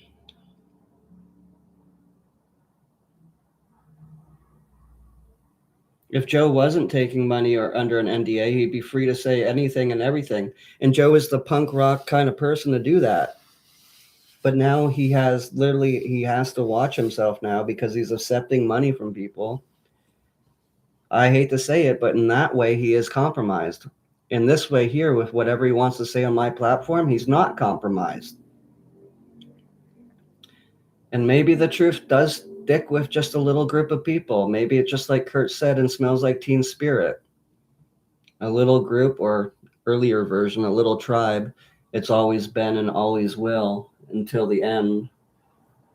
Maybe Kurt was right on that too.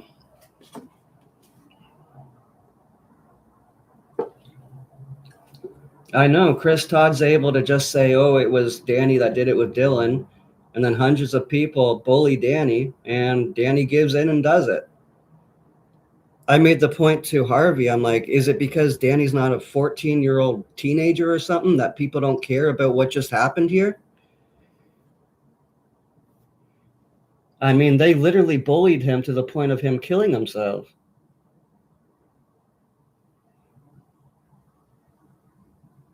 If he was younger, would it matter?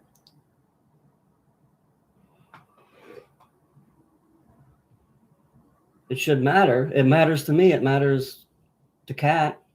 And we're trying to actually sue Chris Todd, but we can't we're having trouble getting a lawyer, to be honest. And we have the rights to do so. We have, to Kurt, I'm sorry, I have the book where it says Daniel Clint Rich again, accusing him again, falsely accusing him. We can easily take all of his money away from him. Well, a big chunk of it. But we're having a hard time getting a lawyer to help us. I should put a post on my channel asking if anybody can help us with a lawyer. Kat and I. Because we could make this really big, if not bigger than Who Killed Kurt are, especially with my case with Sarah Silverman, mixing all that in because it involves another A-lister celebrity. But I don't have anybody that's actually helping me. I'm only helping other people all the time, really. People have helped me in different ways, but with this information and with all the videos I'm doing and videos work I'm doing for other people like Joe, I need somebody to help me too.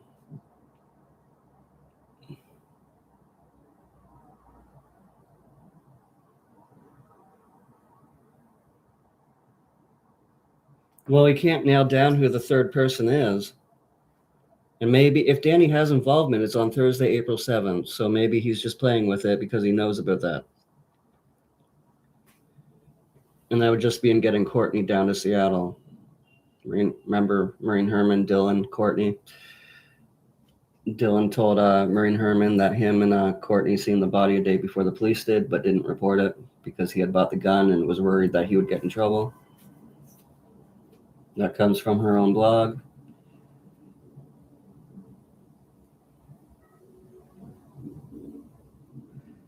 But also, it's easily dismissed. I was on a video call with Chris Todd and Joe at the same time. And Joe said, no, that third individual had hair down to his chin. And I'm like, okay, it's not Danny then.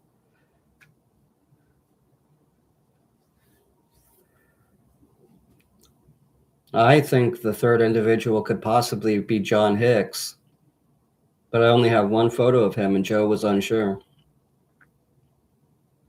That was the other person living with Mark Lanigan at the time, who Mark Lanigan only lived 15 minutes away from Kurt's house, a 15-minute drive at that time, in April of 94. And John Hicks was at the house not even a month prior, which we know because of chapter 21 in Mark's book, his memoir, Sing Backwards and Weep.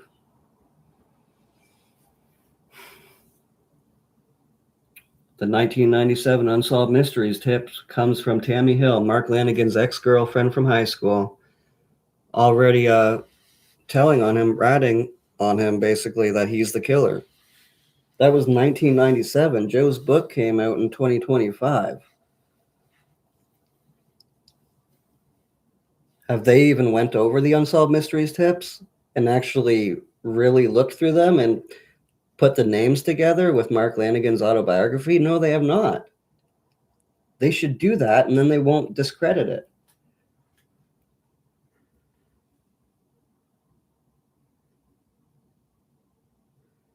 Yeah, I still need people helping me emailing like the Toronto Star and Toronto Sun like crazy because I'm in Toronto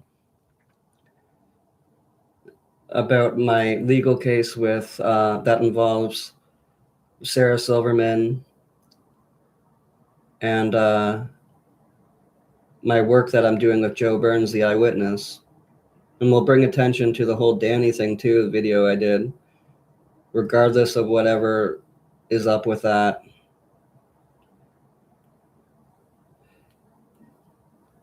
Let's just tell them about everything on my channel and try to get someone to figure out with me, you know, by reading court documents and everything, what to put in an article and, you know, get out there to the public. They can see that I'm not making things up. They can read all the court documents. I can send it to them. That would be the great people to send it to, not just random fucking people on Facebook. I'm an idiot. And then people like Chris Todd take advantage of that. Mm-hmm.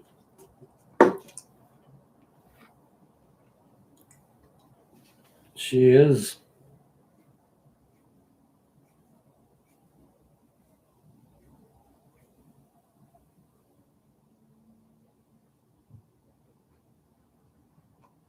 There's some of the heroin. That's probably squeezed down from Mark right there, or Dylan.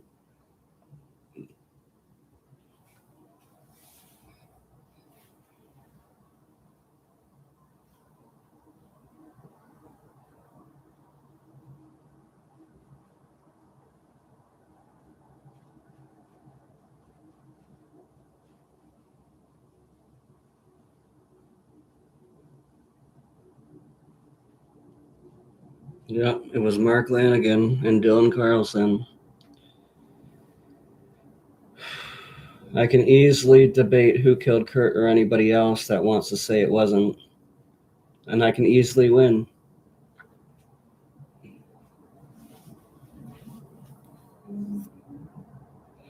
And I can explain the whole to Kurt I'm sorry and about how Joe is being exploited as well. But they don't want to do that either.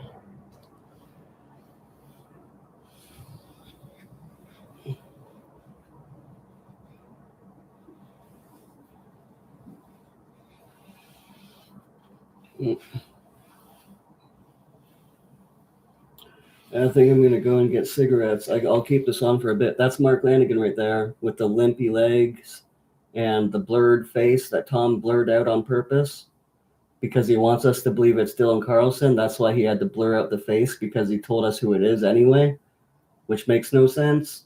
That's Mark Lanigan right there. Kind of looks like Dylan, but that's Mark. Look how not suspicious Tom Grant's being by blurring out the face.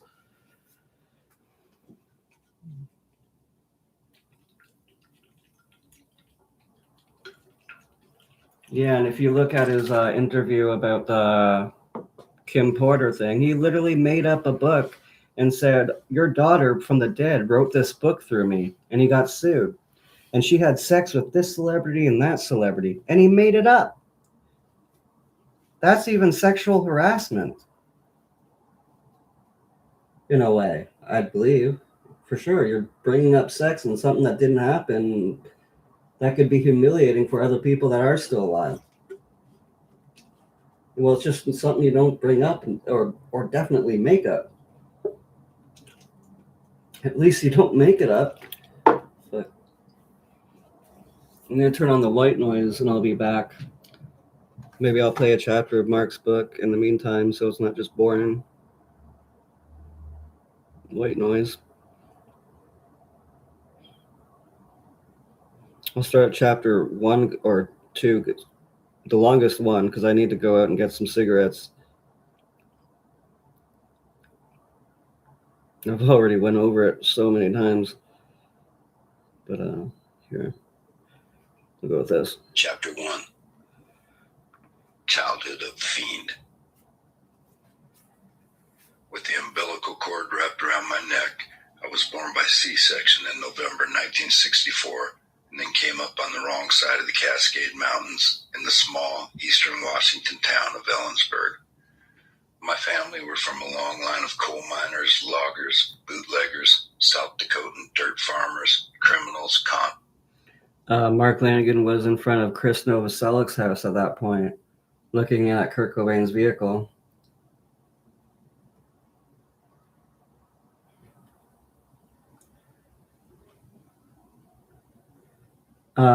Jennifer Adamson passed away. She witnessed it in the basement with Joe and Bonnie and Callie. And her mom believes that she was murdered.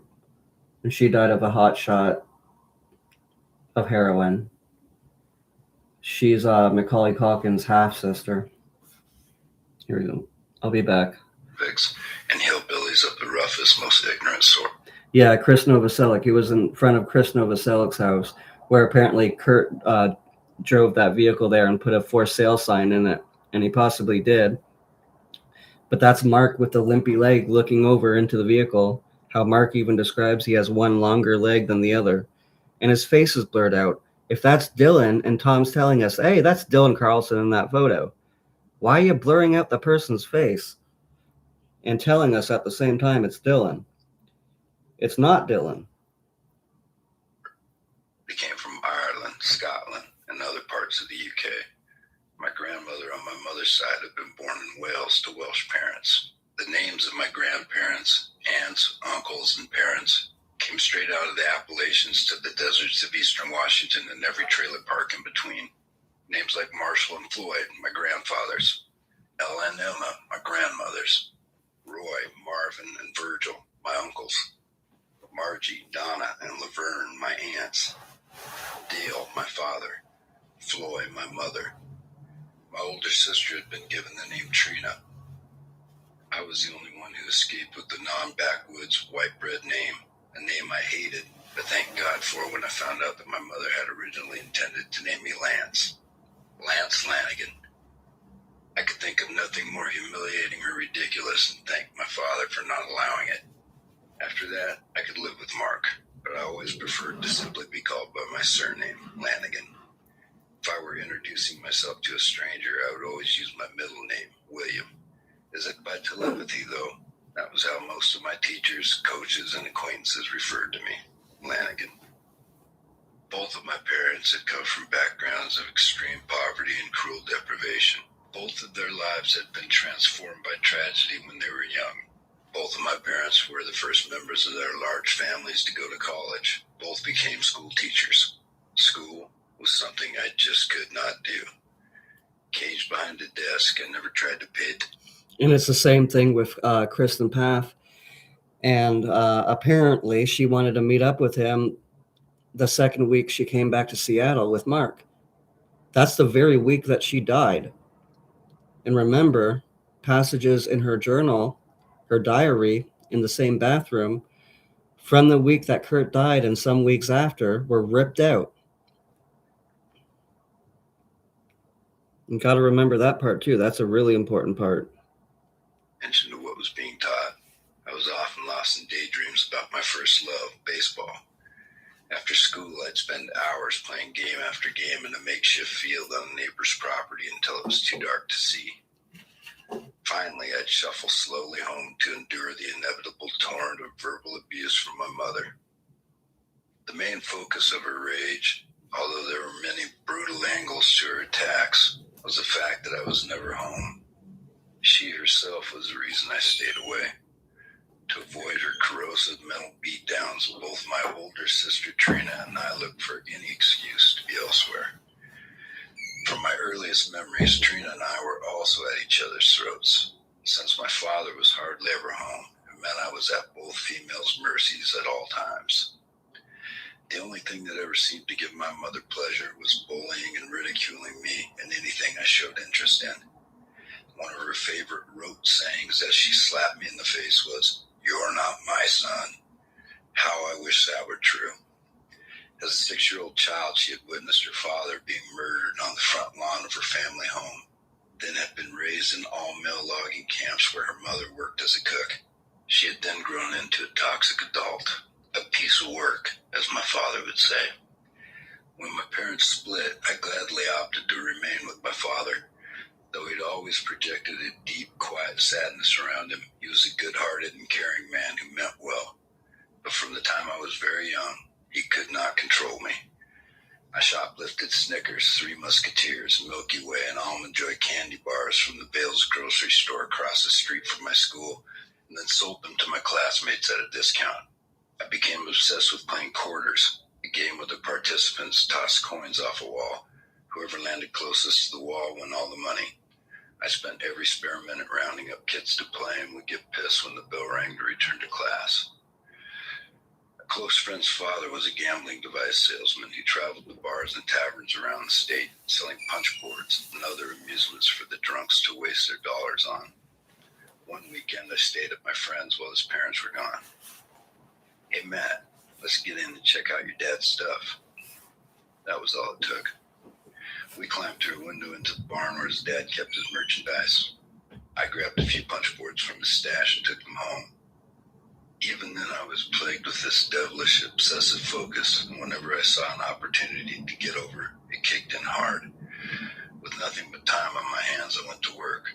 Over the next few days, I painstakingly split the boards open with a flat-edged screwdriver, extremely careful to not leave any obvious marks of damage. I then spent hours carefully unrolling the tiny pieces of paper inside, removing the ones with the $20, $50, and $100 winning numbers, replacing the $1, $2, and $5 winners and other non-winners back into their slots. Then I carefully glued both halves of the board back together. My handiwork was so tidy you couldn't tell anything had been done. I carried the boards in my gym bag from class to class all day and sold punches to kids for $1 a shot. No one ever won the big money, of course, since I had already removed all those slips, much to my friend Matt's amusement. My obsessive hustling consumed my every day, every action, every thought. It was the first thing on my mind upon waking and the last thing I thought about before going to sleep. It made me an unpopular figure amongst some of the other students who were overwhelmed by my aggressiveness, my willingness to take their money. But it never mattered how much or how little money I had. I only came alive with the inventing of ways to get it and the action of getting it. It would get worse. While in junior high, I began stealing a few cans of beers from my old man's endless supply and started smuggling them to school in my gym bag. He was also a carpenter and had built a full-size bar and a room to play cards with his cronies in next to my bedroom in our basement. He'd built them out of old wood he'd gotten for free by doing demolition of barns in the area. I drank the purloined beers in an unused janitor's closet between classes or behind some tall bushes on school grounds at recess. I began smoking weed, only one of 3 junior high kids in my small rural town who did. I became a petty thief. Every class period I would ask to use the restroom, and then I'd make my way down to the gym locker room where I'd rifle through the pants of all the kids who didn't lock their stuff up. Change, paper money, whatever was there I'd take. The only class period I didn't steal was my own, and I was never caught. My father spent scant time trying to parent me. Due to his unprodigious drinking schedule and his lifelong interest in playing cards all night with his pals and chasing women, he quickly gave up trying to enforce any kind of control. That happily left me to run feral in the streets.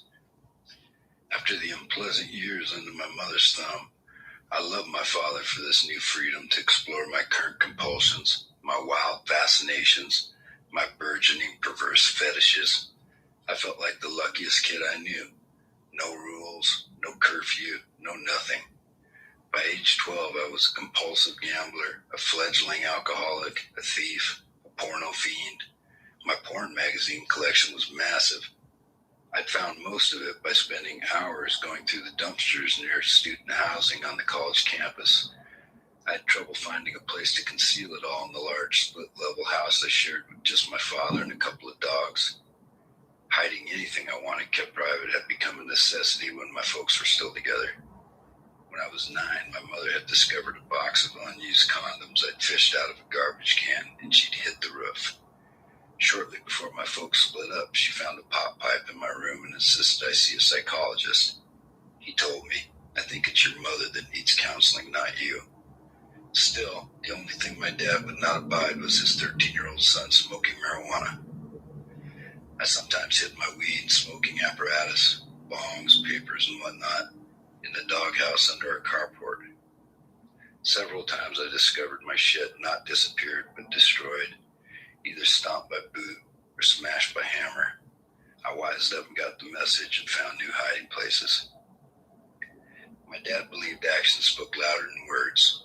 I could probably count all the conversations of deep importance we ever had on 1.5 hands. One evening, he called me upstairs. "Mark, come on up here. We need to talk." I assumed the cops had come looking for me again, told him what they thought I'd done, and had given him a time frame in which to bring me into the station. "Sure, Dad, what's up?"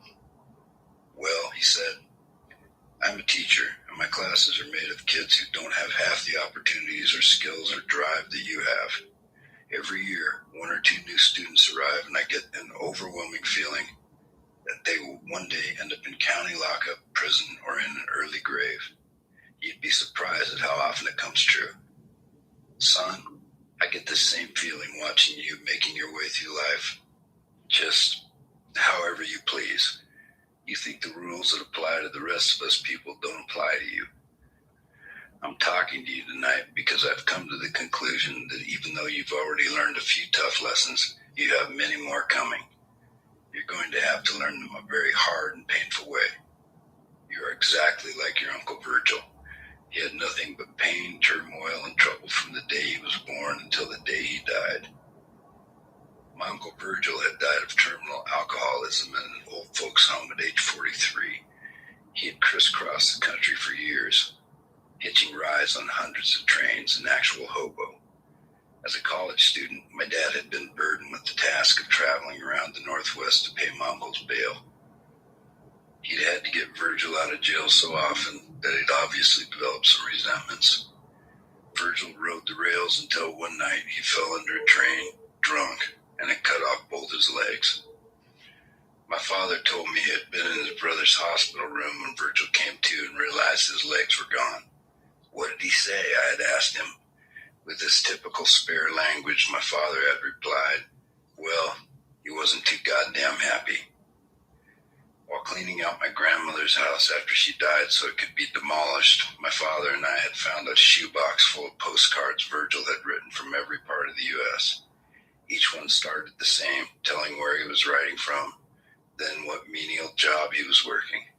Each one ended exactly the same, every single one of them sent to his mother. "Mark," my father said, "you seem unable to change. You refuse to be teachable." Teachable.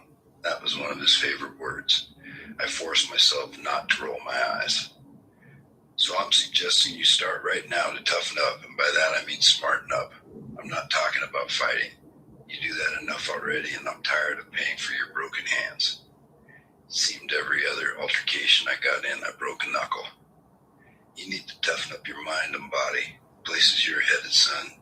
You will need every ounce of strength and all the wits that you have in order to survive. I don't know why, but came out of the box this way. Just like Virgil, goddammit, he said, shaking his head. It was true. Out of everyone I knew, I was seemingly the most uncanny human shit magnet ever manufactured.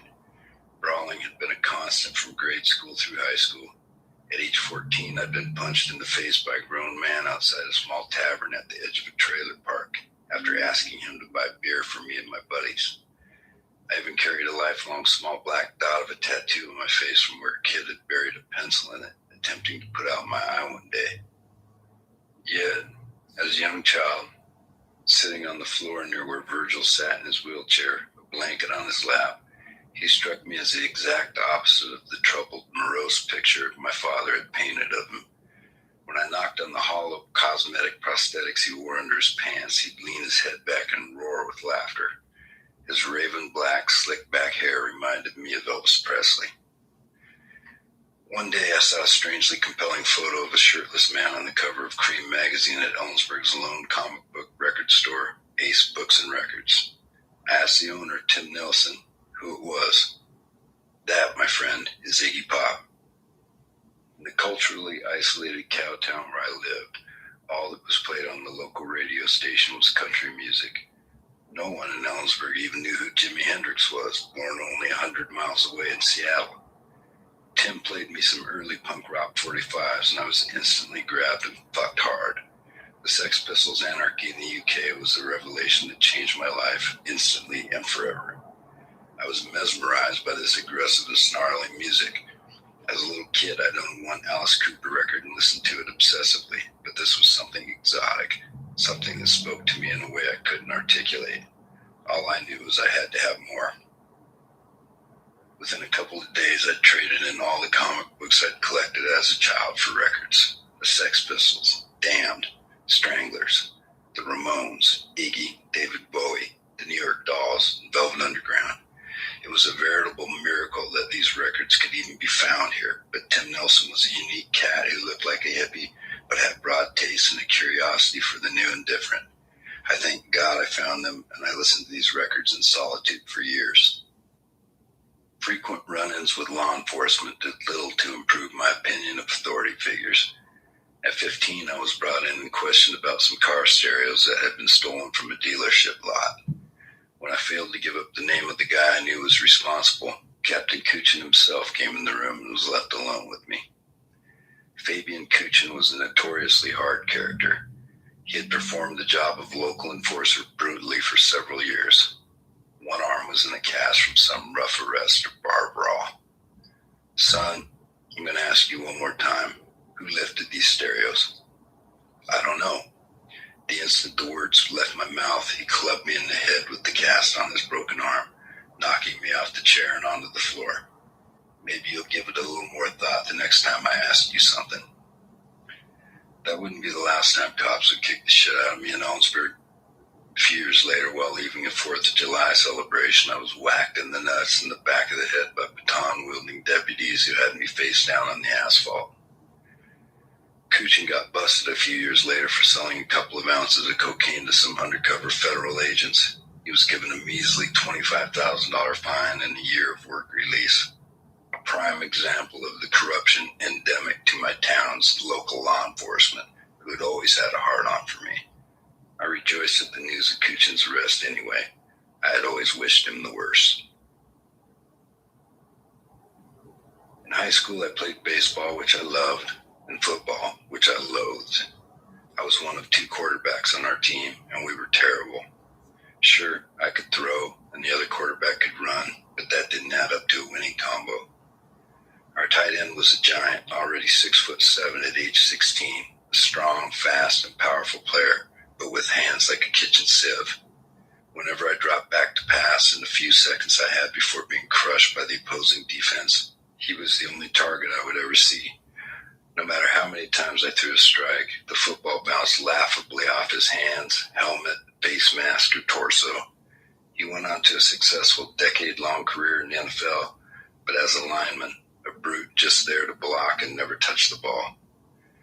After most games, we'd limp off the field, defeated, carrying our black and blue asses into the locker room in our otherwise useless hands. And I was the odd man out.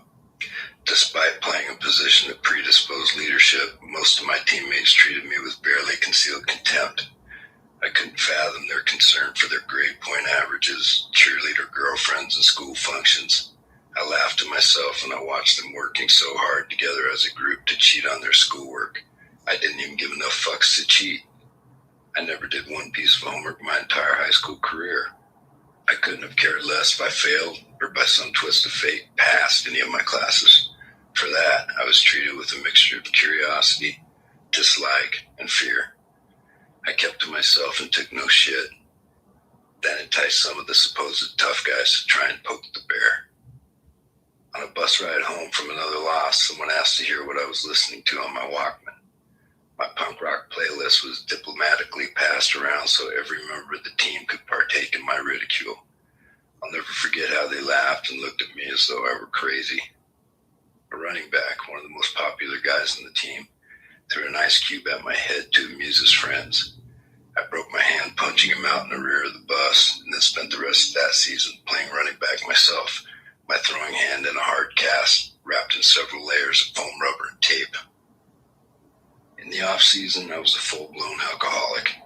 Each day on my way home from school, I got off the bus while still in town, stopped at a grocery store, and shoplifted a pint bottle of MD 2020, a fortified wine more commonly known as Mad Dog. I would slip the flat bottle down the front of my pants, casually stroll out the door, and walk up the street to the park to drink it. Then I would go back and get another one.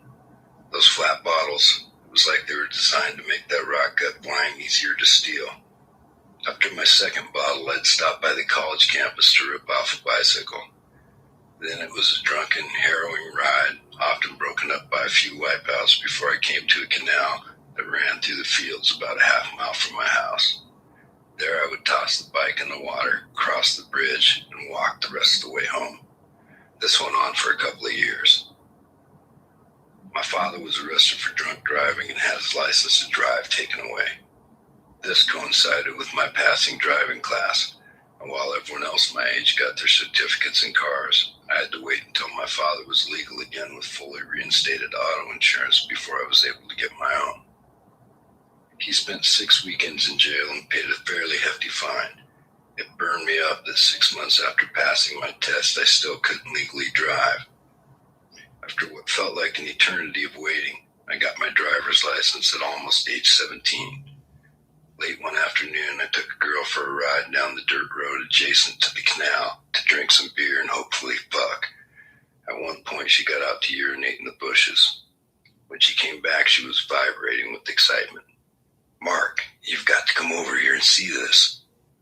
She walked me over to the now dry canal, littered with the rusted-out, reed-covered skeletons of 70 or more bicycles. I felt the thief's guilty flush creep up the back of my neck. "Weird," I said, and then steered her back to the car. All my secret shit. There was no way I was then or ever going to give any of it up. Summer of my senior year, I finally decided, fuck football.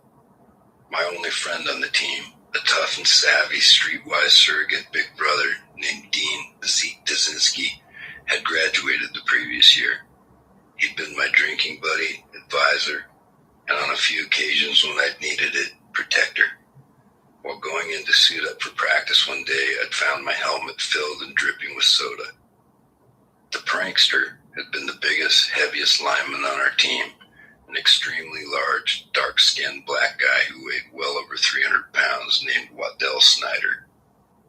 I was a frequent target of his jokes and abuse, and he rarely missed an opportunity to give me shit.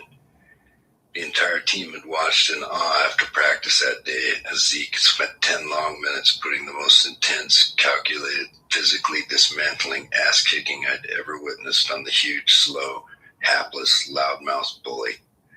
He connected punch after pummeling punch to the big kid's face until it was nearly unrecognizable. Needless to say, Del Snyder never so much as spoke to me again. Had also been completely out of step with my other teammates and their juvenile concerns, and had hated our head coach from the beginning. The way he bossed me around like I was a private at boot camp had never sat right with me. When I declined to show up for the first day of summertime practice for what would have been my last season, our coach decided to make a personal appearance at my house. When he failed to reel me back in, he got angry, pointed a finger at my chest and my yard, and called me a quitter and a loser. My dad, who was also a teacher at my high school, finally came out of the house. "Hey, coach," he said nonchalantly, "why don't you get the fuck off my property before I call the cops?" I laughed out loud. Although every other word out of my dad's mouth was "goddamn it" or bullshit, I'd never in my life heard him say fuck. That he saved it for my coach, his co-worker, brought me untold amounts of joy. After drinking for hours at my house with a friend one night, I talked him into executing a dark idea that had haunted my mind and rolled around my head for several years. We drove deep into the countryside in my friend's Jeep until we found the van that belonged to my probation officer, who I detested. It sat in a field being used to store hay for her husband's cattle, a utility vehicle to cover the several acres of property they owned. While my buddy stole engine parts and tools, I destroyed the van with a sledgehammer. On the way home, the car stereo between the two front seats started to short out. When we both reached down to jiggle it back to life, my friend took his drunken eye off the road, sending us straight down into the deep ditch alongside the pavement. I was tossed out of the Jeep and thrown violently across the asphalt. I went to brush the hair out of my face and it all came off in my hand. I was partially scalped, the side of my head badly lacerated. My friend, who was driving, had his thumb torn off. We walked almost a mile to the nearest farmhouse, my pal holding his thumb in place, moaning in agony, blood gushing out of the hole in his hand. It was 4 a.m. and we banged on the door for help. We were greeted by the homeowner pointing a shotgun at our faces. As we stood in his kitchen waiting for an ambulance, I stared at the huge pool of our blood collecting on the ancient linoleum tile floor. I was read my rights by a cop while lying in a hospital bed. When my case went to trial, my previous offenses were taken into account: vandalism, car prowling, multiple counts of illegal dumping of garbage, trespassing, 26 tickets for underage drinking, shoplifting alcohol, possession of marijuana, bicycle theft, tool theft, theft of car parts, theft of motorcycle parts, urinating in public, theft of beer. All right. I come back to hear Mark talking about urinating in public. Elizabeth, good morning. Good morning, Atlantis. Finally, we have our ordinary people back. 2 of us. Well, 3 of us. Les Mads is still here, and let's see. Rob, yeah. And Lebrowski, yep. Here, I'll continue it, sorry. Keg and taps, insurance fraud, theft of car stereos, public drunkenness, breaking and entering, possession of stolen property, and on my second arrest for urinating in public, a disorderly conduct charge. I was convicted on the vandalism, theft, and underage drinking charges, but taking into consideration my long juvenile record, they sentenced me to 18 months in prison. I would do my time at Shelton, the medium security prison in Washington. As I stood in court to hear my sentencing, the judge reviewed my rap sheet, then addressed me directly. "Has anyone ever tried to get you help for your problem, son?" Awesome. I said nothing. "Looking at this record, it's glaringly obvious that you are an alcoholic and a drug addict. Every single one of these charges is drug and alcohol related." I still said nothing. "Madam Prosecutor, I find it somewhat difficult to comprehend your willingness to send an 18-year-old boy still in high school to prison. I am shocked that it did not occur to you to help this kid. Mr. Lanigan, I'm giving you a once-in-a-lifetime chance. I strongly suggest you do some soul-searching and self-reflection. I am suspending the sentence on the condition that you complete a year of outpatient substance abuse treatment. You are also hereby ordered by the court to take regular supervised doses of the drug and abuse. If you fail to meet these requirements to the T, I'll have no qualms about sending you to Shelton for a year and a half." I walked out in a daze. I knew the judge had cut me a huge break, but my biggest concern was how I'd be able to drink while taking a drug that existed solely to make you deathly ill if you drank.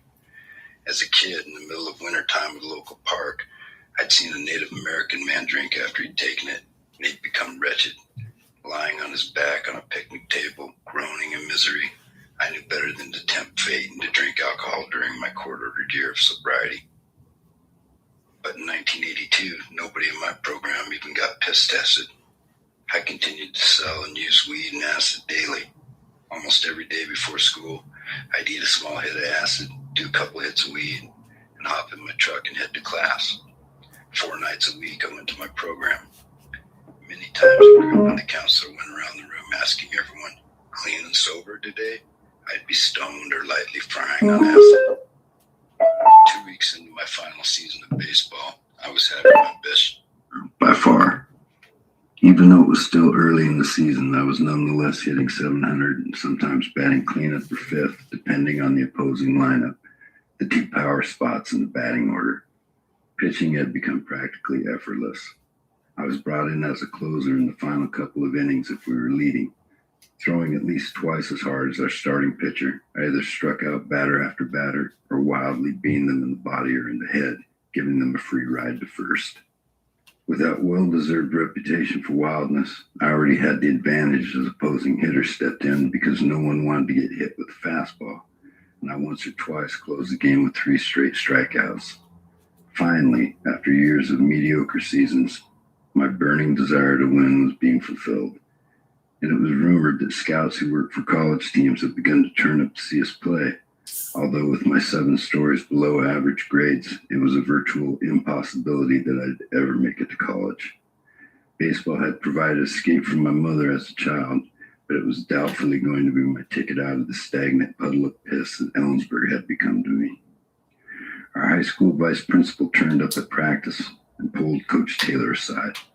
We couldn't hear what they were saying, but when my coach threw his hat to the ground and got up in the administrator's face like an angry pro manager arguing a call with an umpire, my teammates laughed.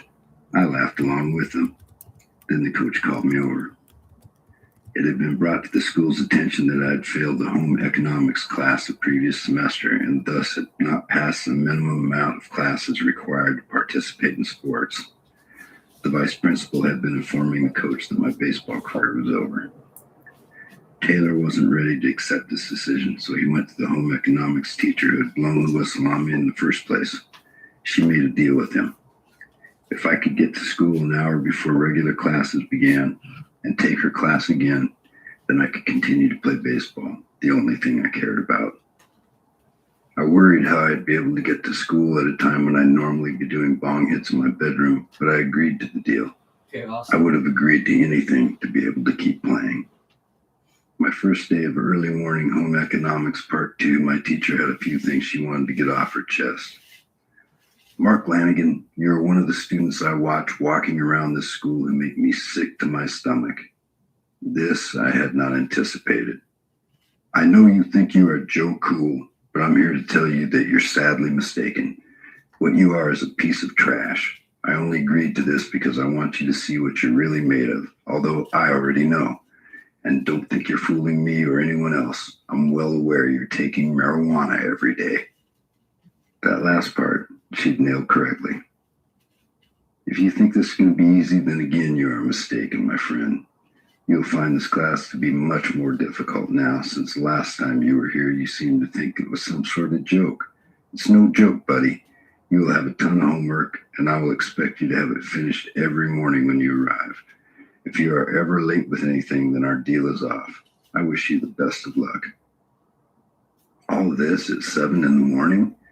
I was confused at her hostility because although I'd been absent during much of her class the previous semester, I was never one to cause problems, raise hell, or even talk in class. Sure, I'd received an F on my end of semester project, the easiest thing to make. It consisted of simply sewing 2 pieces of nylon material of the exact same length together. But it, like almost anything that involved some bullshit skill I knew I would never need to know, proved to be beyond my capabilities. Somehow, I'd rubbed her the wrong way, and she took delight in the payback. I was no math wizard, but I easily added up the score to this one. She'd agreed not to help me, but to inflict pain and to make it impossible for me to comply. She may as well have been my own mother. I felt an unfamiliar sadness welling up in my chest. My lifelong dream of playing baseball was done. Besides punk rock and getting loaded and laid, it was the only thing in life I cared about. Here I was yet again, a piece of detritus, seemingly destined for the shit heap. Thanks for opening my eyes to your kind intentions, Mrs. Stevens. I guess I have no option other than to decline your generous offer. I turned and left. When I showed up late to practice that day and handed my coach my carefully folded uniform, he looked like he was going to cry. Or maybe I just felt like I might myself. I'm sorry, Coach, I said, but the deck is stacked. I can't do it. She never intended for me to be able to. I barely squeezed out of high school with a below D- average on a phony diploma cooked up by some of my dad's sympathetic coworkers. I completed my year's drug and alcohol program, and a court-appointed attorney then petitioned the court to have my entire juvenile and adult record expunged. I moved into... I don't know about any of you, but hearing how he was refused to,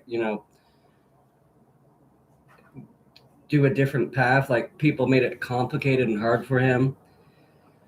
And the baseball deal was out of the picture. I feel like reaching to that old lady and like slapping her in the face fucking 50, 100 times. Knowing what else happened, the other path Mark went down of, grunge and Kurt Cobain and what happened. I feel like, you fucking idiot. It's like, let Hitler go to the art class or whatever, art college or whatever. Let him go that way. Do it. Don't be hard on them. Let them fucking be good, cool people. Like, right? Yeah, I still look up photos of him. I still have a lot more I need to put in the video. The college housing duplex project, working for the owner, shampooing carpets all day and selling weed and acid and partying all night. One late afternoon, I ate way too much acid and had an extremely long, extremely bad trip. My friends had to roll me up in a carpet to restrain. Yeah, Bob, Rob, it is. Yeah. Me. The next morning, I just have to get back to emails. There's other people I'm going to do like live streams with, and I haven't gotten back. Literally just staying up all night, going over these things, and then waking up, getting them, but not doing anything email-wise. I barely even go on Facebook anymore. I'm literally like just on YouTube. a bong hit and it catapulted me right back into my LSD nightmare. After that, every time I attempted to smoke weed, it would instantly thrust me back into that same terrifying place. My routine of staying off alcohol by constant use of marijuana and LSD went out the window. I submitted wholly to alcoholism. I blacked out nearly every time I drank. I owned a Yamaha 750. I'd originally had my eyes on a used Triumph chopper, but was short the cash to get it and consoled myself with what I considered an inferior Japanese bike. I loved that 750 anyway, the sense of freedom it gave me while riding. I often rode my motorcycle hundreds of miles while blacked out and with no helmet. I would come to in some unfamiliar rundown motel, stagger to the front desk and ask, "What time is it?" And "What day is it?" And then, "What town is it?" Pounding with a terrible hangover, I'd wander around some shitty town zero recollection of until I found my bike. Somehow I pulled off the miracle of this crazed routine over and over again without dying. The only time I dumped the thing was when I had to stop at a red light. Too drunk to hold it up, my machine and I would fall harmlessly to our side. My high school girlfriend, Deborah, had quit college, come back to town, and moved in with me. I resolved to quit drinking and then spent a hellish year attempting to quit and failing. I couldn't get past Friday night. I would drink for 24 hours, no drugs, just drinking and not sleeping. Then I'd be unconscious for 24 hours. Then 48 hours of the DTs. I'd lie on my back in bed with the big black rotary dial telephone sitting on my chest, just waiting to call an ambulance because I was sure that at any moment I was about to die. Come Friday, despite my best efforts to maintain sobriety, as the day went on, I would find myself coming out of my skin until at some agonizing point, I'd inevitably fold and do it all over again. It was an unbearable roller coaster ride that took such a toll, mentally and physically, that I actually contemplated suicide. If this is how life was going to be, I'd be better off dead. While working as a mechanic's assistant during harvesting season in the local pea fields, I made up my mind to leave for Las Vegas, where my cousin said he had a job for me at his restaurant. The day before I was to escape my life of drudgery in redneck rural Washington, my legs got crushed by a tractor in an industrial accident. I was bedridden, in excruciating pain, lost in anger. I'd never make it out of Ellensburg alive.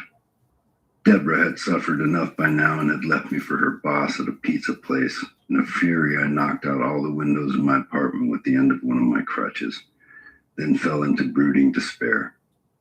After 3 days of no sleep and constant silent rage, I realized that I'd made it past Friday night. I'd been trying to do that for a year. I'd been reviled as a town drunk before I could even legally drink. I'd had a full beard at 18 years old and started drinking in bars, always blacking out and bringing unwanted attention to myself in ways that often resulted in violence. More than once, I woke up in jail and had to gingerly pull the pillow off my face, stuck to it with my own blood. Now that heartbreak had gotten me sober, I developed a bad case of insomnia and spent my nights wandering around Ellensburg on foot, chain smoking. At times, I'd be stopped and questioned by the police. They had been on my back since day one, and it gave me some small satisfaction when they saw I was not drunk or guilty of anything and had to let me go. Shortly before I turned 21, I found myself in the unlikely role of rock singer in an up-and-coming underground band with plenty of opportunity for female companionship. Thank God Deborah left me.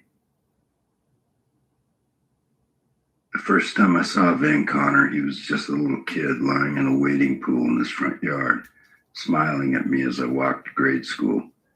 In a town of 8,000, I always knew who he was after that, but we didn't interact.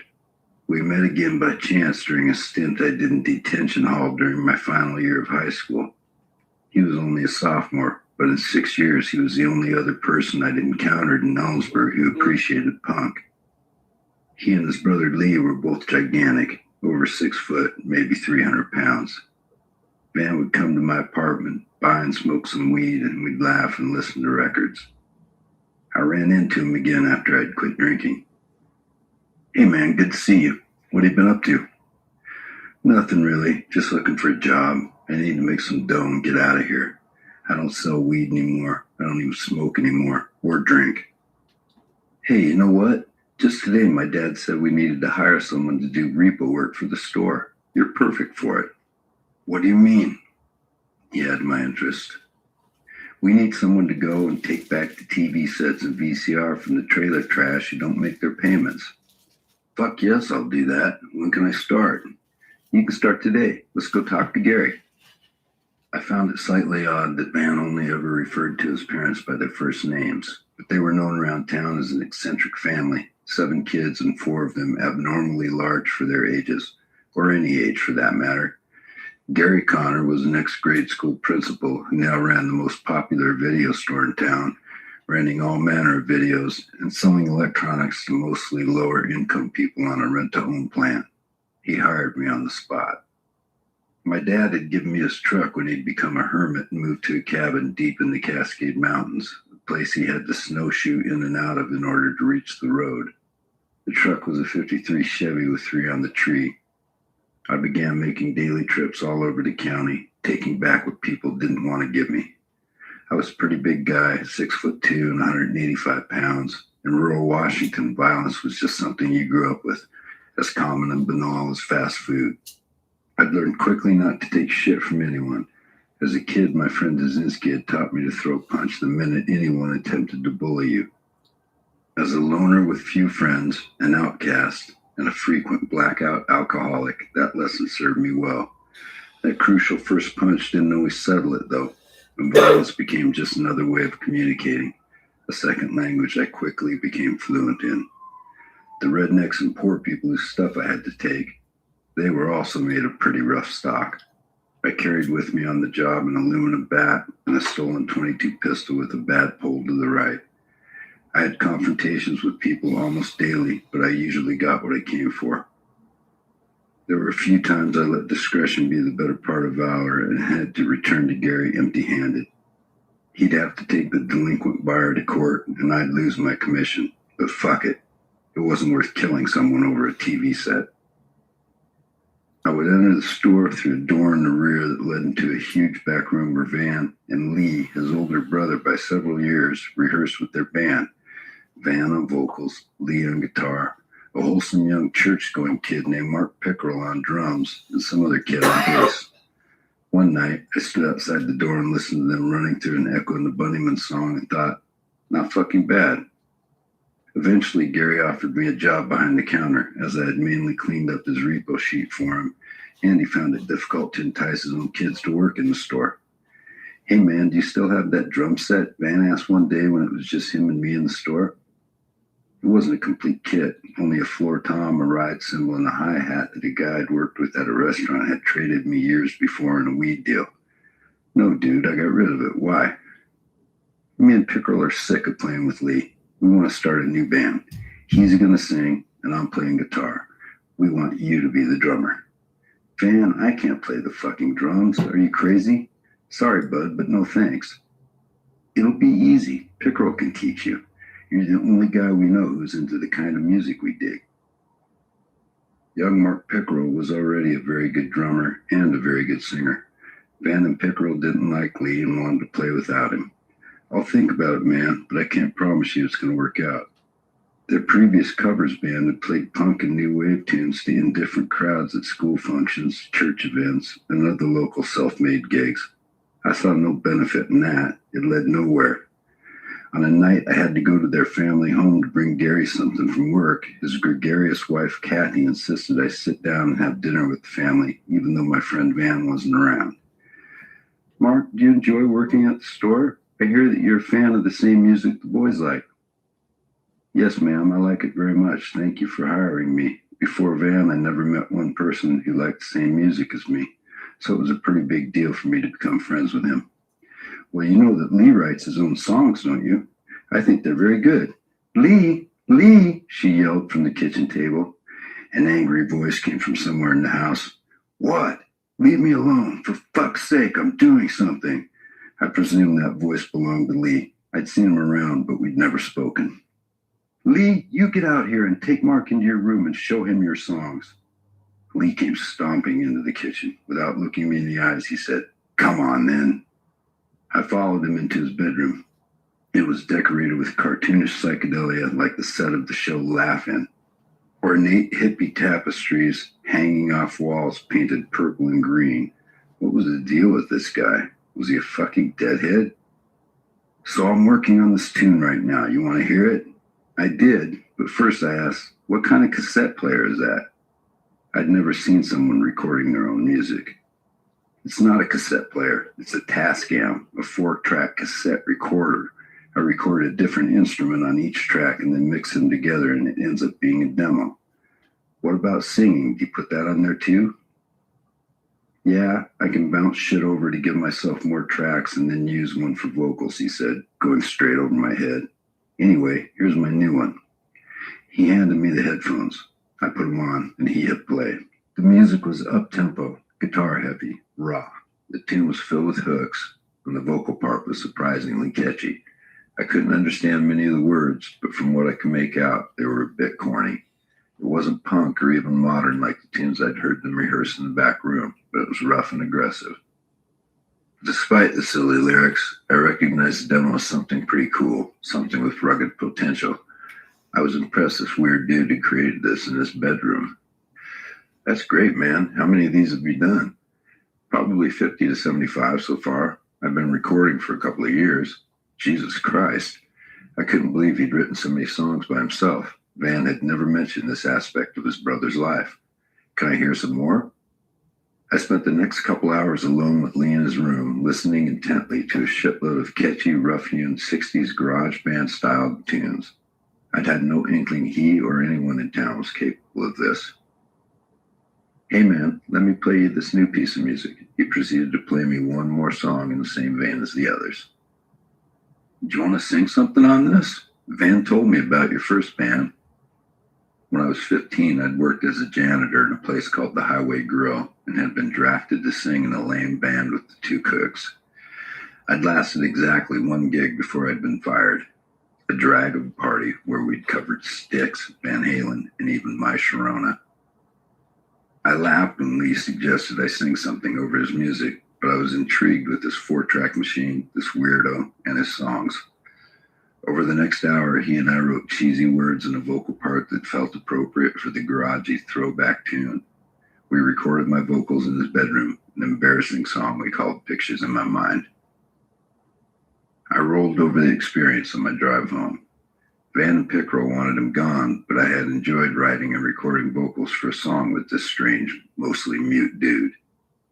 Why were they ditching the only guy making original music, the only guy who wasn't content playing covers like every other stupid band in town? Lee was on to something, and I wanted in on it. So I heard you and Lee wrote a song together last night, Van said when I saw him at work the next day. Are you his new pal? Because you would be the first one he's ever had. I wouldn't go that far. He's not very easy to talk to. But you guys are crazy to kick him out.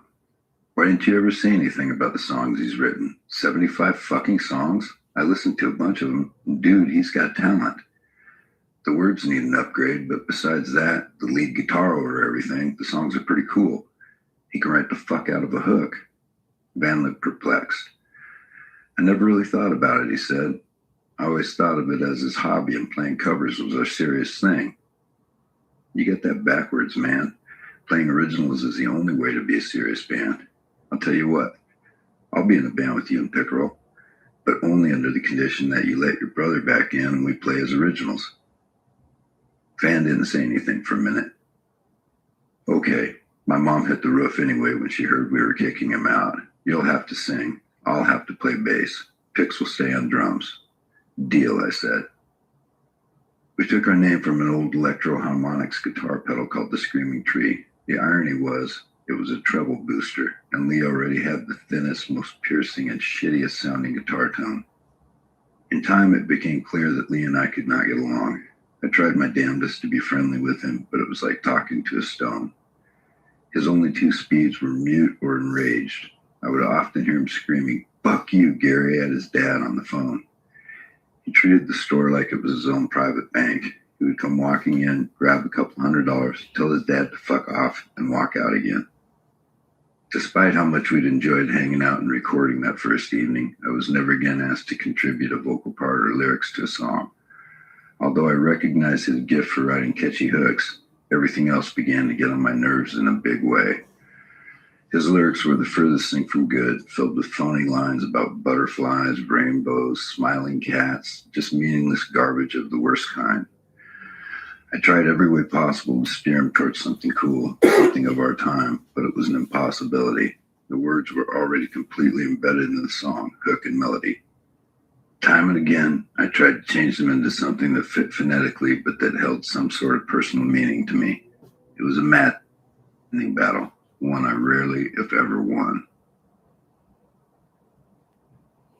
All right, I'm going to see if I can go over a Tom Grant interview, sorry.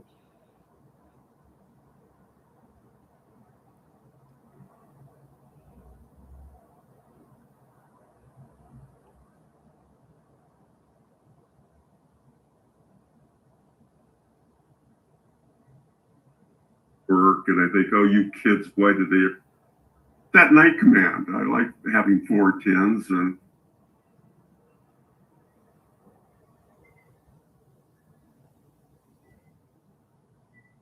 then Courtney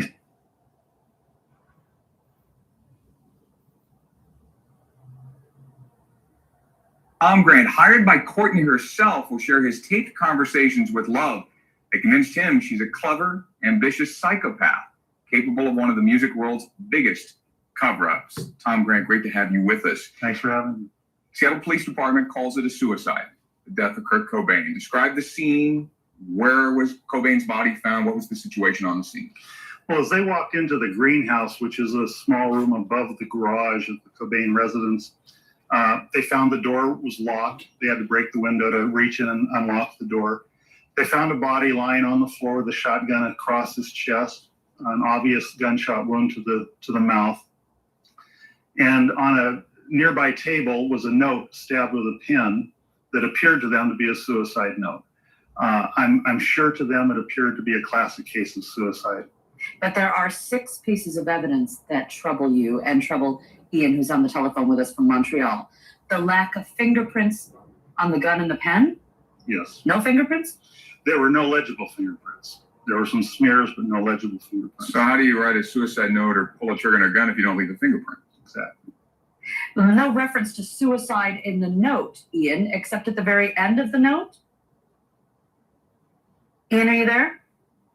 Maybe Tom can answer that. At the end of the note? The end of the note, there's a sentence or a few words that are added at the bottom of the note that says, which will be so much happier without me. In fact, look at the note. You can see all the writing, and at the end, it's just very, very different handwriting, isn't it? Yeah, that's the only thing where it starts with the word which. That's the only thing that makes us even come close to sounding like it's any kind of a suicide note. And when you blow that up on a copy machine, you expand the copy, you see that the lettering is thinner. It was written at a different time by a different pen, by different pen pressure, whatever. That line was most definitely added to the note. Someone using Kurt Cobain's credit card after Kurt Cobain had passed away? They began using his card from the time he left the rehab in Los Angeles. They continued using his card after we know from later evidence, we know he was dead. The use of that credit card stopped immediately when the report of his death was heard on the radio on Friday. I think we have Ian. Are you with us on the line? Yeah, pleasure to be here, Ken. Yeah, great to have you. You said there's also too much heroin in his system. What do you mean by that? We knew he was an addict, but... Well, he had 70 times a lethal dose of heroin for the average person, 3 times for a junkie. Forensic pathological experts that we interviewed said there's not one precedented case of anyone withstanding that much heroin. They'd be dead in a fraction of a second, let alone try to lift the shotgun and blow their head off. So that much heroin in his system, there's no way he could have picked up a shotgun. No, there's no precedent. It's literally impossible, and that's why scientifically it's impossible that Kurt Cobain committed suicide. It was definitely a murder. Another piece of incriminating evidence you think is that someone said that Love had tried to get him to kill Cobain. Yes, an LA thug claimed, he made an outrageous claim that Love offered him $50,000 to offer him to, Courtney offered him $50,000 to blow Kurt's head off. Now, anybody can make a claim like that, but we challenged him. His name was Elvin Hope, better known as El Duce, a notorious LA thug. We challenged him to take a polygraph exam with the world's leading polygraph examiner, Dr. Ed Gelb, and he passed with the highest accuracy rate possible. He passed the lie detector test and said that he had been asked to kill Cobain. Yes. He said he had been asked to kill Cobain, and the polygraph examiner, the same polygraph examiner, Elisa, by the way, who gave OJ the test when OJ was in prison and OJ failed, Ed Gelb, the world's leading polygraph examiner, says it's impossible that this guy was lying. Okay, another interesting point. You say you talked to the guy who claims he killed Cobain. Alan Wrench? Is that his real name? Yeah, I mean, his real name is Richard Alan Wrench. We did a lot of investigation into him. He has a very shady past. Again, anybody could want their 15 minutes of fame, and I wouldn't say, judging on El Duce and Alan Wrench, I really go with the scientific facts. No fingerprints found on the gun. Dead men don't wipe their own prints, the forensic evidence. But Wrench came out and made a claim that he killed Cobain, but he did have a direct affiliation to El Duce, a big connection to him, and a remote connection to Courtney Love. He drives a Lexus. He hasn't worked a day in his life. He has a $200,000 recording studio. So basically, the guy has got some money from nowhere. And I need to go back to Tom because I want to hear some of these tapes. You brought along your taped conversations with Courtney, and she talks about money with you. And in this case, she says what she saes about money is going to be very important as this case unfolds. Let's listen to a portion of your conversation. Yeah, like a week ago. Yeah, money's not a problem. I mean, 2 weeks ago. If we get a divorce and I don't have my publishing deal, money will be a problem, but that's not going to happen for quite some time. It's interesting, the divorce word comes up there. And we need to talk about that. We're going to take a break. More on that and the possible motive for Courtney Love. What could she have been up to? She Or was just a a- prostitute, yeah. Yeah, that was 2 weeks ago. So my name goes to all her homes and all her assets. So I don't want to divorce that of him. It's been in happier times, but our guest today alleged that Kurt Cobain did not die of a suicide, but allegedly was killed in a plot hatched by his wife, Courtney Love. Courtney, of course, denying involvement in anything like this. We asked the Seattle Police Department if they would take part in today's show. Officer Deborah Brown gave us this statement. We thoroughly investigated and determined this to be a suicide. So we respectfully declined the invitation to participate on the show. Tom, go ahead. I'm wondering who else suspects that this might have happened, that Courtney might have had Kurt killed besides you? Are there relatives? Yeah, Kurt's grandfather, Leland, who was one of the last people to talk to Kurt on the phone, believes he was murdered. Very adamant about it, in fact. Kurt growing up lived with him, right? On and off, Grandparents. yeah. He was very close to them. Ian, is it true that Courtney's father suspects this as well? Ian? Yes. Courtney's father suspects this? Yeah, I mean, again, Courtney's father, I wouldn't say just because he suspects it, that definitely means anybody could suspect anything. You have to look at the hardcore evidence. And there was a lot of motive in this. Courtney's own entertainment attorney, Rosemary Carroll, said that Kurt was in the process of divorcing Courtney at the time of his death, and that he had asked Rosemary to take Courtney out of the will. They had a prenuptial agreement. Courtney would have not received a dime in the event of a divorce. In other words, Kurt Cobain was worth much more dead than alive to So Courtney she Love. would have lost everything? What would it have meant to her band Whole? Well, if they would have got divorced, it would have definitely lessened their appeal because Kurt Cobain was the most powerful rock star at the time. Don't forget, when the Cobains got married, Courtney insisted on the prenuptial agreement because she had more money than Kurt at the time. Nirvana really had not broken huge yet. They were just on the verge. So, she was afraid of being disgraced in the whole music industry, the entertainment industry.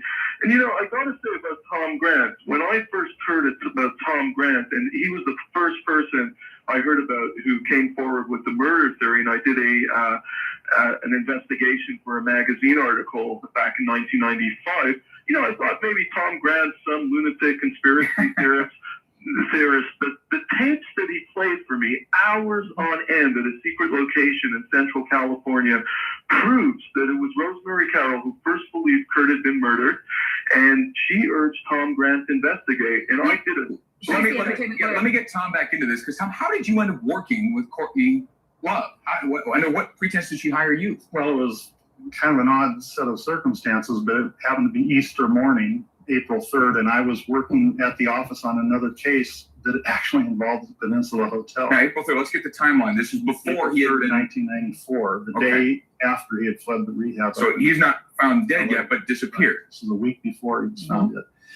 And Courtney called me at the office and asked me to come over to the hotel. She said her husband was missing and somebody was using his credit card. That turned out to be a lie. What do you mean? Well, that she wanted me to find out who was using her credit card is what she said. And when I arrived at the hotel, she actually told me it was her husband using the credit card, and she wanted me to try to track down where he was through the use of the credit card. Did she talk about divorce, anything like that? Yeah, she rambled on about divorce. She was upset at him because he didn't want to do Lollapalooza, which she claimed was worth $9.5 million. Did you think he was having an affair? Yeah, she's a very jealous individual, and she was always after him and on him about who he was seeing and any attractive woman. In fact, here's a little bit of the tape that, again, your tapes with Courtney Love about what she wants to know. Take a listen and who he's with. I don't know what hell he is. I mean, he kept getting Seattle. He has 2 plane tickets. I just am curious if he bought a plane ticket for somebody else. Didn't he ask you to find out who he bought the plane ticket for? Yeah, that was one of the things we were supposed to do. Is that legal? Sure. If you can get the information from the airline, it's illegal for them to give it to us, but it's illegal for me to try. Why is it so big for her to find out if he's having an affair? Again, Courtney is more concerned about her career and what it means to her career. Is that part of a prenup, though? if she was having a relationship. Ian, you've looked into the prenup agreement. If she's checking into that with trying to get proof of him having an affair, would that play into the prenup? Well, no, prenup's a prenup. It doesn't. A judge does not matter who's sleeping with who's doing what. But she was worried about her career falling into, just falling by the wayside in the music industry because Kurt was much more powerful than her at the time. She was worried that her band would be dropped. Again, you have to remember, Lisa, she was married to the most powerful rock star, a man who influenced the whole generation. See, I thought it was that she thought that she would lose everything in the prenup unless she could prove that Kurt Cobain had been unfaithful. No, I don't think so. I think this was all premeditated by Courtney. Once she found out that, they had fallen out before. They had a lot of domestic violence disputes. Seattle police were called to the Cobain's house. In fact, one time Kurt was found hiding in a closet. The police found him in there and they said, "Why are you hiding there?" He said he was afraid of Courtney. So there was this whole precedent leading up to April 8th when the body was found. I think the bottom line here, like in any crime, is cash, and the motive was money. Again, as I said. But hold on one sec, though, because we want to hear more about these tapes, because she doesn't just talk about money. She does talk about affairs with you in the tapes. Let's listen to what she has to say with that, Tom. With the $4 million, going downhill, then I can go to Washington Federal and get lots of interest rates, right? So it's better just my ass over there, right? We also know that despite the prenup, so my name is on all of our homes and all of our assets. So I don't want a divorce out of this. The only way to support this happen is by budget, infidelity. So she's trying to find a way to get the right, Tom? Yeah. Courtney, during these conversations, she's so full. You can tell right here, she had just finished telling me that her husband was suicidal. She was worried about him killing himself and all this. But yet you can tell from the tone of her voice, she's more concerned about what's going to happen with her career and what would happen if somebody finds out that her husband, Kurt Cobain, is having an affair. How's that going to affect her career? That's what this whole affair thing is all about. I've got so many questions. But we can. I just want to pause it right there. You know what sucks? I wish I had this going for me like 3 years ago. Because I was on an Instagram Live right in the same apartment with Aaron Carter before he had died. And he was waiting on someone to call him because he would answer when anybody wanted to do a video chat with him. There's no other celebrity really doing that. There's no other celebrity doing that I know of. But Aaron would, and I had the opportunity, and I was too fucking shy. I was too nervous to take the opportunity of calling him. I wish that I did. He ended up blocking me anyway because he showed his gun. And I'm like, are you supposed to have that? And I don't know why I said that. Obviously, he's allowed to have it if he had it, and he's putting on video. And he's like, no, I'm not. Call the cops, you fucking faggot. And then he blocked me. It was weird because like his whole team would like, if you commented, like there would be a lot of people checking you out and writing to you after. He had people purposely do that. When I came on with the screen name of Zach McQuaid and Sarah Silverman, he's like, oh, we have Toronto in the house. I'm like, how the fuck did you know that?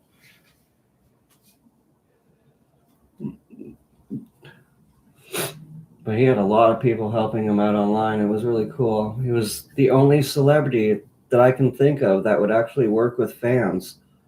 And I believe that Kurt Cobain would have done that.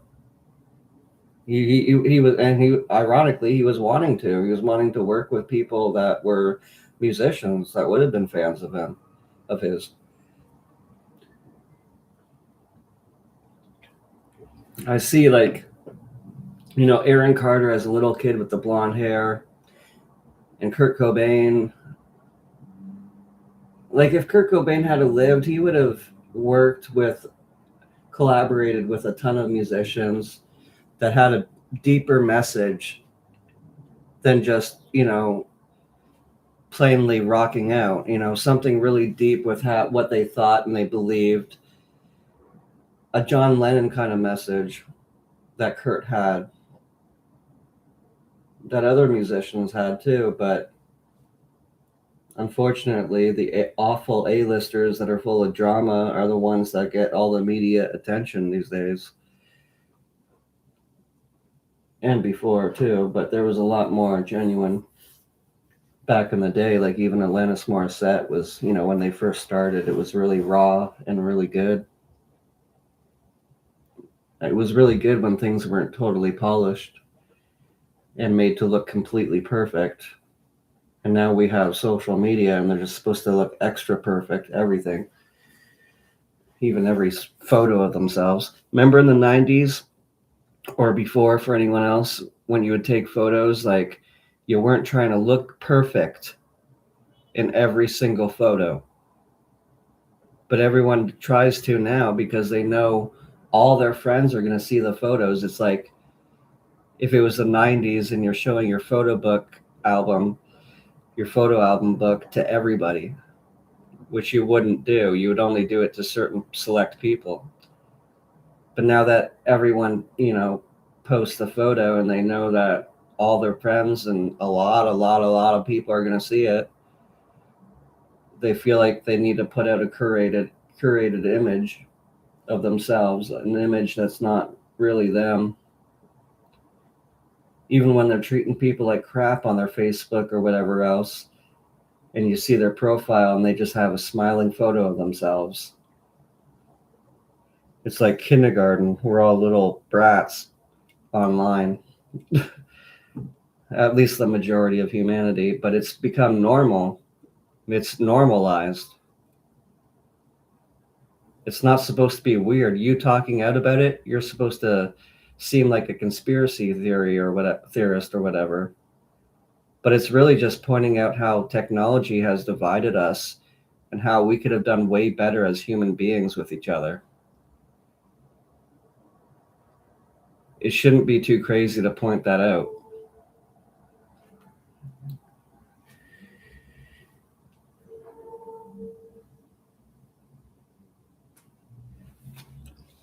I've had many dreams and lucid dreams with him, even before I got involved with Danny or Joe.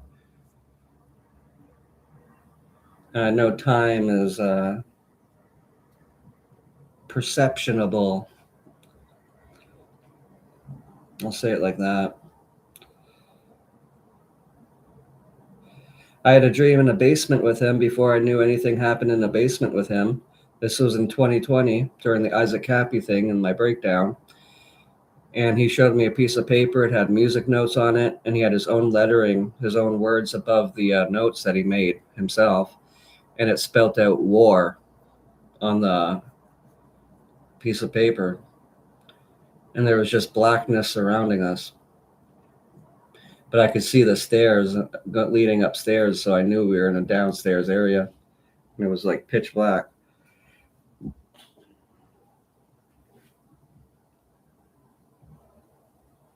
Again, if that word was war, W-A-R, on the piece of paper, that was a legit lucid dream with Kurt. And I had one with Mark and Danny.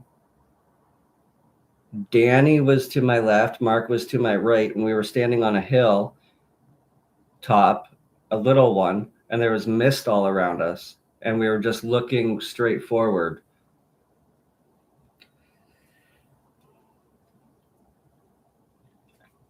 I had another dream with Mark Lanigan.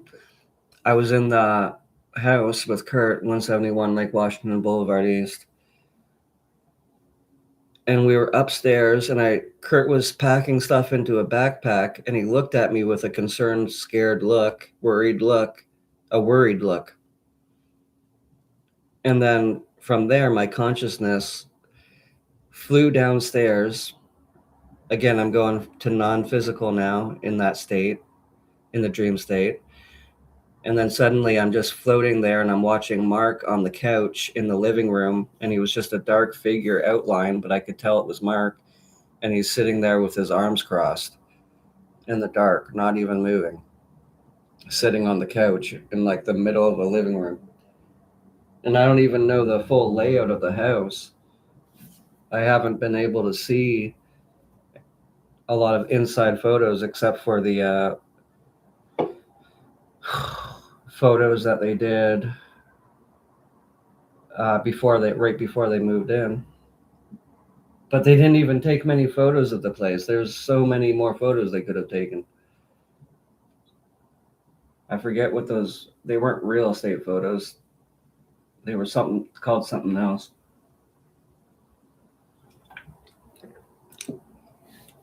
Property and let's see.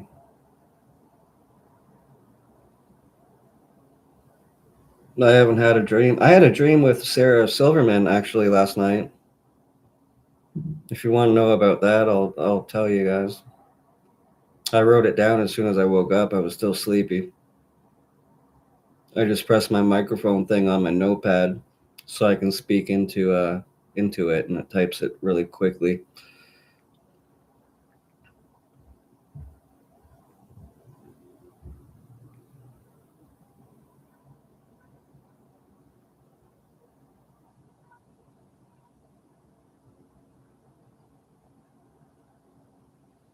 Well, it's a rare pair. Oh my gosh.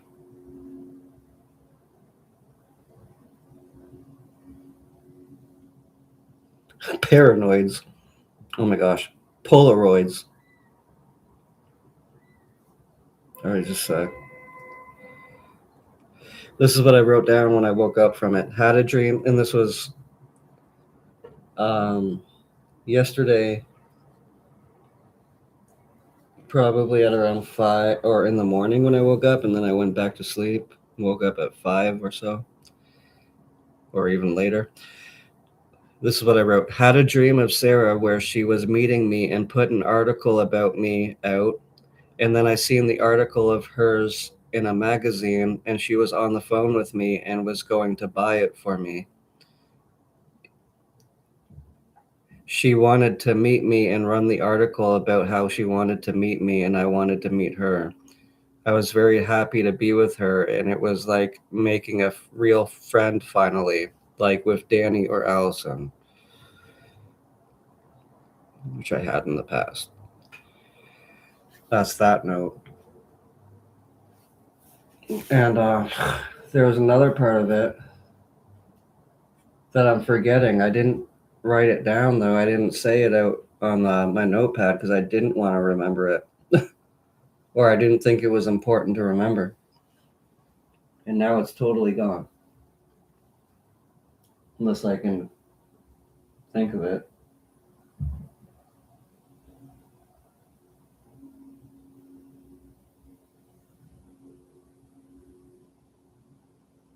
Did I tell you guys about the dream I had with Kurt and Joe in this bedroom right here?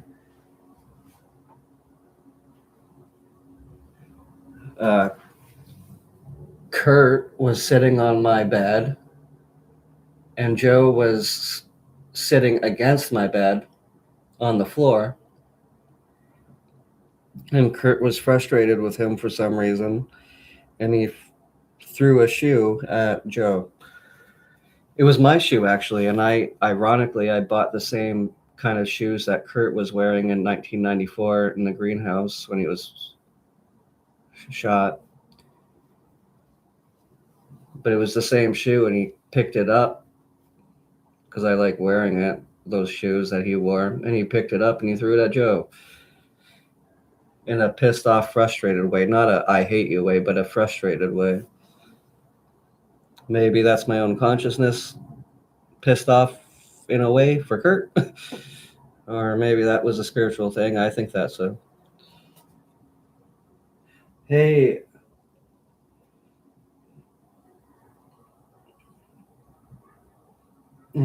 Kurt Cobain Mystique Club in Bloomer. You should go back within Bloomer. That was the name that we all know you of.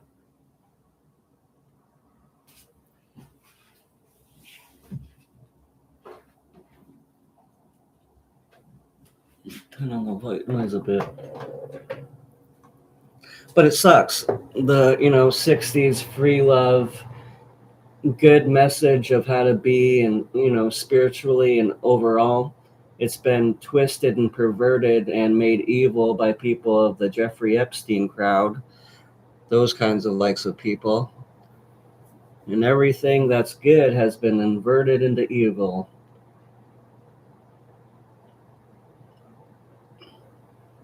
I don't know if many people follow with that, but it's true.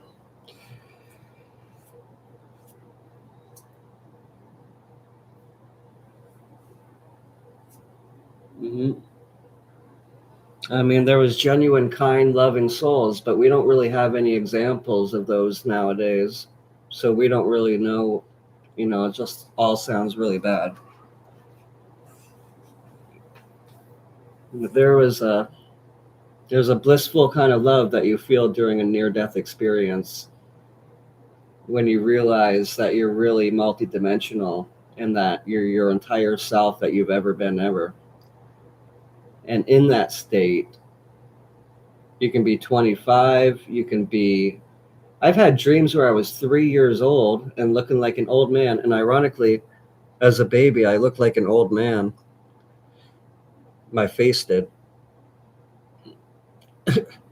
But that was around the age of 1 and 2. Then that kind of went away, really went away. And I had like a kind of round, chubby baby face. But what I was getting to with that...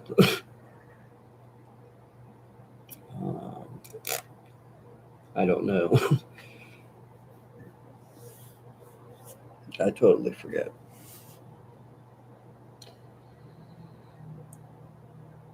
But yeah.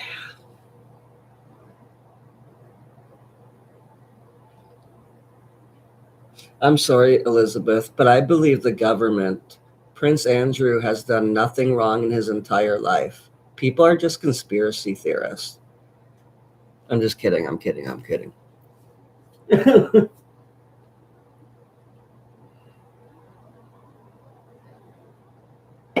No, he didn't make me upset. I was upset about the whole situation, and I was drinking when I called him. That was 2017 at nighttime when he was putting out his book, Love Kills, The Assassination of Kurt Cobain. I just got so pissed off, upset over the situation. I was speaking with, on his live stream and email sometimes. What's his name? One of Kurt's friends. John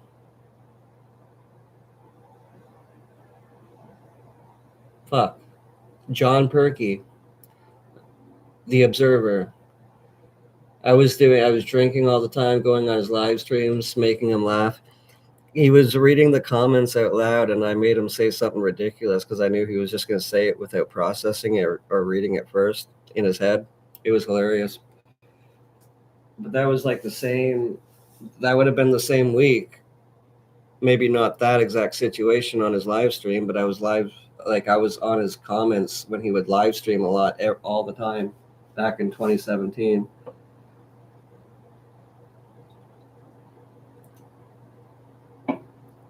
Way before Who Killed Kurt, way before Eric.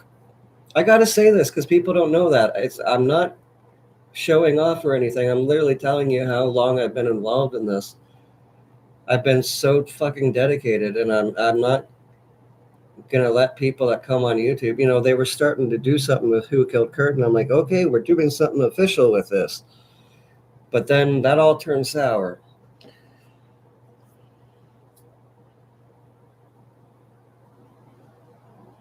I love you too, Atlanta. Okay, yeah, go home if it's cold. I don't know where you are, but yeah. Definitely. We'll be here. I'll be back again at nighttime. You can message me too. I will check it. I have to get back to everybody. I haven't checked yours, and I'm sorry. I haven't responded to emails either, and I'm sorry. I've just been so focused on this and stressed out about it.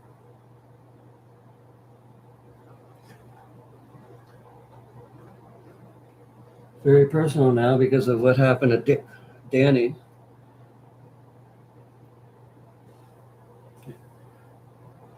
I mean, myself, it was 2017, even 2013, it was during my near-death experience when I was hit by a car on my bicycle at an intersection in Coburg, Ontario, near Tim Hortons. Yeah, I was wearing my Nirvana t-shirt right at that time. The black one with the yellow lettering of Nirvana and the smiley face under it, which was cut off of me in the hospital. And then my friend sewed it back up, and I wore it for like 3 years until it was really ripping. And then my landlord threw everything out. So I stopped paying for my place and giving a fuck about anything. I thought Kurt Cobain killed himself at that point, same year, 2013. I wanted to meet him, found out he was dead, thought he killed himself and was reckless and didn't give a fuck, and thought Nirvana was all about not giving a fuck and being reckless and being like, fuck you, society and world, and fuck my life too. I don't give a fuck about life or death. Fuck it. That's what I thought he was all about when I believed it was a suicide. And I was 20 years old then. Now I'm, that was 19 and 20. Now I'm 32 years old, turning 33.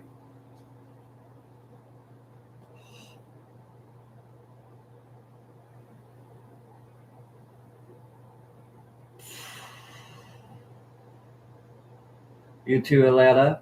We'll talk to you soon. Be here at nighttime, early morning time, my time. So the same time, like what it was like 3 hours ago, your time.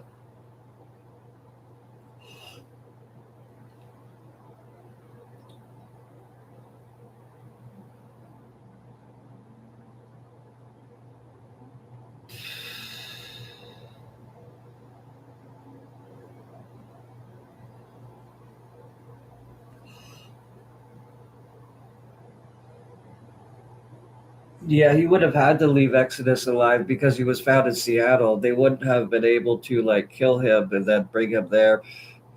And everything else about Joe seeing him and Callie seeing him and calling Courtney on Saturday, April 2nd to tell her that he's back at the house.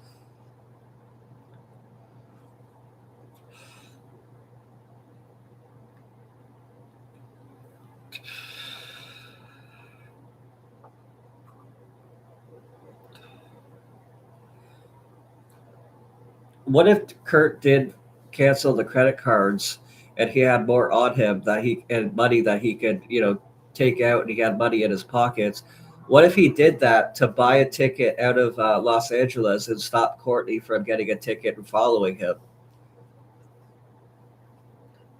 But that wouldn't explain why he was at the restaurant and he was writing a check, but first he used the credit card, so that wouldn't make sense. Yeah.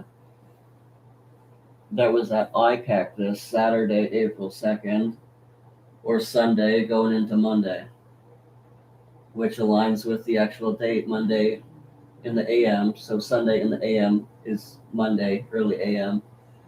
Mark Lanigan's song, Sunday, 2:30 AM by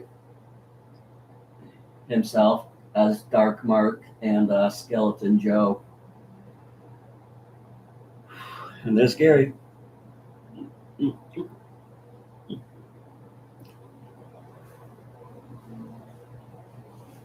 Take care of yourself too, Alana. I love you.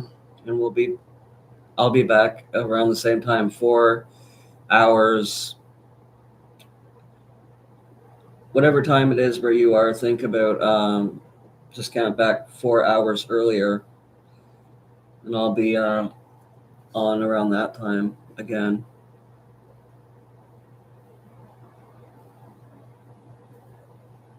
Eyes wide shut. Yeah. I know they want to be weird and everything. I've had dreams of like Michelle Pfeiffer as Catwoman, Uma Thurman, and all these elite people since I was a baby. And I know a lot of people are unconscious right here, right now, in the third dimension of so much. A lot aren't. Some aren't. But a lot are. And that makes our dream state the same way how we are there. It makes us unaware of so much right there too. Then we wake up and we forget that we just had more experiences, and we go on with our day in the third dimension, aka Earth is the third dimension. Basically, we live in three realities. It's like an onion. We have the third dimension, we have the fourth dimension, which is purgatory. It's physical and non-physical. Just like here is physical and non-physical. We've just been forced into accepting the physical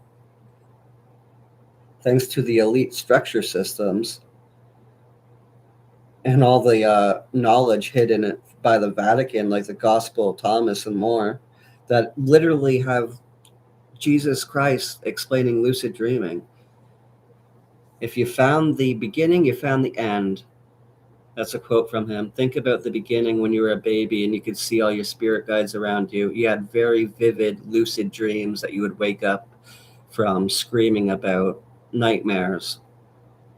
Those are just as real as your physical reality, and they are physical as well as non-physical. We've just been forced into only perceiving the physical. And if we want to get spiritual, with most spiritual topics, they're like trying to just force you into the spiritual aspect of everything. But it's both. Reality is both, regardless if people want to argue. Anything solid in front of you is also energy.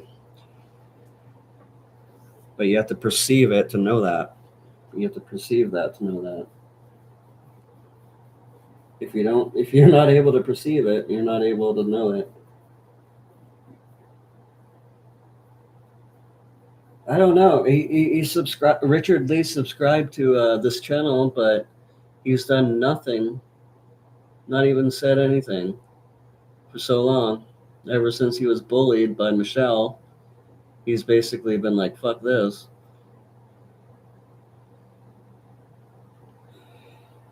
Bullied and belittled.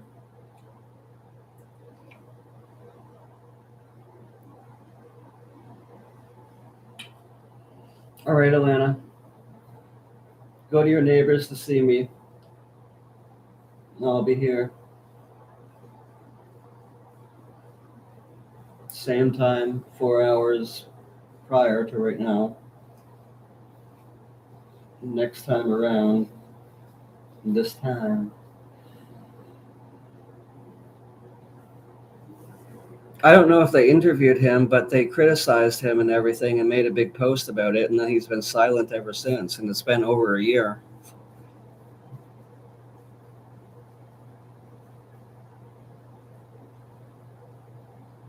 Imagine if it wasn't him. No, but it comes from his real email, and he said his email out loud. So it is him. Well, we don't know if that account on YouTube comes from his own email, but his email, I've spoken with him before.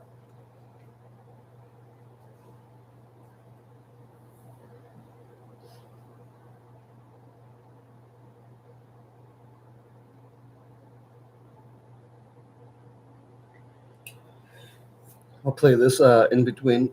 I'll be like back to talk in between this video. Your career. That's what this whole affair thing is all about. I've got some. All right, just a sec. Wait, before I do that, I'll give you the email.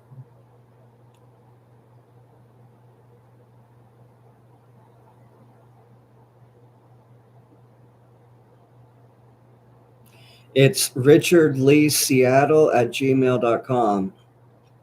RICHARDLEE Seattle SEATTLE @gmail.com. So richardleeseattle@gmail.com.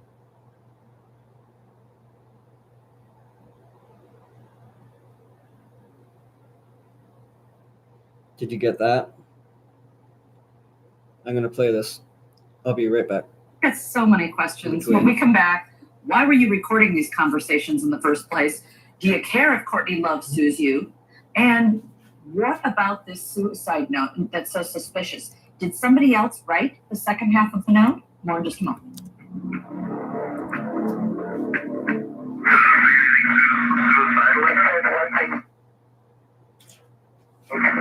Baker says I would have to choose between life and death. I'm choosing death. Don't you blame yourself? I mean, I know that there are fans of his who Yes. blame you. I do. What could you have done different? And what do you blame yourself for? About 8,000 things. 8,000 million things.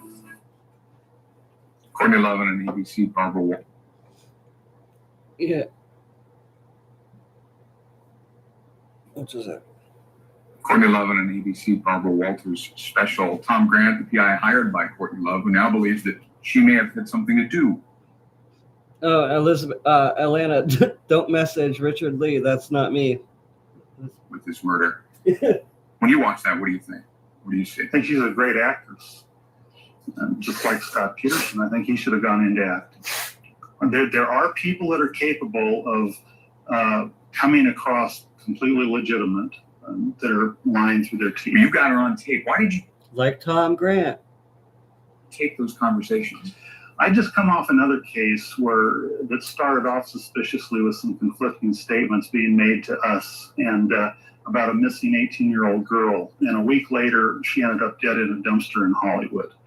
And as Ben Klugman and I walked out of the room from talking to Courtney and listening to all these conflicting things that were going on, all the lies that she'd been planting in the press and telling us about, as I walked down the hall, I said, we're going to document everything here. We're going to tape every phone conversation. We're not going to let this happen again. Who knows where this is going? You're not worried about her suing you, are you? I'd love her to sue me. I'd love to get her under deposition. I've said that from the first time I spoke out, which, by the way, I spoke to the police the day the body was found and indicated my suspicions. Not necessarily that I believed it was a murder at that time, but I knew something was wrong. But it took me 7 months before I would. Yeah, Courtney's dad told me that about the sex trafficking and everything, and he wrote about it in his book as well at the same year. 2017 is when all that came out. I remember he was selling it on his website for $25 signed. Now you can really rarely find that, and it's like hundreds of dollars. Willing to go So public. if she sues you, you get to take her to court and find out what I happened. get to depose. Sort of like another case that you handled, the Paula Jones, Bill Clinton case. Mhm. You got to take Mr. Clinton to court. Oh, we got to depose him. Let's listen to more of the conversation. Now, this is Courtney Love describing what she calls a suicide note, and this is in Rome when Kurt had an overdose in Rome. So, Does it start off very nice? Suicidal? It says one thing very definitely suicidal on the first page. It said, it's mean to me. It says, like, it says, but Dr. Baker says I would have to choose between life and death. I'm choosing death. That's a quote on her note. Right. And then a copy of that? They have to. They have to have a copy of the other one for 4. Why would somebody tell you to get rid of that? Because it wasn't really nice. It talks about getting a divorce. She ever told you to get rid of that because it wasn't very nice? He advised me, he said that this will never do you any good or your family. I would get rid of that if I were you. Chelsea in our audience has a question for you. Chelsea. Have they done any tests to determine where the source of the second part of the letter, the different handwriting came from? The later supposed Right. Do they think suicide it was note? Courtney or? Can we look at it again? Can we take that shot up again? So And we can maybe see? Ian, you can answer. Didn't somebody find practice suicide notes in the handbags of hers? That's right, Kent. Rosemary Carroll found in Courtney's backpack a copy of her practicing handwriting, like A's and B's and C's, all the letters. We had a couple of handwriting experts, top handwriting experts, investigate the note, study it, compare the handwriting. Again, the alleged suicide note never mentions the word suicide, and the last 5 lines, both handwriting experts concluded were not written in the handwriting of Kurt Cobain. But the handwriting can change the more drugs get into it. No, she literally was like my half brother Dan. Like she was like even plotting to kill Hank in his sleep and everything, you know. She just became sociopathic after I think the split up with her mom and her dad, that's when she began to act out, and she was put into schools for people that act up. System, the more depressed he becomes, your handwriting can be different. Did they take that into consideration? Yes, but they say again, it's impossible that when the drugs kicked in, he would have been dead within a fraction of a second, let alone write those last 5 lines. And this goes to show you all the discrepancies, because we obtained also confidential Seattle Police Department police records under the Freedom of Information Act, proving that the department never seriously investigated Kurt's death. And immediately they concluded it was a suicide and failed to look into any of the discrepancies that only emerged in the weeks following Kurt's death. You mentioned the Rome incident. The only person who said that it was a suicide attempt was Courtney after Kurt died. That went a long way to convincing the world that Kurt was suicidal. I've got a big question though for Tom. Okay, so we don't have fingerprints on the trigger. We don't have fingerprints on the pen that wrote the note. We've got a different kind of handwriting at the end of the note. But I mean, Tom, he's found with his hand, you said, over the muzzle of the gun. So, I mean, obviously he had something to do with it, right? Wasn't it like locked on the gun? If this was staged to appear as a suicide, and if he was unconscious and his hand was put on the gun, whenever there's a wound to the brain, the first thing that happens is your fists clench. In fact, if you look at the photograph of his right arm extended, his right fist is clenched. So it would be natural that if his hand is even laying loosely on the gun when it's discharged, it's going to grab. So you're saying he was knocked out? No, his trigger finger was pointed out. Remember? They set that up too to make it look like he put his right finger on that on the trigger. If you look at the other photo of his side view of his pants, that you can also see the heroin kit in. Somebody put a gun to his mouth, put his hand over the gun, and then fired it, and that's what Clint did. Which, as horrible as it sounds and as unbelievable as it sounds, it's happened before. Yeah, in Bloomer, that's why I was sending you those photos. I put it together, the wine cellar and the other 2 photos that are of the basement, like the heater and everything in the basement.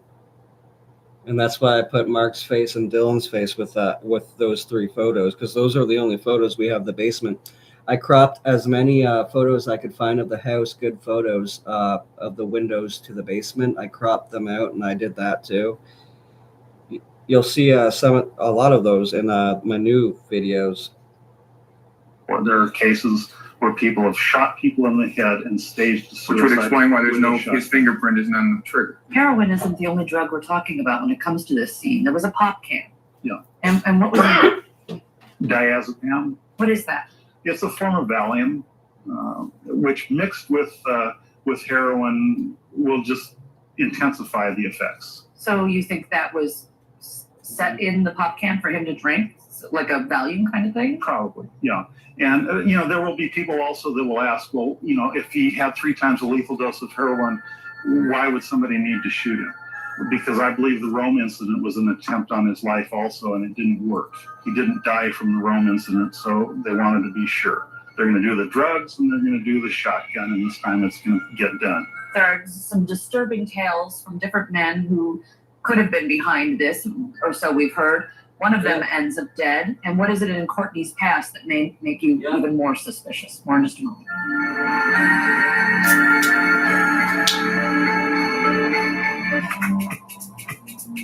Tom Grant was hired as a private eye by Courtney Love, and all of a sudden you decided, after a little bit of investigating, looking into whether Kurt Cobain was having an affair, what was he really up to, you sent Courtney a letter saying you had suspicions. Suspicions of what?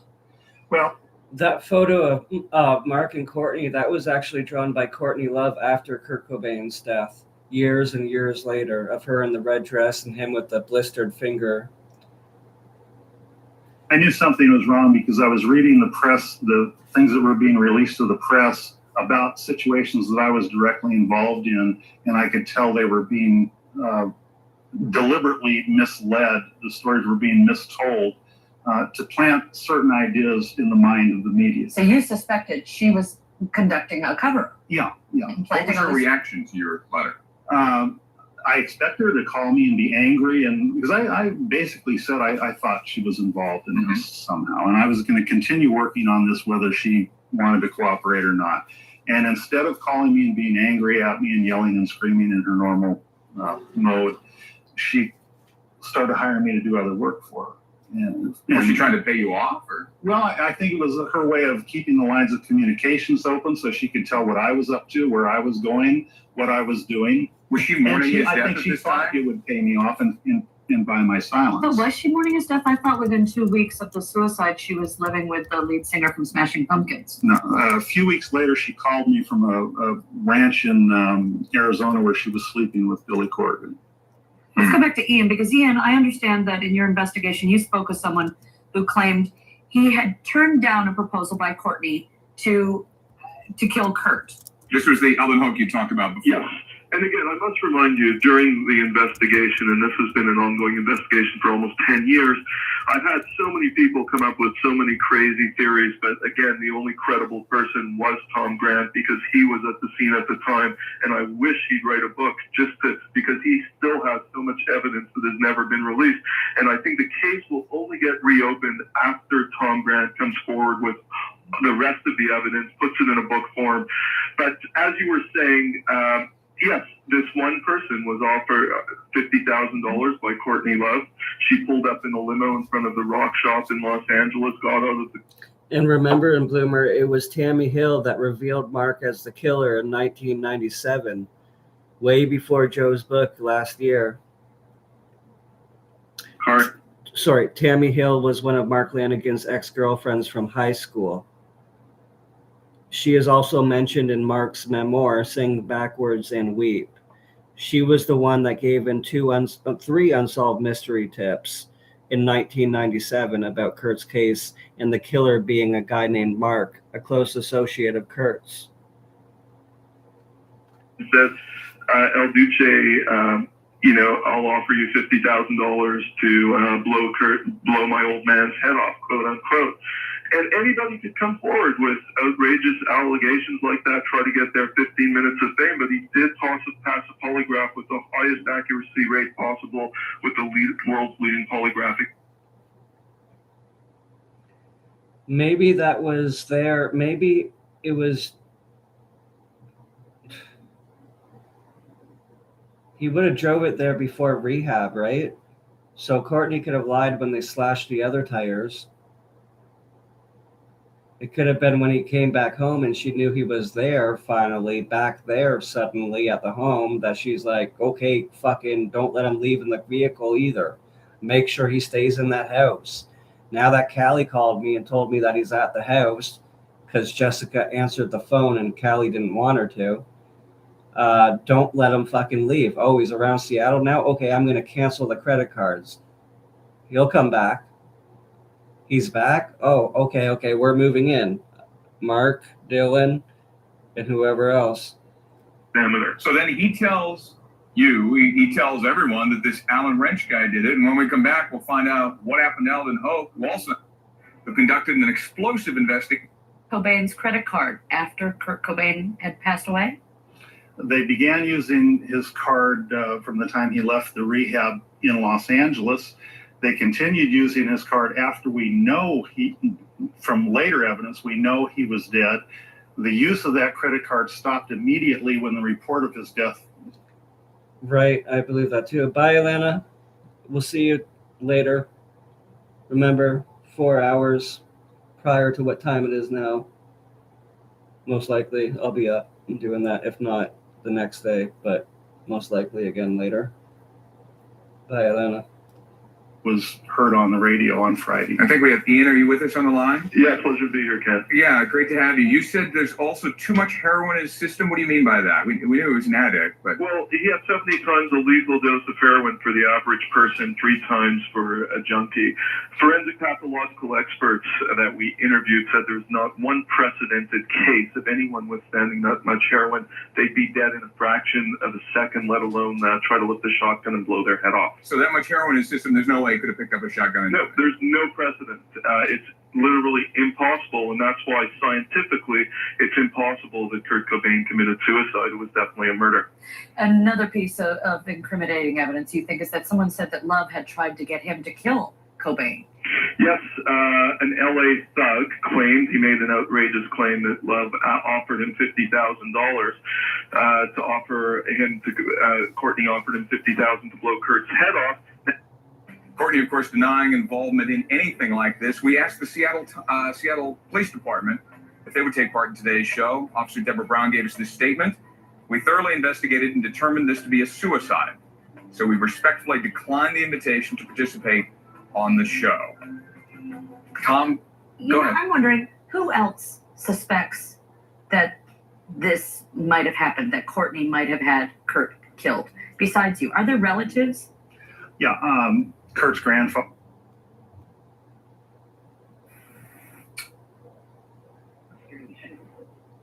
Hey, Tom, we, Zach, again. Dylan fixed the hot shot, and he and Callie gave it to Kurt, and he just tells a story, but he never says how he knew that. He didn't say he in fact, he said he wasn't in the greenhouse. So how would he know all of that? And I mean, yeah, we can imagine ways if he was telling the truth, which we know he wasn't because he even admitted before he did it, but he truth of the story. But what gets me is he's not even smart enough to do that right.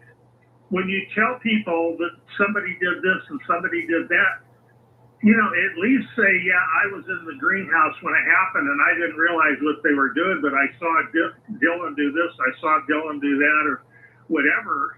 At least say how you know certain.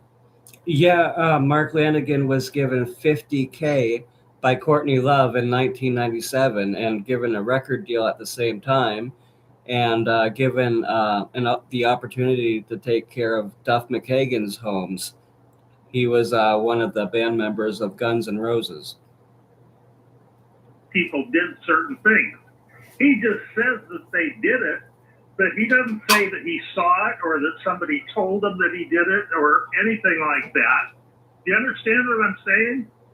I mean, I could sit here and tell you stories about celebrities or whatever and just talk about it as a fact without ever telling you why I know that about that, and why would I expect anybody to believe stuff like that? You have to qualify the things that you say. Yeah, I'm going to speak for Kat now, his girlfriend, and we were just talking today too, and she told me, she knew that we were doing that just to that you just, it's just so stupid. It was such a stupid thing to do.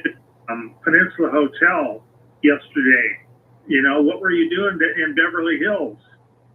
And you'd say, I wasn't in Beverly Hills. I said, I saw you, Zach. Don't tell me you weren't there. And you would just laugh because you know you weren't there, no matter what anybody says, Could he then be working for Courtney, doing something sneaky with her then? Who? Joe Byrne. I have no idea. I don't care. I really don't care. I need to get off the phone. This was just too much for me. This thing that you guys did was really, really stupid. It was really stupid. And it's too bad because you're not that stupid. You allowed a stupid person to get you involved in it. I can see where you might have agreed with Daniel that maybe this could, shake things up and get the police to do something. That's not what makes you, I'm not saying you're stupid because you might have thought that. But when you say other stuff, when I try to explain something to you and you say things like, well, I was under the impression and whatever, that's where I can tell that no, you're manipulating me now because what you just said now, you're not that stupid. Daniel Rich is a very stupid man. He's got a low IQ. No matter what you think of him, I'm telling you, but you're not. You probably got a fairly high IQ. Well, You may not know it. I believe that he was making it up too, but I also at the same time thought he could be telling me the truth in a way in which he's trying to make it sound bogus. I don't know. That's my truth view. And he did. Yeah. Did you read my documents? My court documents, Sarah? No, after what you guys did now, I just have to leave that alone and not be involved, because I when people deliberately lie about stuff, then from that point on, you really don't know who's telling the truth about what. Dan is dead, and when I found out he was dead, that's why I released the video. It wasn't the plan between me and Dan. Zach, how do you know he's dead? I've been talking with Kat, his girlfriend, and Lisa was the first one to tell me he was dead. Okay, so Zach, here's what I'm getting at. You believe he's dead because his girlfriend told you, or told Lisa, or whatever. You believe he's dead because people told you he's dead. Yeah. Yeah. Well, don't you think that Daniel, I mean, if this is his girlfriend and his girlfriend really loved him or whatever, if Zach wanted to do this, you don't think that he would tell his girlfriend, okay, now tell people that I died, Yeah. Because that would be part of that would release, you said that he said, put it on the internet when I die.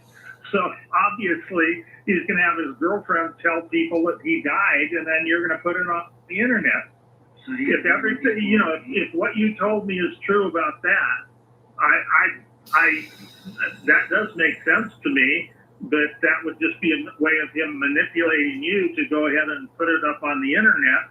And for right now, he'll just stay out of sight until his girlfriend calls people and tells them that he died.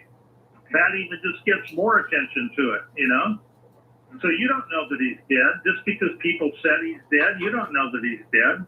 Right. And he was saying that to me before, but I can't believe he would do that to me. Like, we didn't even plan it to release it the next day. It was just random. Well, but you told me that he told you to release it after he died. Yeah, so is that what That's what you told me. Me to do, probably?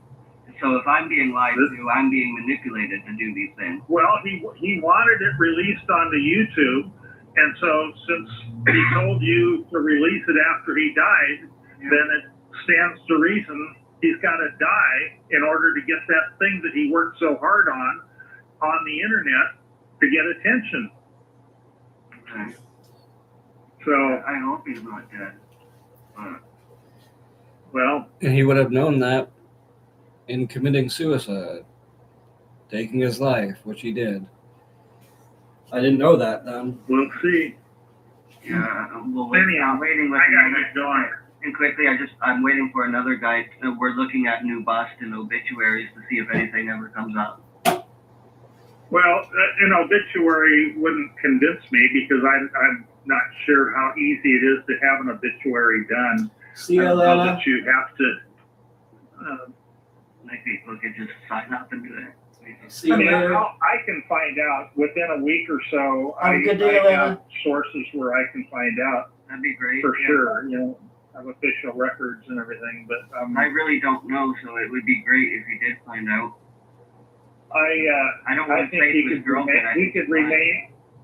He could remain in hiding for, he might for maybe even a month or so, just to let this thing go on. But eventually, he's going to have to come out and probably apologize to everybody and say, "I'm sorry, I was just trying to help," and blah blah blah, because he craves attention, and so this can't be his last hurrah. What was the part 2 that you alluded to on the thing? Is there a part 2 for this? Yeah, I have like 6 hours or 7 hours that hasn't been released. Oh my goodness. Yeah, I haven't released it. I'm not yet. Well, It's on. I mean, he likes to hear himself talk. He just goes on and on and on, and he skips from one thing to another. He doesn't even finish a topic before he moves on to something else. So when he's talking about all this stuff, he can't even keep his thoughts together. And it reminds me of Courtney a lot. When Courtney's talking to me and when I know she's making stuff up, she just skips all over the place. That's a good sign of a pathological liar, because they're making, it's like when I used to tell stories to my kids when I was putting them to bed, you know, Daddy, tell us a bedtime story. And they knew I was making a story up. And I said, well, these two little girls were out in the forest and they were walking along and they saw a bear, you know, and I just kind of make it up as I went. And that's all Daniel's doing. And it was obvious that he was doing that. And one indication of that is skipping from one thing to another, never backing up what you're saying with any documents or any proof or anything, you know, never even saying. He would say stuff like, I know for a fact, but yet he would never say how he knew for a fact. What caused him to know for a fact? He didn't say, I saw this or I saw that. He doesn't even say, somebody told me this or somebody told me that. I mean, he may have once or twice, I don't remember, but if he did, it was only once or twice. But out of 100 items that he kept rambling on about, he never says, well, you know, such and such told me, or I saw this, or I saw that. And his thoughts are all incomplete. Even the thing about his crop duster airplane. Do you know that crop duster airplanes fly really slow? Okay, before I continue with this, people hadn't taken in, they still haven't, what Danny actually said. So he said that his cousin owns a fleet of planes and has a crop duster license. He currently did at that point. But there were many planes there, and he took one of them. We don't know which one. But here we go with that. Oh, no. I used to have a pilot's license, and I used to fly small planes. And a crop duster airplane is called a Storyteller aircraft. That's weird. Did you hear that? Let's go over that again. It's a short takeoff and landing airplane. And a crop duster airplane is called planes that fly really slow. No. I used to have a pilot's license, and I used to fly small planes. And a crop duster airplane is called a Storyteller aircraft. It's a short takeoff and landing aircraft, and they're designed to take off within just maybe 100 feet or so because of what their job is. You know, they fly over fields and then they go up and they do a quick U-turn and they come back down again. Most airplanes aren't designed for that. If most small airplanes is just to place a Cessna 180 or whatever like that. If they tried something like that in most small airplanes, the plane would crash. But crop duster airplanes are designed for that type of flying, and they're also designed to fly really slow, relatively slow. I mean, most small airplanes will go a minimum of about 120 miles an hour. You know, I'm not talking about just a little single prop, four-person. Just a sec. Because it's just ridiculous. You know, I'm not going to. I think Joe's more of a credible witness than Danny, though. Well, yeah, I do too, but I don't think that doesn't mean I think Joe's a credible witness. How could Joe possibly be a credible witness when I know I wasn't there and he claims that he saw me there? You know, he picked me up. He picked me out of a lineup even. And that would have been Saturday night. That would have been the second on Saturday night that he claims that this all happened and that he saw me there too. Yeah, because he said he was there creeping around taking photos. It was another. Just a sec. I have to find the video to play on the screen. It's in my unlisted.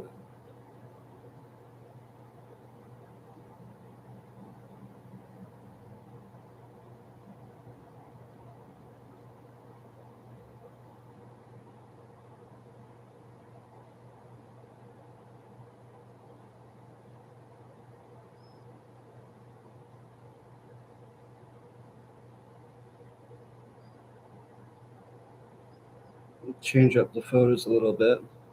Yeah, that's really dumb. What a dumb thing to say. Nobody would have been there walking around taking photos on the property. I mean, that would have been stupid for anybody to do. And Courtney certainly wouldn't have hired somebody to be on the driveway taking photographs. It's weird that Courtney wanted to plant that false story in the newspaper that she overdosed on the same night as the second, when Kurt left and was at the house at the second, and then apparently that's when it happened, you know.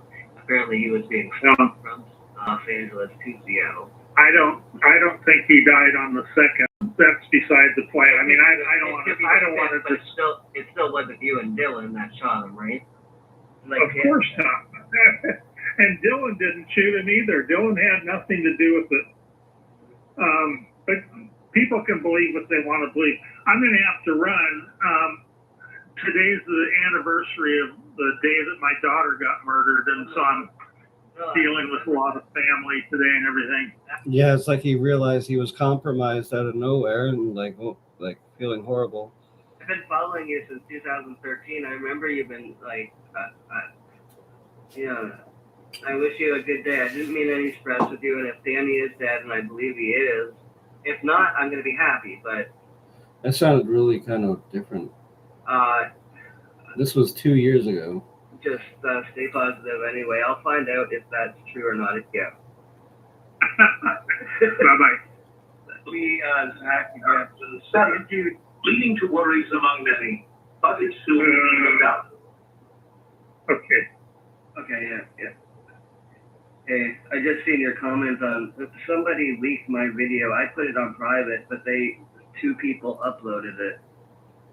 That was the girlfriend that Chris Todd sent my way. We broke up recently after a year. And she tried to say to me, I don't know who uploaded it. I'll help you find out. Let's look. And then after 2 or 3 months, she said, don't get mad, but it was me that did it all along. That was one lie I caught her in. By the way, she never lies, because that's what she says. Can you believe that liars actually lie about lying? Kind of weird. I never thought a liar would lie about them lying. Obviously, they do. Well, I don't know what to say. I mean, because obviously he was just making stuff up and lying through his teeth. But it's too late to. We were doing that in hopes that it would bring the misinformation that was put on him on the people that started it, and hopefully that led back to Courtney. Well, let me tell you why that's a bad idea. It's really very simple ethics. There were kids killing themselves after Kurt died. I'm sure you're aware of that.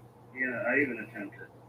It bothered me that I had suspicions about what was going on. It bothered me not to speak out, because if I could have come forward, within a few weeks or something and say, I don't believe he committed suicide. But I wasn't to that point yet. I wasn't ready. I didn't know for sure.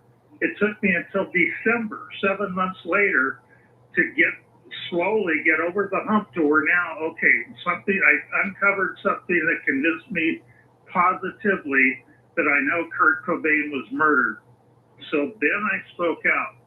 So I was willing to even allow kids to commit suicide, because I wasn't about to go out and lie about something to stop somebody from killing themselves. That's how you establish credibility. And if you're willing to go out and lie about something to get something to happen, then you've lost all your credibility. And now you're involved in something that... Am I taking it the wrong way, or did that sound kind of rude? I don't know. I'll probably never believe anything you tell me, because you're willing... You and Daniel Rich are willing to lie in order to do something. And it's just not... It's just the people that I was working with thought that Danny was being honest about it, but saying it to me in a way in which he was lying about it and that he wasn't actually my friend. I don't know what that has to do with anything. Well, You just told me that you both, well, yeah, well, but you also just told me that you both worked on it together and that you both believed that it would help, Yeah. shake something up and reopen the case. That's what I'm doing with Danny, but at the same time, I'm working with two other people. I can't say their name right yet, but they were the ones telling me that Danny is being honest with you. Matthew and He's Jason. trying to say it in a way in which it goes over my head. When did you talk to Danny last? I was the last person to speak to him alive, and he did die. I've been video chatting with Kat, his girlfriend, and I just But I thought, because I'm recording it right now, and for me to get those from them. That he was Just a sec. he was gonna do, and think his dad he's after? make the whole thing up. Is he actually dead or no? Well, in this video that he did, he's nowhere near close to death, first of all. Because I just talked to his wife and she was crying. Well, And now I don't understand saying why were you working with him and letting him claim that I had something to do with Kurt Cobain's death? I was just listening to whatever he would say. He said he specifically wanted me to title that video Deathbed Confession. And when I talked to his wife, his girlfriend today, she kept saying to me, Deathbed Confession, Deathbed Confession. I kept wondering why he was saying that. Now in hindsight, it makes sense. Because he actually did die. And it's not a deathbed confession because this was done a couple of weeks ago and he's nowhere near dying. A deathbed confession that is admissible in court is when somebody, like the last few hours before they die, and you can, they're real weak and they're talking real low, and that's a deathbed confession. He doesn't sound at all like he's even sick talking in this video. Do you know? And he's going on and on and on. Do you know for sure if he's still alive? Somebody told me they just talked to him a while ago. Yeah, because I was the last person to speak with him before he died, and when I was talking with his girlfriend this morning on video chat, she was crying. And Can anyone look over the Danny Rich video and see if he says in the beginning, right in the beginning, in a 1 minute mark, today is January 31st? Because that was the date he died. But I did that interview, the video with him a month or two before he actually died. So that would be interesting to look into. Did you speak to him before he died? It was about 1 in the morning I was speaking to him, and then he said, I'm going to crash. And then... Last night? Yeah, I was the last person speaking with him. And she even told me that, because I just was on video chat with her about 9 this morning.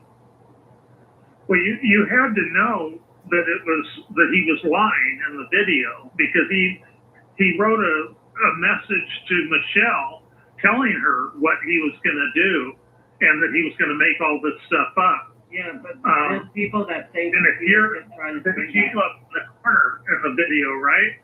People just think he was trying to say that to get away with it, to admit that he could admit it, but not get in trouble. Huh? People think that he was being honest, but he was doing it in a way in which he wanted people to believe he was being fake so he wouldn't get in trouble. How could he get in trouble if he's dying, Zach? Well, do you think could he be faking his... Can you answer my question? How could he be concerned about getting in trouble if he's on his deathbed and about to die? I don't know. I guess he's having conflicting thoughts about doing that. Right. Yeah, I think you're not being completely honest with me, Zach. What? Ask me anything. I'll be honest with you. Well, okay. I'm going to ask you. I'm not going to ask you. I'm going to tell you what I know, that you two put this plan together. You know, he called me also a week or two ago, something like that. And I was busy and I haven't called him back. But he was telling me about you and him working on something that I might be interested in. Yeah, he told me right after. Yeah. You're working too close with him not to know that he faked this whole thing, that everything that he said is a lie. Besides the fact he's talking about flying in a what do you call it? One of those airplanes that sprays, insecticide and stuff like that. First, I think he said it was his plane. Then he says it was his cousin's plane. I haven't even actually finished listening to the whole thing. Somebody else, another friend of mine, heard the whole thing, and he was sending me poetry like, "Oh, dirty fucking rock star grudge person like Kurt Cobain, fuck you," and all that. I'm gonna take everything from you. I'll show you those things. What are you talking about? He was sending me poems about Kurt Cobain, about being really mean to him, and it was shocking for me to get those from him. Unless he was playing me too. Yeah, well, he's. I haven't even heard the whole. Apparently, this is a longer video than what I thought, because I'm recording it right now, and I can't hear what's being said because it's going directly from out of my computer back into my computer to record the audio. Yeah, but I see that it's still on, and so it looks like it's well over half an hour long. Yeah, it's 7 minutes, I believe. Is it on my YouTube channel, The Life of the Borderline? Yeah, I'm recording it off of YouTube. Yeah. I hope. And he had. I just heard the first few minutes of him talking, and I'm an ex-cop. You got to remember, I'm an ex-cop. You know what the main job of a cop is? Even if they're working patrol, just writing traffic tickets, much less being a detective or whatever. Everything to do with police work, I should say about 90% of everything to do with police work is figuring out if somebody is telling the truth or not. So it's real easy for me to listen to somebody talking and to tell whether they're telling the truth or not, because they cross themselves up. Like what you just did a while ago when you said he was probably afraid he might get in trouble. Well, that doesn't make any sense whatsoever if he's really dying, and especially if he's dead now. Why would he care about getting in trouble? That's what a deathbed confession, that's why they're allowed in court, because the person who's saying it has nothing to lose. So they're most likely to be honest right before they die. That's why they're called deathbed confessions. Even if he was telling the truth in this would never be considered a deathbed confession. But he's just rambling on and on and on. He wants to be involved in this. He wants to get his name out there. He has nothing to do with this. He has so many connections, even. I don't know either, but I do know that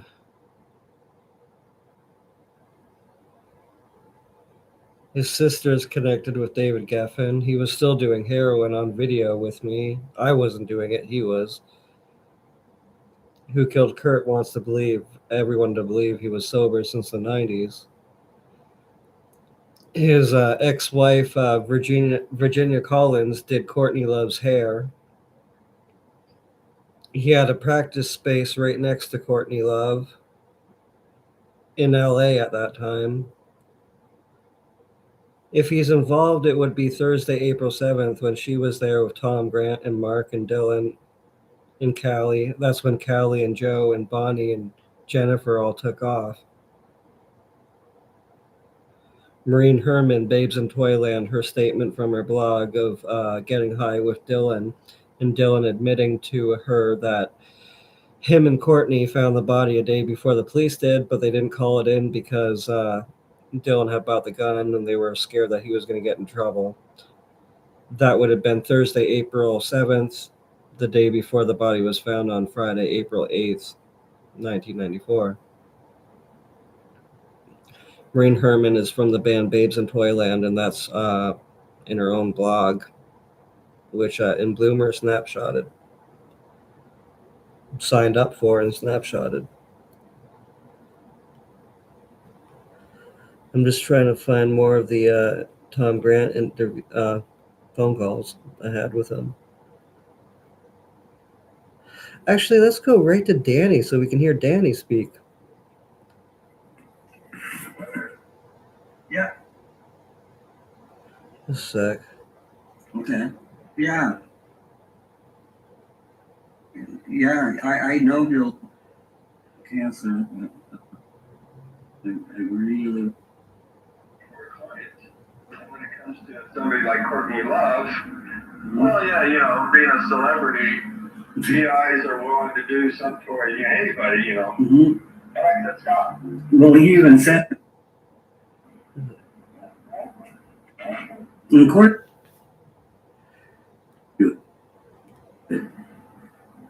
Right. I mean, Lisa's story, so no, it was in. Exactly. Right. Let me find the exact People one. trying to be clever.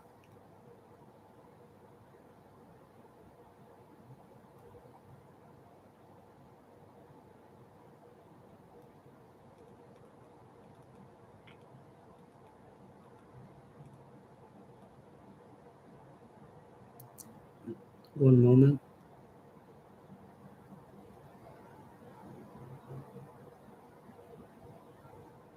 This is a really important one with Danny that I need to play.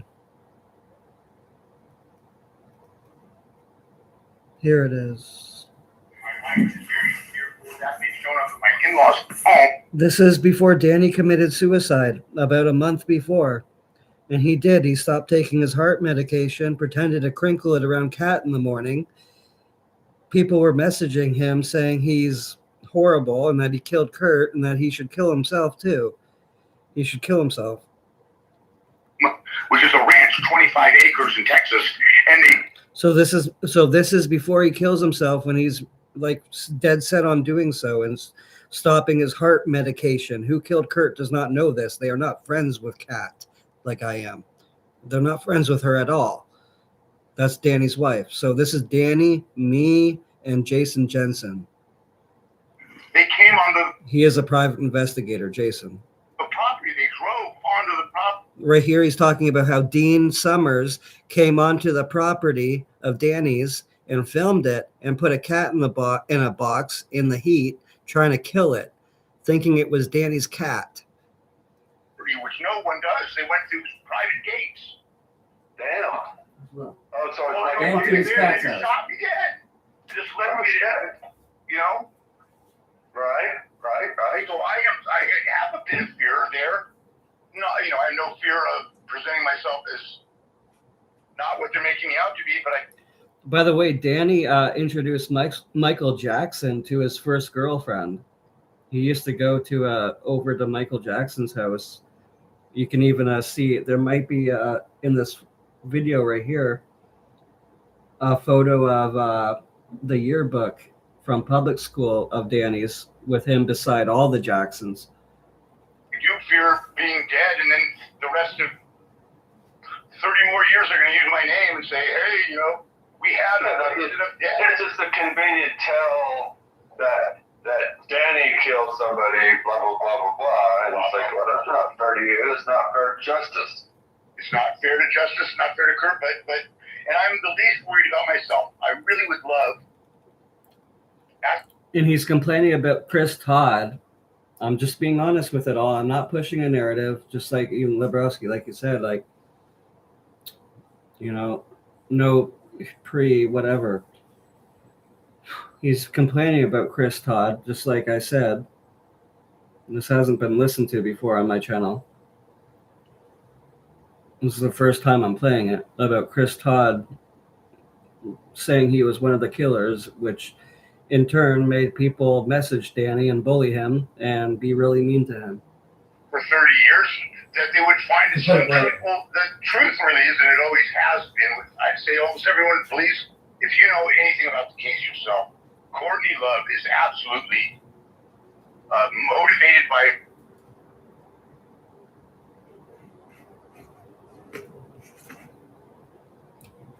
It cut off. Just a... Record stuff. I know they published photos of the death scene, and there's been stuff about the autopsy. And on the 25th anniversary, I saw that there was an article that they reinvestigated it and concluded from a cold case investigator that the investigation originally was done correct, and his conclusion is still that it was a suicide. So that's as deep as I went. It's like, That's correct. That's correct. Yet they're still pushing up names, and I happen to be one of them, and they're still coming to my ranch in Texas to... Well, like he's pointed out, you were a fan and you went to the house, so naturally your name would pop up if there was like a list out there of names. So, just sucks to be a fan. Correct. Right. It sucks to be a fan, doesn't it? So, I also am a musician from Los Angeles. Apparently, so that's how they tied me into this also. With a punk band I used to play with in La La La, and he's obviously the guy. Right. Wrong. But I don't know. I think somebody would be helpful if they find out how my name and my story got interjected into it. I think it would probably lead directly to the person who needs that name and that injection of a person. Right.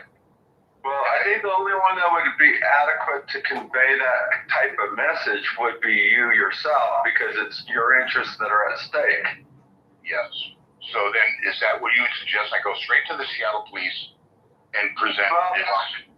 Well, the difference is the police have no authority as far as immunity goes. And the police have already made up their mind it's not a murder. No matter what you say, it's like, it sounds like a defamation claim. You go, we're not going to do your work for you. Go get an attorney and sue them for defamation. They're not going to care. Because defamation is a civil action versus like a homicide is a criminal one, but they've already concluded it's not a murder. Okay, I do see what you're saying, but the police won't care. The place to go is to speak to like a prosecutor at the DA's office. They have the authority to grant somebody who's given statements some type of immunity for those statements, number one. And number two, since the DA's office is not the police department, they're more open-minded to a new narrative that would lead to prosecution or not, whereas the police have already closed their mind. I see, but I am threatened by this guy, Dean Summers. We're just trying to figure out Dean Summers, who's threatening me, works for Courtney Love, and I do believe he does. He's another... But that sounds like a direct link between Courtney and Kurt through Dean, but again, Dean was one of the nannies. Yeah, the only one that could adequately convey that kind of knowledge would be you, because your name's thrown in the mix. Yes. And as a fan, I'm sure that's your source, as a fan, you've dug all these names up and stuff, and you have a historical context where somebody like me does not. I got you. So I hear what you're saying, and that's what I believe I want to do. I was going to talk to Zach, now we're talking with you. Right. I would try to contact somebody, authorities, to say, it may be close to you, but if they kill me and they keep writing books about me, thank you very much. Right. Then it's all of a sudden it's a new murder plot. It's a new case. And Right, because if you get murdered, now they're going to investigate the murder of Danny. I'm sorry, what's your last name? Daniel Rich, R-I-C-H, and they're not going to do anything. It would be flat out another guy who wrote it. Somebody wrote a book about, not a book about me, about Kurt, and the new guy who we think is the murderer got killed, so he's gone. Right. They wouldn't care. Yeah, we can't let that happen. So we have to do something before anything like that can happen. Yeah, that makes perfect sense, because I wouldn't want to see you murdered by any stretch, especially from some crazed fan of Kurt Cobain that thought he's going to get justice. Chris Todd doesn't help Kurt's case. Chris because Todd. then Kurt's case will be harder to ever solve. Chris Todd. What you're saying, sir, is absolutely right on. So there is not just Dean Summers, but Dean Summers is the most. He's watering at the mouth. He's working for somebody who wants to make sure my name gets out there, and then he does me. So they could say X, Y, and Z. It has happened twice before historically. Right. That's what that'll do, Jay. And that sounds like a sound argument. Yeah. So Yeah, and Dean was also hired by the Cobains, and no, he wasn't, but he dated one of the nannies hired by Cobain in 1994, the Cobains. Right. So at this moment, we don't know this. that makes him close to the inner circle. So good God, dude. Yeah. Sounds like it's a breaking story. We just got to get it to the right persons. Yeah. So do we leave it that you'll think about it and sleep on it? Because I know it's late, sleep on it, and then we could talk tomorrow or something and see. Yeah, I'd be open to that, because as I think about it, what my capacity is, given my connections already, I could probably make it happen that you speak to somebody at the DA's office with a it's called a queen for a day letter. And that means you get transactional immunity no matter what you tell them, even if they thought what you're saying is implicating you in a crime, that you are immune from any kind of legal repercussion for what you're sharing with them, because what you're sharing with them leads to a bigger fish. Does that make sense? It does make sense, and I see. I'm not worried about myself in it, but at the same time, like I say, I don't want to end up dead and just forgotten. And I'm right. Yes. Right. But see, one of the things that I like about the image of asking for a queen for a day letter is it makes them want to listen to you, because they may think you have something, even though, let's say, you're mistaken. Oh, I thought I had something that would be implicating upon myself, but it catches their attention, if you know what I mean. I do know what you mean, and because you can spend an hour talking to them, and they're like, well, what part are you getting to? Thank you for your time. Yeah. But what part of it that you were worried about that was going to come back to you? It's like, oh, I'm done with the story. Oh, there's nothing there. But at least it got you in the door or on the phone, because they took that message, I need a queen for the day. They're like, oh shit, queen for the day for Kurt Cobain? What the hell's going on? Let's talk to this guy. Because if you just simply call up and say, yo, I'm Joe Blow, I got some information on Kurt Cobain, they'd be like, oh, fuck, again?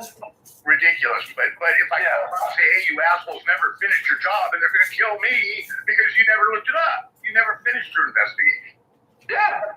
But you say I want a queen for the day letter, because I have some important information to get to you. Yeah, I don't have any important. The only thing that would make it important is if I could find out who made it important to put my name in there in the first place. Well, you have these people connected. What you're going to share with them is going to give you the names for them to explore. That finds that out. Like you just explained to me. Yes, then I'm fine with it also. Then I'm still fine with it. Well. And I know I have to do it because, running from it is stupid. I have, and this is fighting for your safety. Yeah, and because Even Dean says he was friends with Kurt Cobain, and so this is a direct involvement from those people that they have to investigate. 100%. He was there. This man, Dean Summers. Somebody, he says, offered him Kurt Cobain's teeth because apparently, and I never saw that in a knock. His teeth were knocked out into his mouth. Oh shit! Supposedly. Oh shit! But somebody was able to scoop those teeth up and try to sell those teeth on the open market. Weird shit.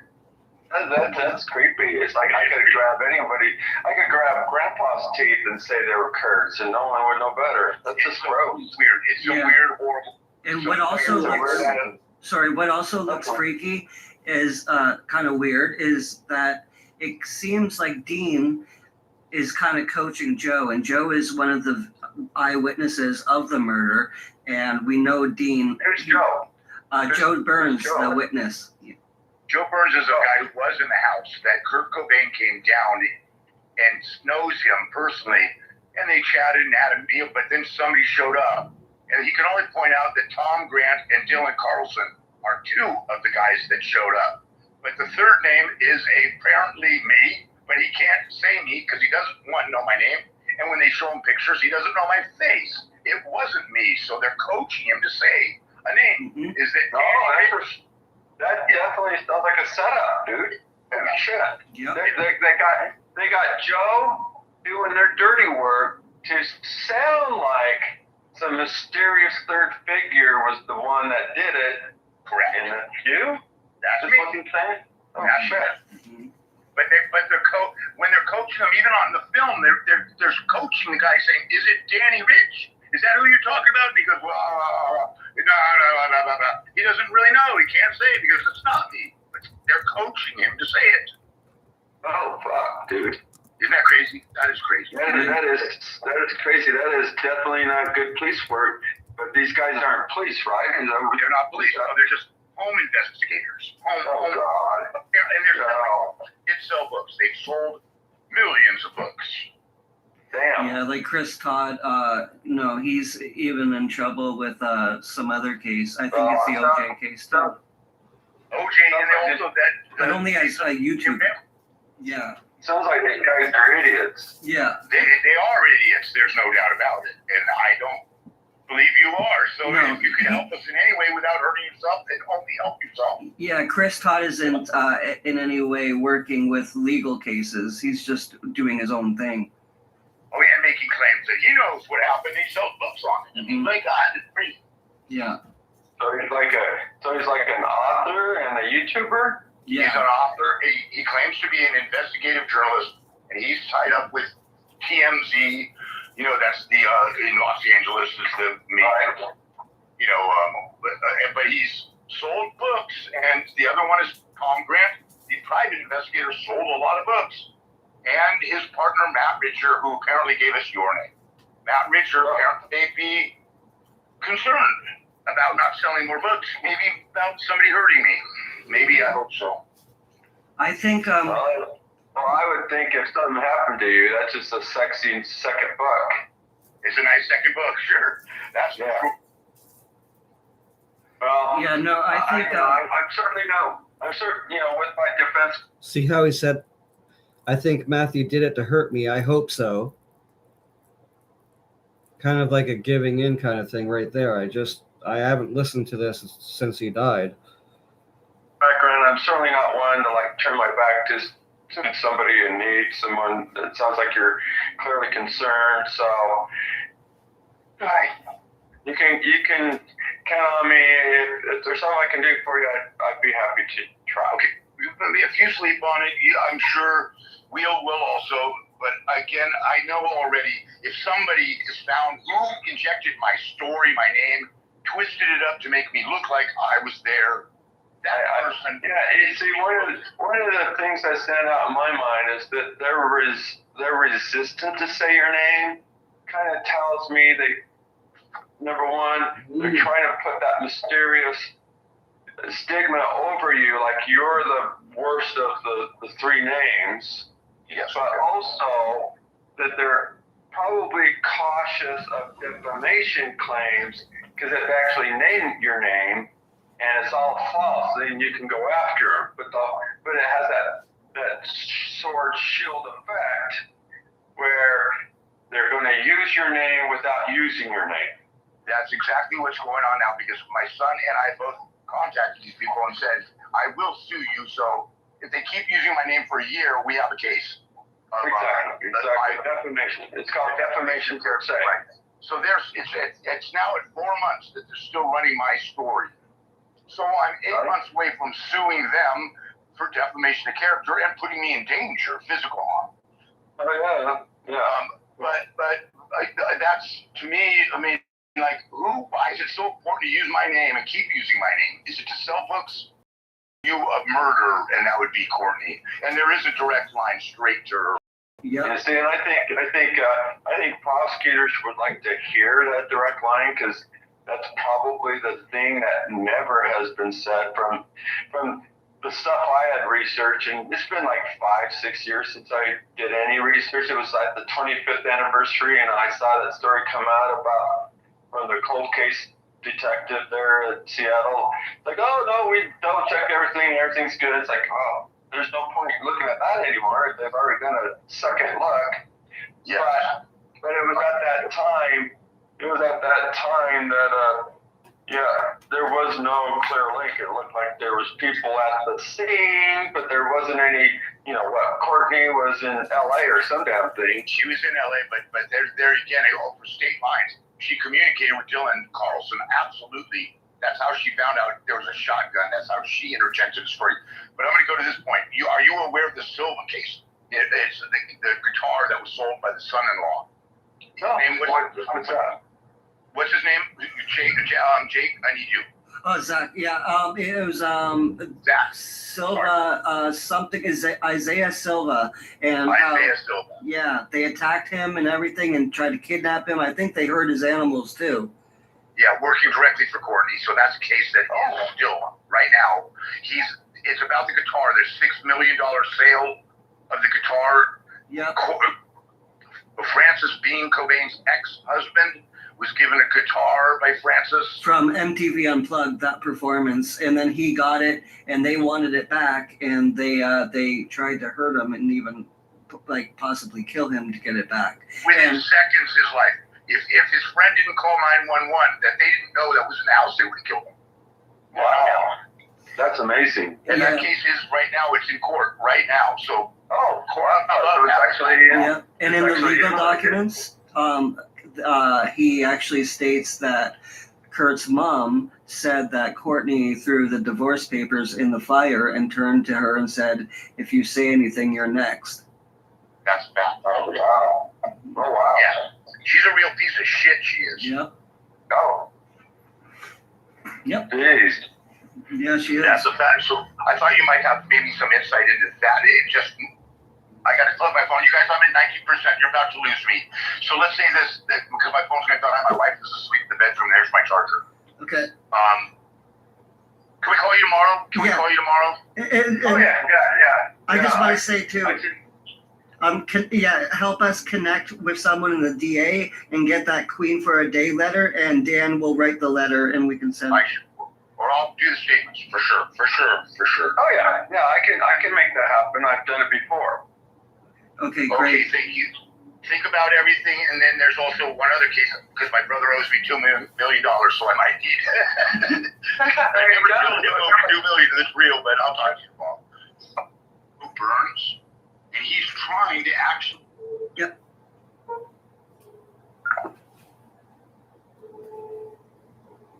Going to Matt Richard, who's questioning Joe Burns, and he's trying to actually throw my name into it.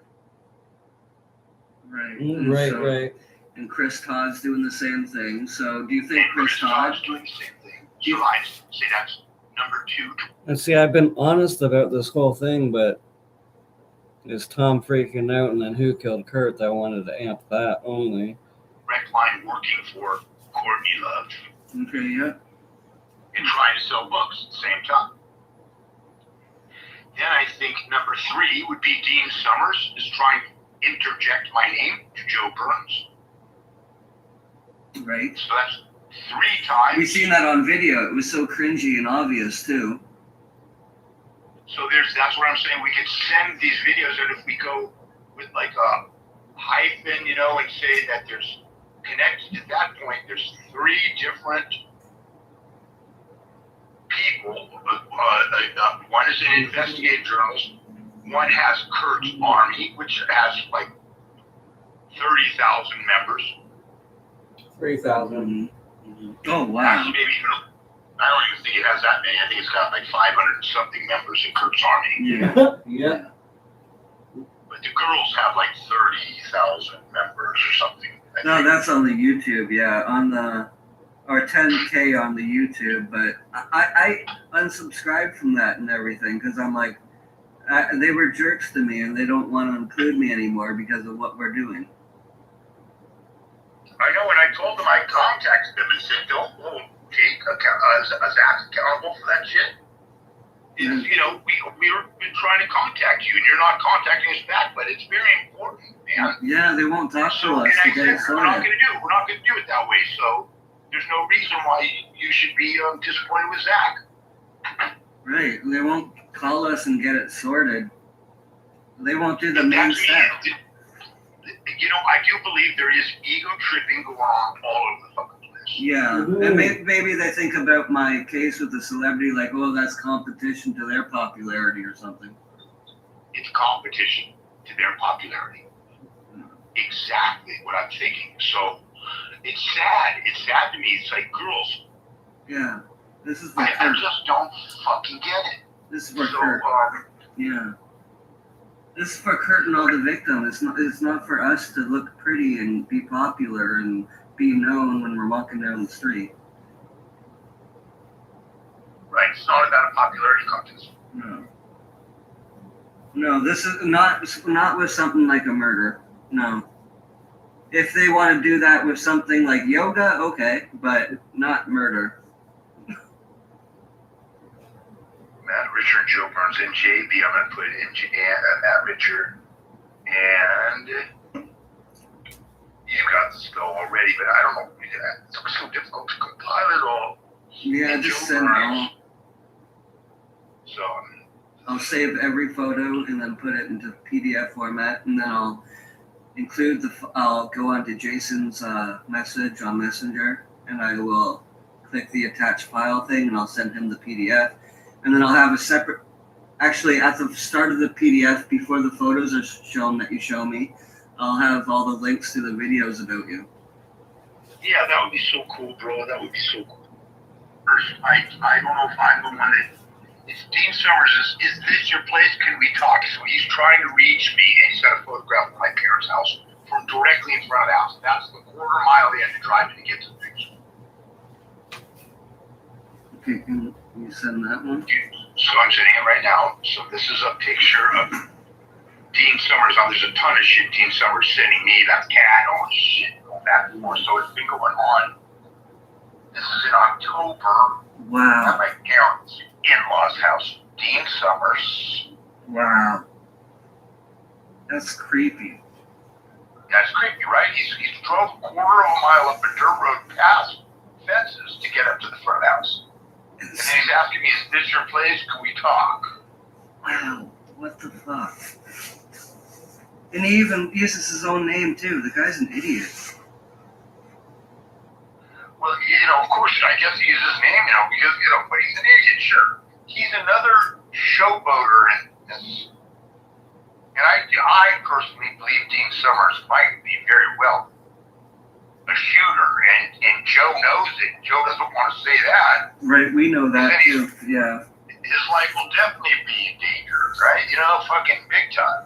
Yeah, we know all that stuff and that he could be, and most definitely is working with Courtney, but I can't believe how bold they are. Like, to use their own name and not even try to hide and try to get it, they're just so confident in their stupidity. Yeah, it's weird, right? Their confidence in their stupidity. They're fucking stupid as fuck. Yeah. And he dated the nanny, and there's one of Kurt's friends, apparently. We are told Dylan was one of Kurt's best friends, too.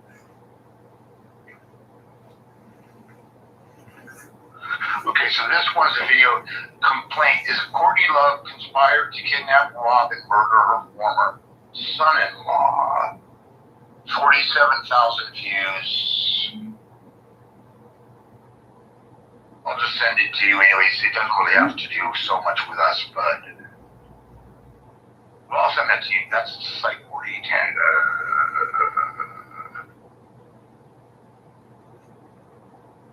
I want to go over the Isaiah case, too, in PDF. I did once before. I read the whole thing. But I want to take note of certain things. Now that we have this, and I'm involved with you and everything, I want this. I really have to reevaluate everything. Because a lot of what's ringing to me is like the animal abuse. Because Courtney always has people hurt the animals. Yeah, it is this shit of fucking strange shit. What she did to Isaiah Silva, she should be in prison right now. I can't figure that out. And that Sam Lutfi guy, too. And everything he's done to Britney Spears as well. Right, so this is 47,000 views, and it does mention about Free Britney, Courtney Love, Justice, or something. I don't need to send you this, though. It's a YouTube video. The True Psych Ward. The True Psych Ward. Yeah, True Psych Ward, yeah. That's a YouTube channel, yeah.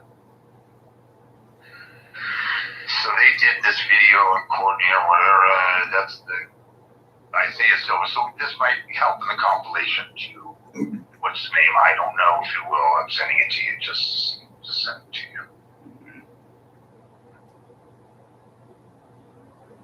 I should have put it at the bottom, typed it in, but there it is. YouTube, and that's the complaint. Courtney Love conspired to kidnap, rob, and murder her former son-in-law, and she did. And I guess that case is ongoing today. Yeah. Yeah, now Kurt's mom has died, and she was mentioned in that too. Right, she mentioned in there too, yeah. Yeah, she's dead, yeah. It's kingcounty.gov. So, Kurt's dad is in Canada. Kurt's dad is in Canada and still alive. If we can get him, that would be very credible.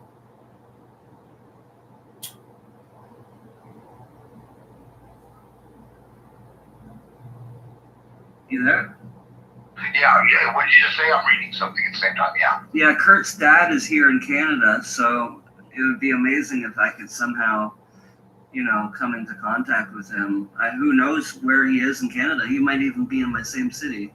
He was. Oh, how weird. Yeah, that's, I heard that he's, what did I hear? It doesn't matter. Not anymore. This is, who killed Kurt to everyone. Who killed Kurt.org to everyone. This is when you email or mention, they're saying to go to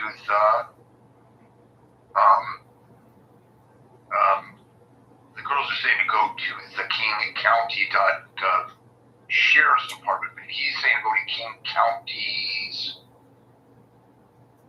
PA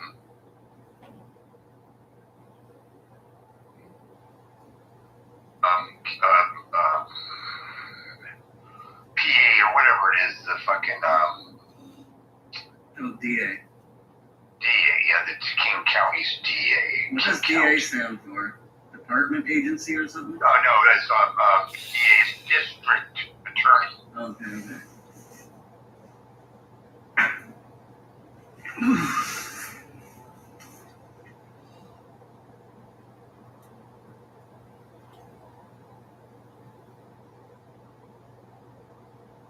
You should. Do you already have like every snapshot in a file? Who's snapshot? You should put every snapshot you have in like a file, like call it snapshots, Cobain case. Oh, I should put them in one file. Yeah, I should do that. Yeah, and then it helps organize your mind and make you feel more clear too when you do that.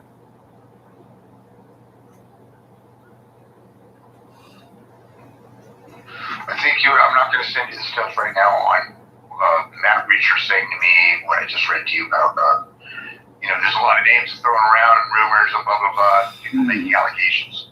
I just don't know. He doesn't know me, Daniel Claridge, but he does know me. It's obviously. Yeah, I have that one. So he's a fucking liar. That's for sure, man. There's no doubt about it. He's lying. Literally. Yeah. I'm the one that caught him in that lie. Yeah. But, this is do you have any other messages or emails from, Dahlia or Dean that you can send me? And I'll put them. I got a ton of shit from Dahlia and Dean. Get the Dahlia ones, because he's the most rude person. It goes off. It goes off on me, just like, okay, so here's, I've been hacked. Somebody calling me, telling me when I was hacked. Mm. Someone telling you were hacked? Yeah, a friend of mine from so many years ago when I was, hey, I sent him that, hey, and then he answers, hey, Dan, and then he goes, hey, can you give me $150, whatever? He sends me a message, says, Dan, you were hacked, man. So you fucking... Good, I'm glad he fucking realized that. That sucks. Wow, a friend you haven't spoken to in a long time, and then he thinks he's speaking. Yeah, a friend 20 years ago. He's got to tell me, Dan, I think you've been hacked, but that's how I found out of that. I'm glad he picked up on that. She was going around and asking people for $150. Yeah, so that means Dahlia and probably Chris Todd were the ones doing that. They were trying to get that money. I think it's absolutely so. So they were trying to get on that. And I'll show you. I'm just sending shit showing you how Dahlia could fucking, he had every, they were using the pictures for the videos of my family and all the shit. There were my pictures off my phone. Yeah, that means they were even trying to extort that money from people. So we can write that in our document too. So here's Tom Grant saying to me, hey Daniel, when I asked him for a friend request, hey Daniel, I welcome an email to get a better understanding of why you want to be friends on Facebook after being named by a group of delusionals as someone who was there the night, but that's not. Should I send that? I guess I'll send it to you. Yeah, I got that one. But definitely get the Dahlia emails because. Oh God, it's about to run into Dahlia now, right now. Okay, good. Because he's the most. That one, that's how me reaching out to Tom Grant and him telling me the group of delusionals saying I was there that night. So like welcoming him. So then this is about the death of Kurt Cobain, the singer America, synopsis of the movie. Dylan Carlson purchased the Remington Model 11 Sportsman shotgun that with Pele Sledge. He shot his synopsis. Yeah, Dan, we're not letting them get away with this. We're not going to let them do this again. Nope. I hope not. I pray not. You're not going to be an El Duce, and I'm going to stand by my life to make sure of that. I got you. I thank you so much, Will. I appreciate that. Yeah, I do love you, and I feel it. You're like the only person I talk to the most in my life. I know. Isn't that funny when you wanted to interview? You were the last one I wanted to get, but for some reason, even then, I knew I was saving a good dude for last and for real because I told you I was going to give you everything. Right. Everything. It's like that in public school. When I was in public school, I'm like, oh, I hate that kid. And then suddenly we're best friends. Yeah, right. No, but I didn't dislike you at all. The way your approach was awesome, but I knew that I wanted to give you the interview that you wanted, but I knew. Yeah. I wanted to find out. I'm pretty good with that. I knew there'd be much more to it. So. I didn't want to blame you. I wanted to bypass the misinformation that I'm used to, even in my own case with Isaac, and actually get to the point. It's amazing because I did read on his thing saying that you were very excited that finally the killer was named. Yeah. You had bought in. Oh yeah. Everyone was, Yeah. That's okay. I hear you, but that was like 3 months ago or so. Yeah. And there's sure a lot of people that there's guys, because I can show you those guys. There's damn rich guy. We got to stop people. This one's a threat. Your time is up. We got to stop people from believing it like I did.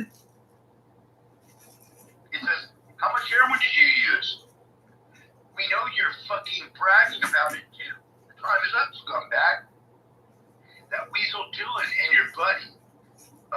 Best get a lawyer or either come in clean or make a statement while you can. There's 2 more people that were at your house that can ID you, and they haven't even recorded a statement yet for the SPD. Now, this one I still don't know what they're talking about. Your house. Okay, so I'm gonna go for there for now. It's really hard hearing all that.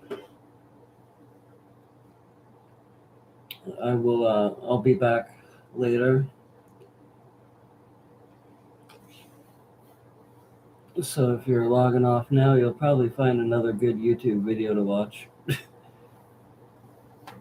I'll be back later in the AM again.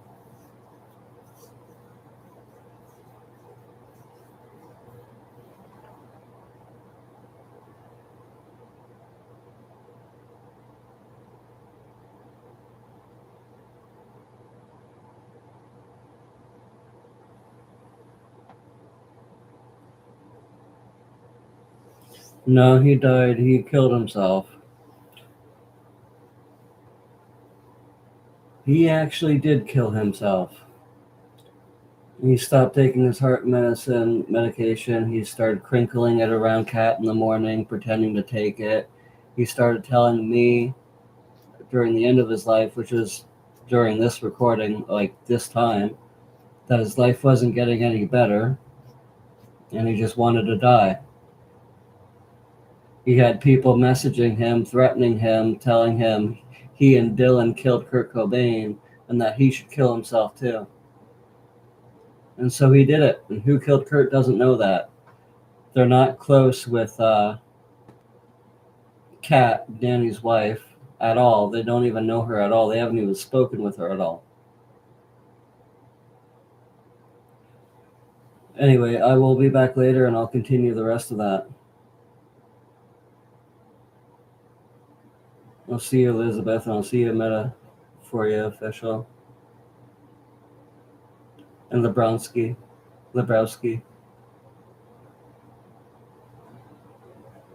I'll see you all later, and sunshine is gone, so yeah, I'll see everyone later.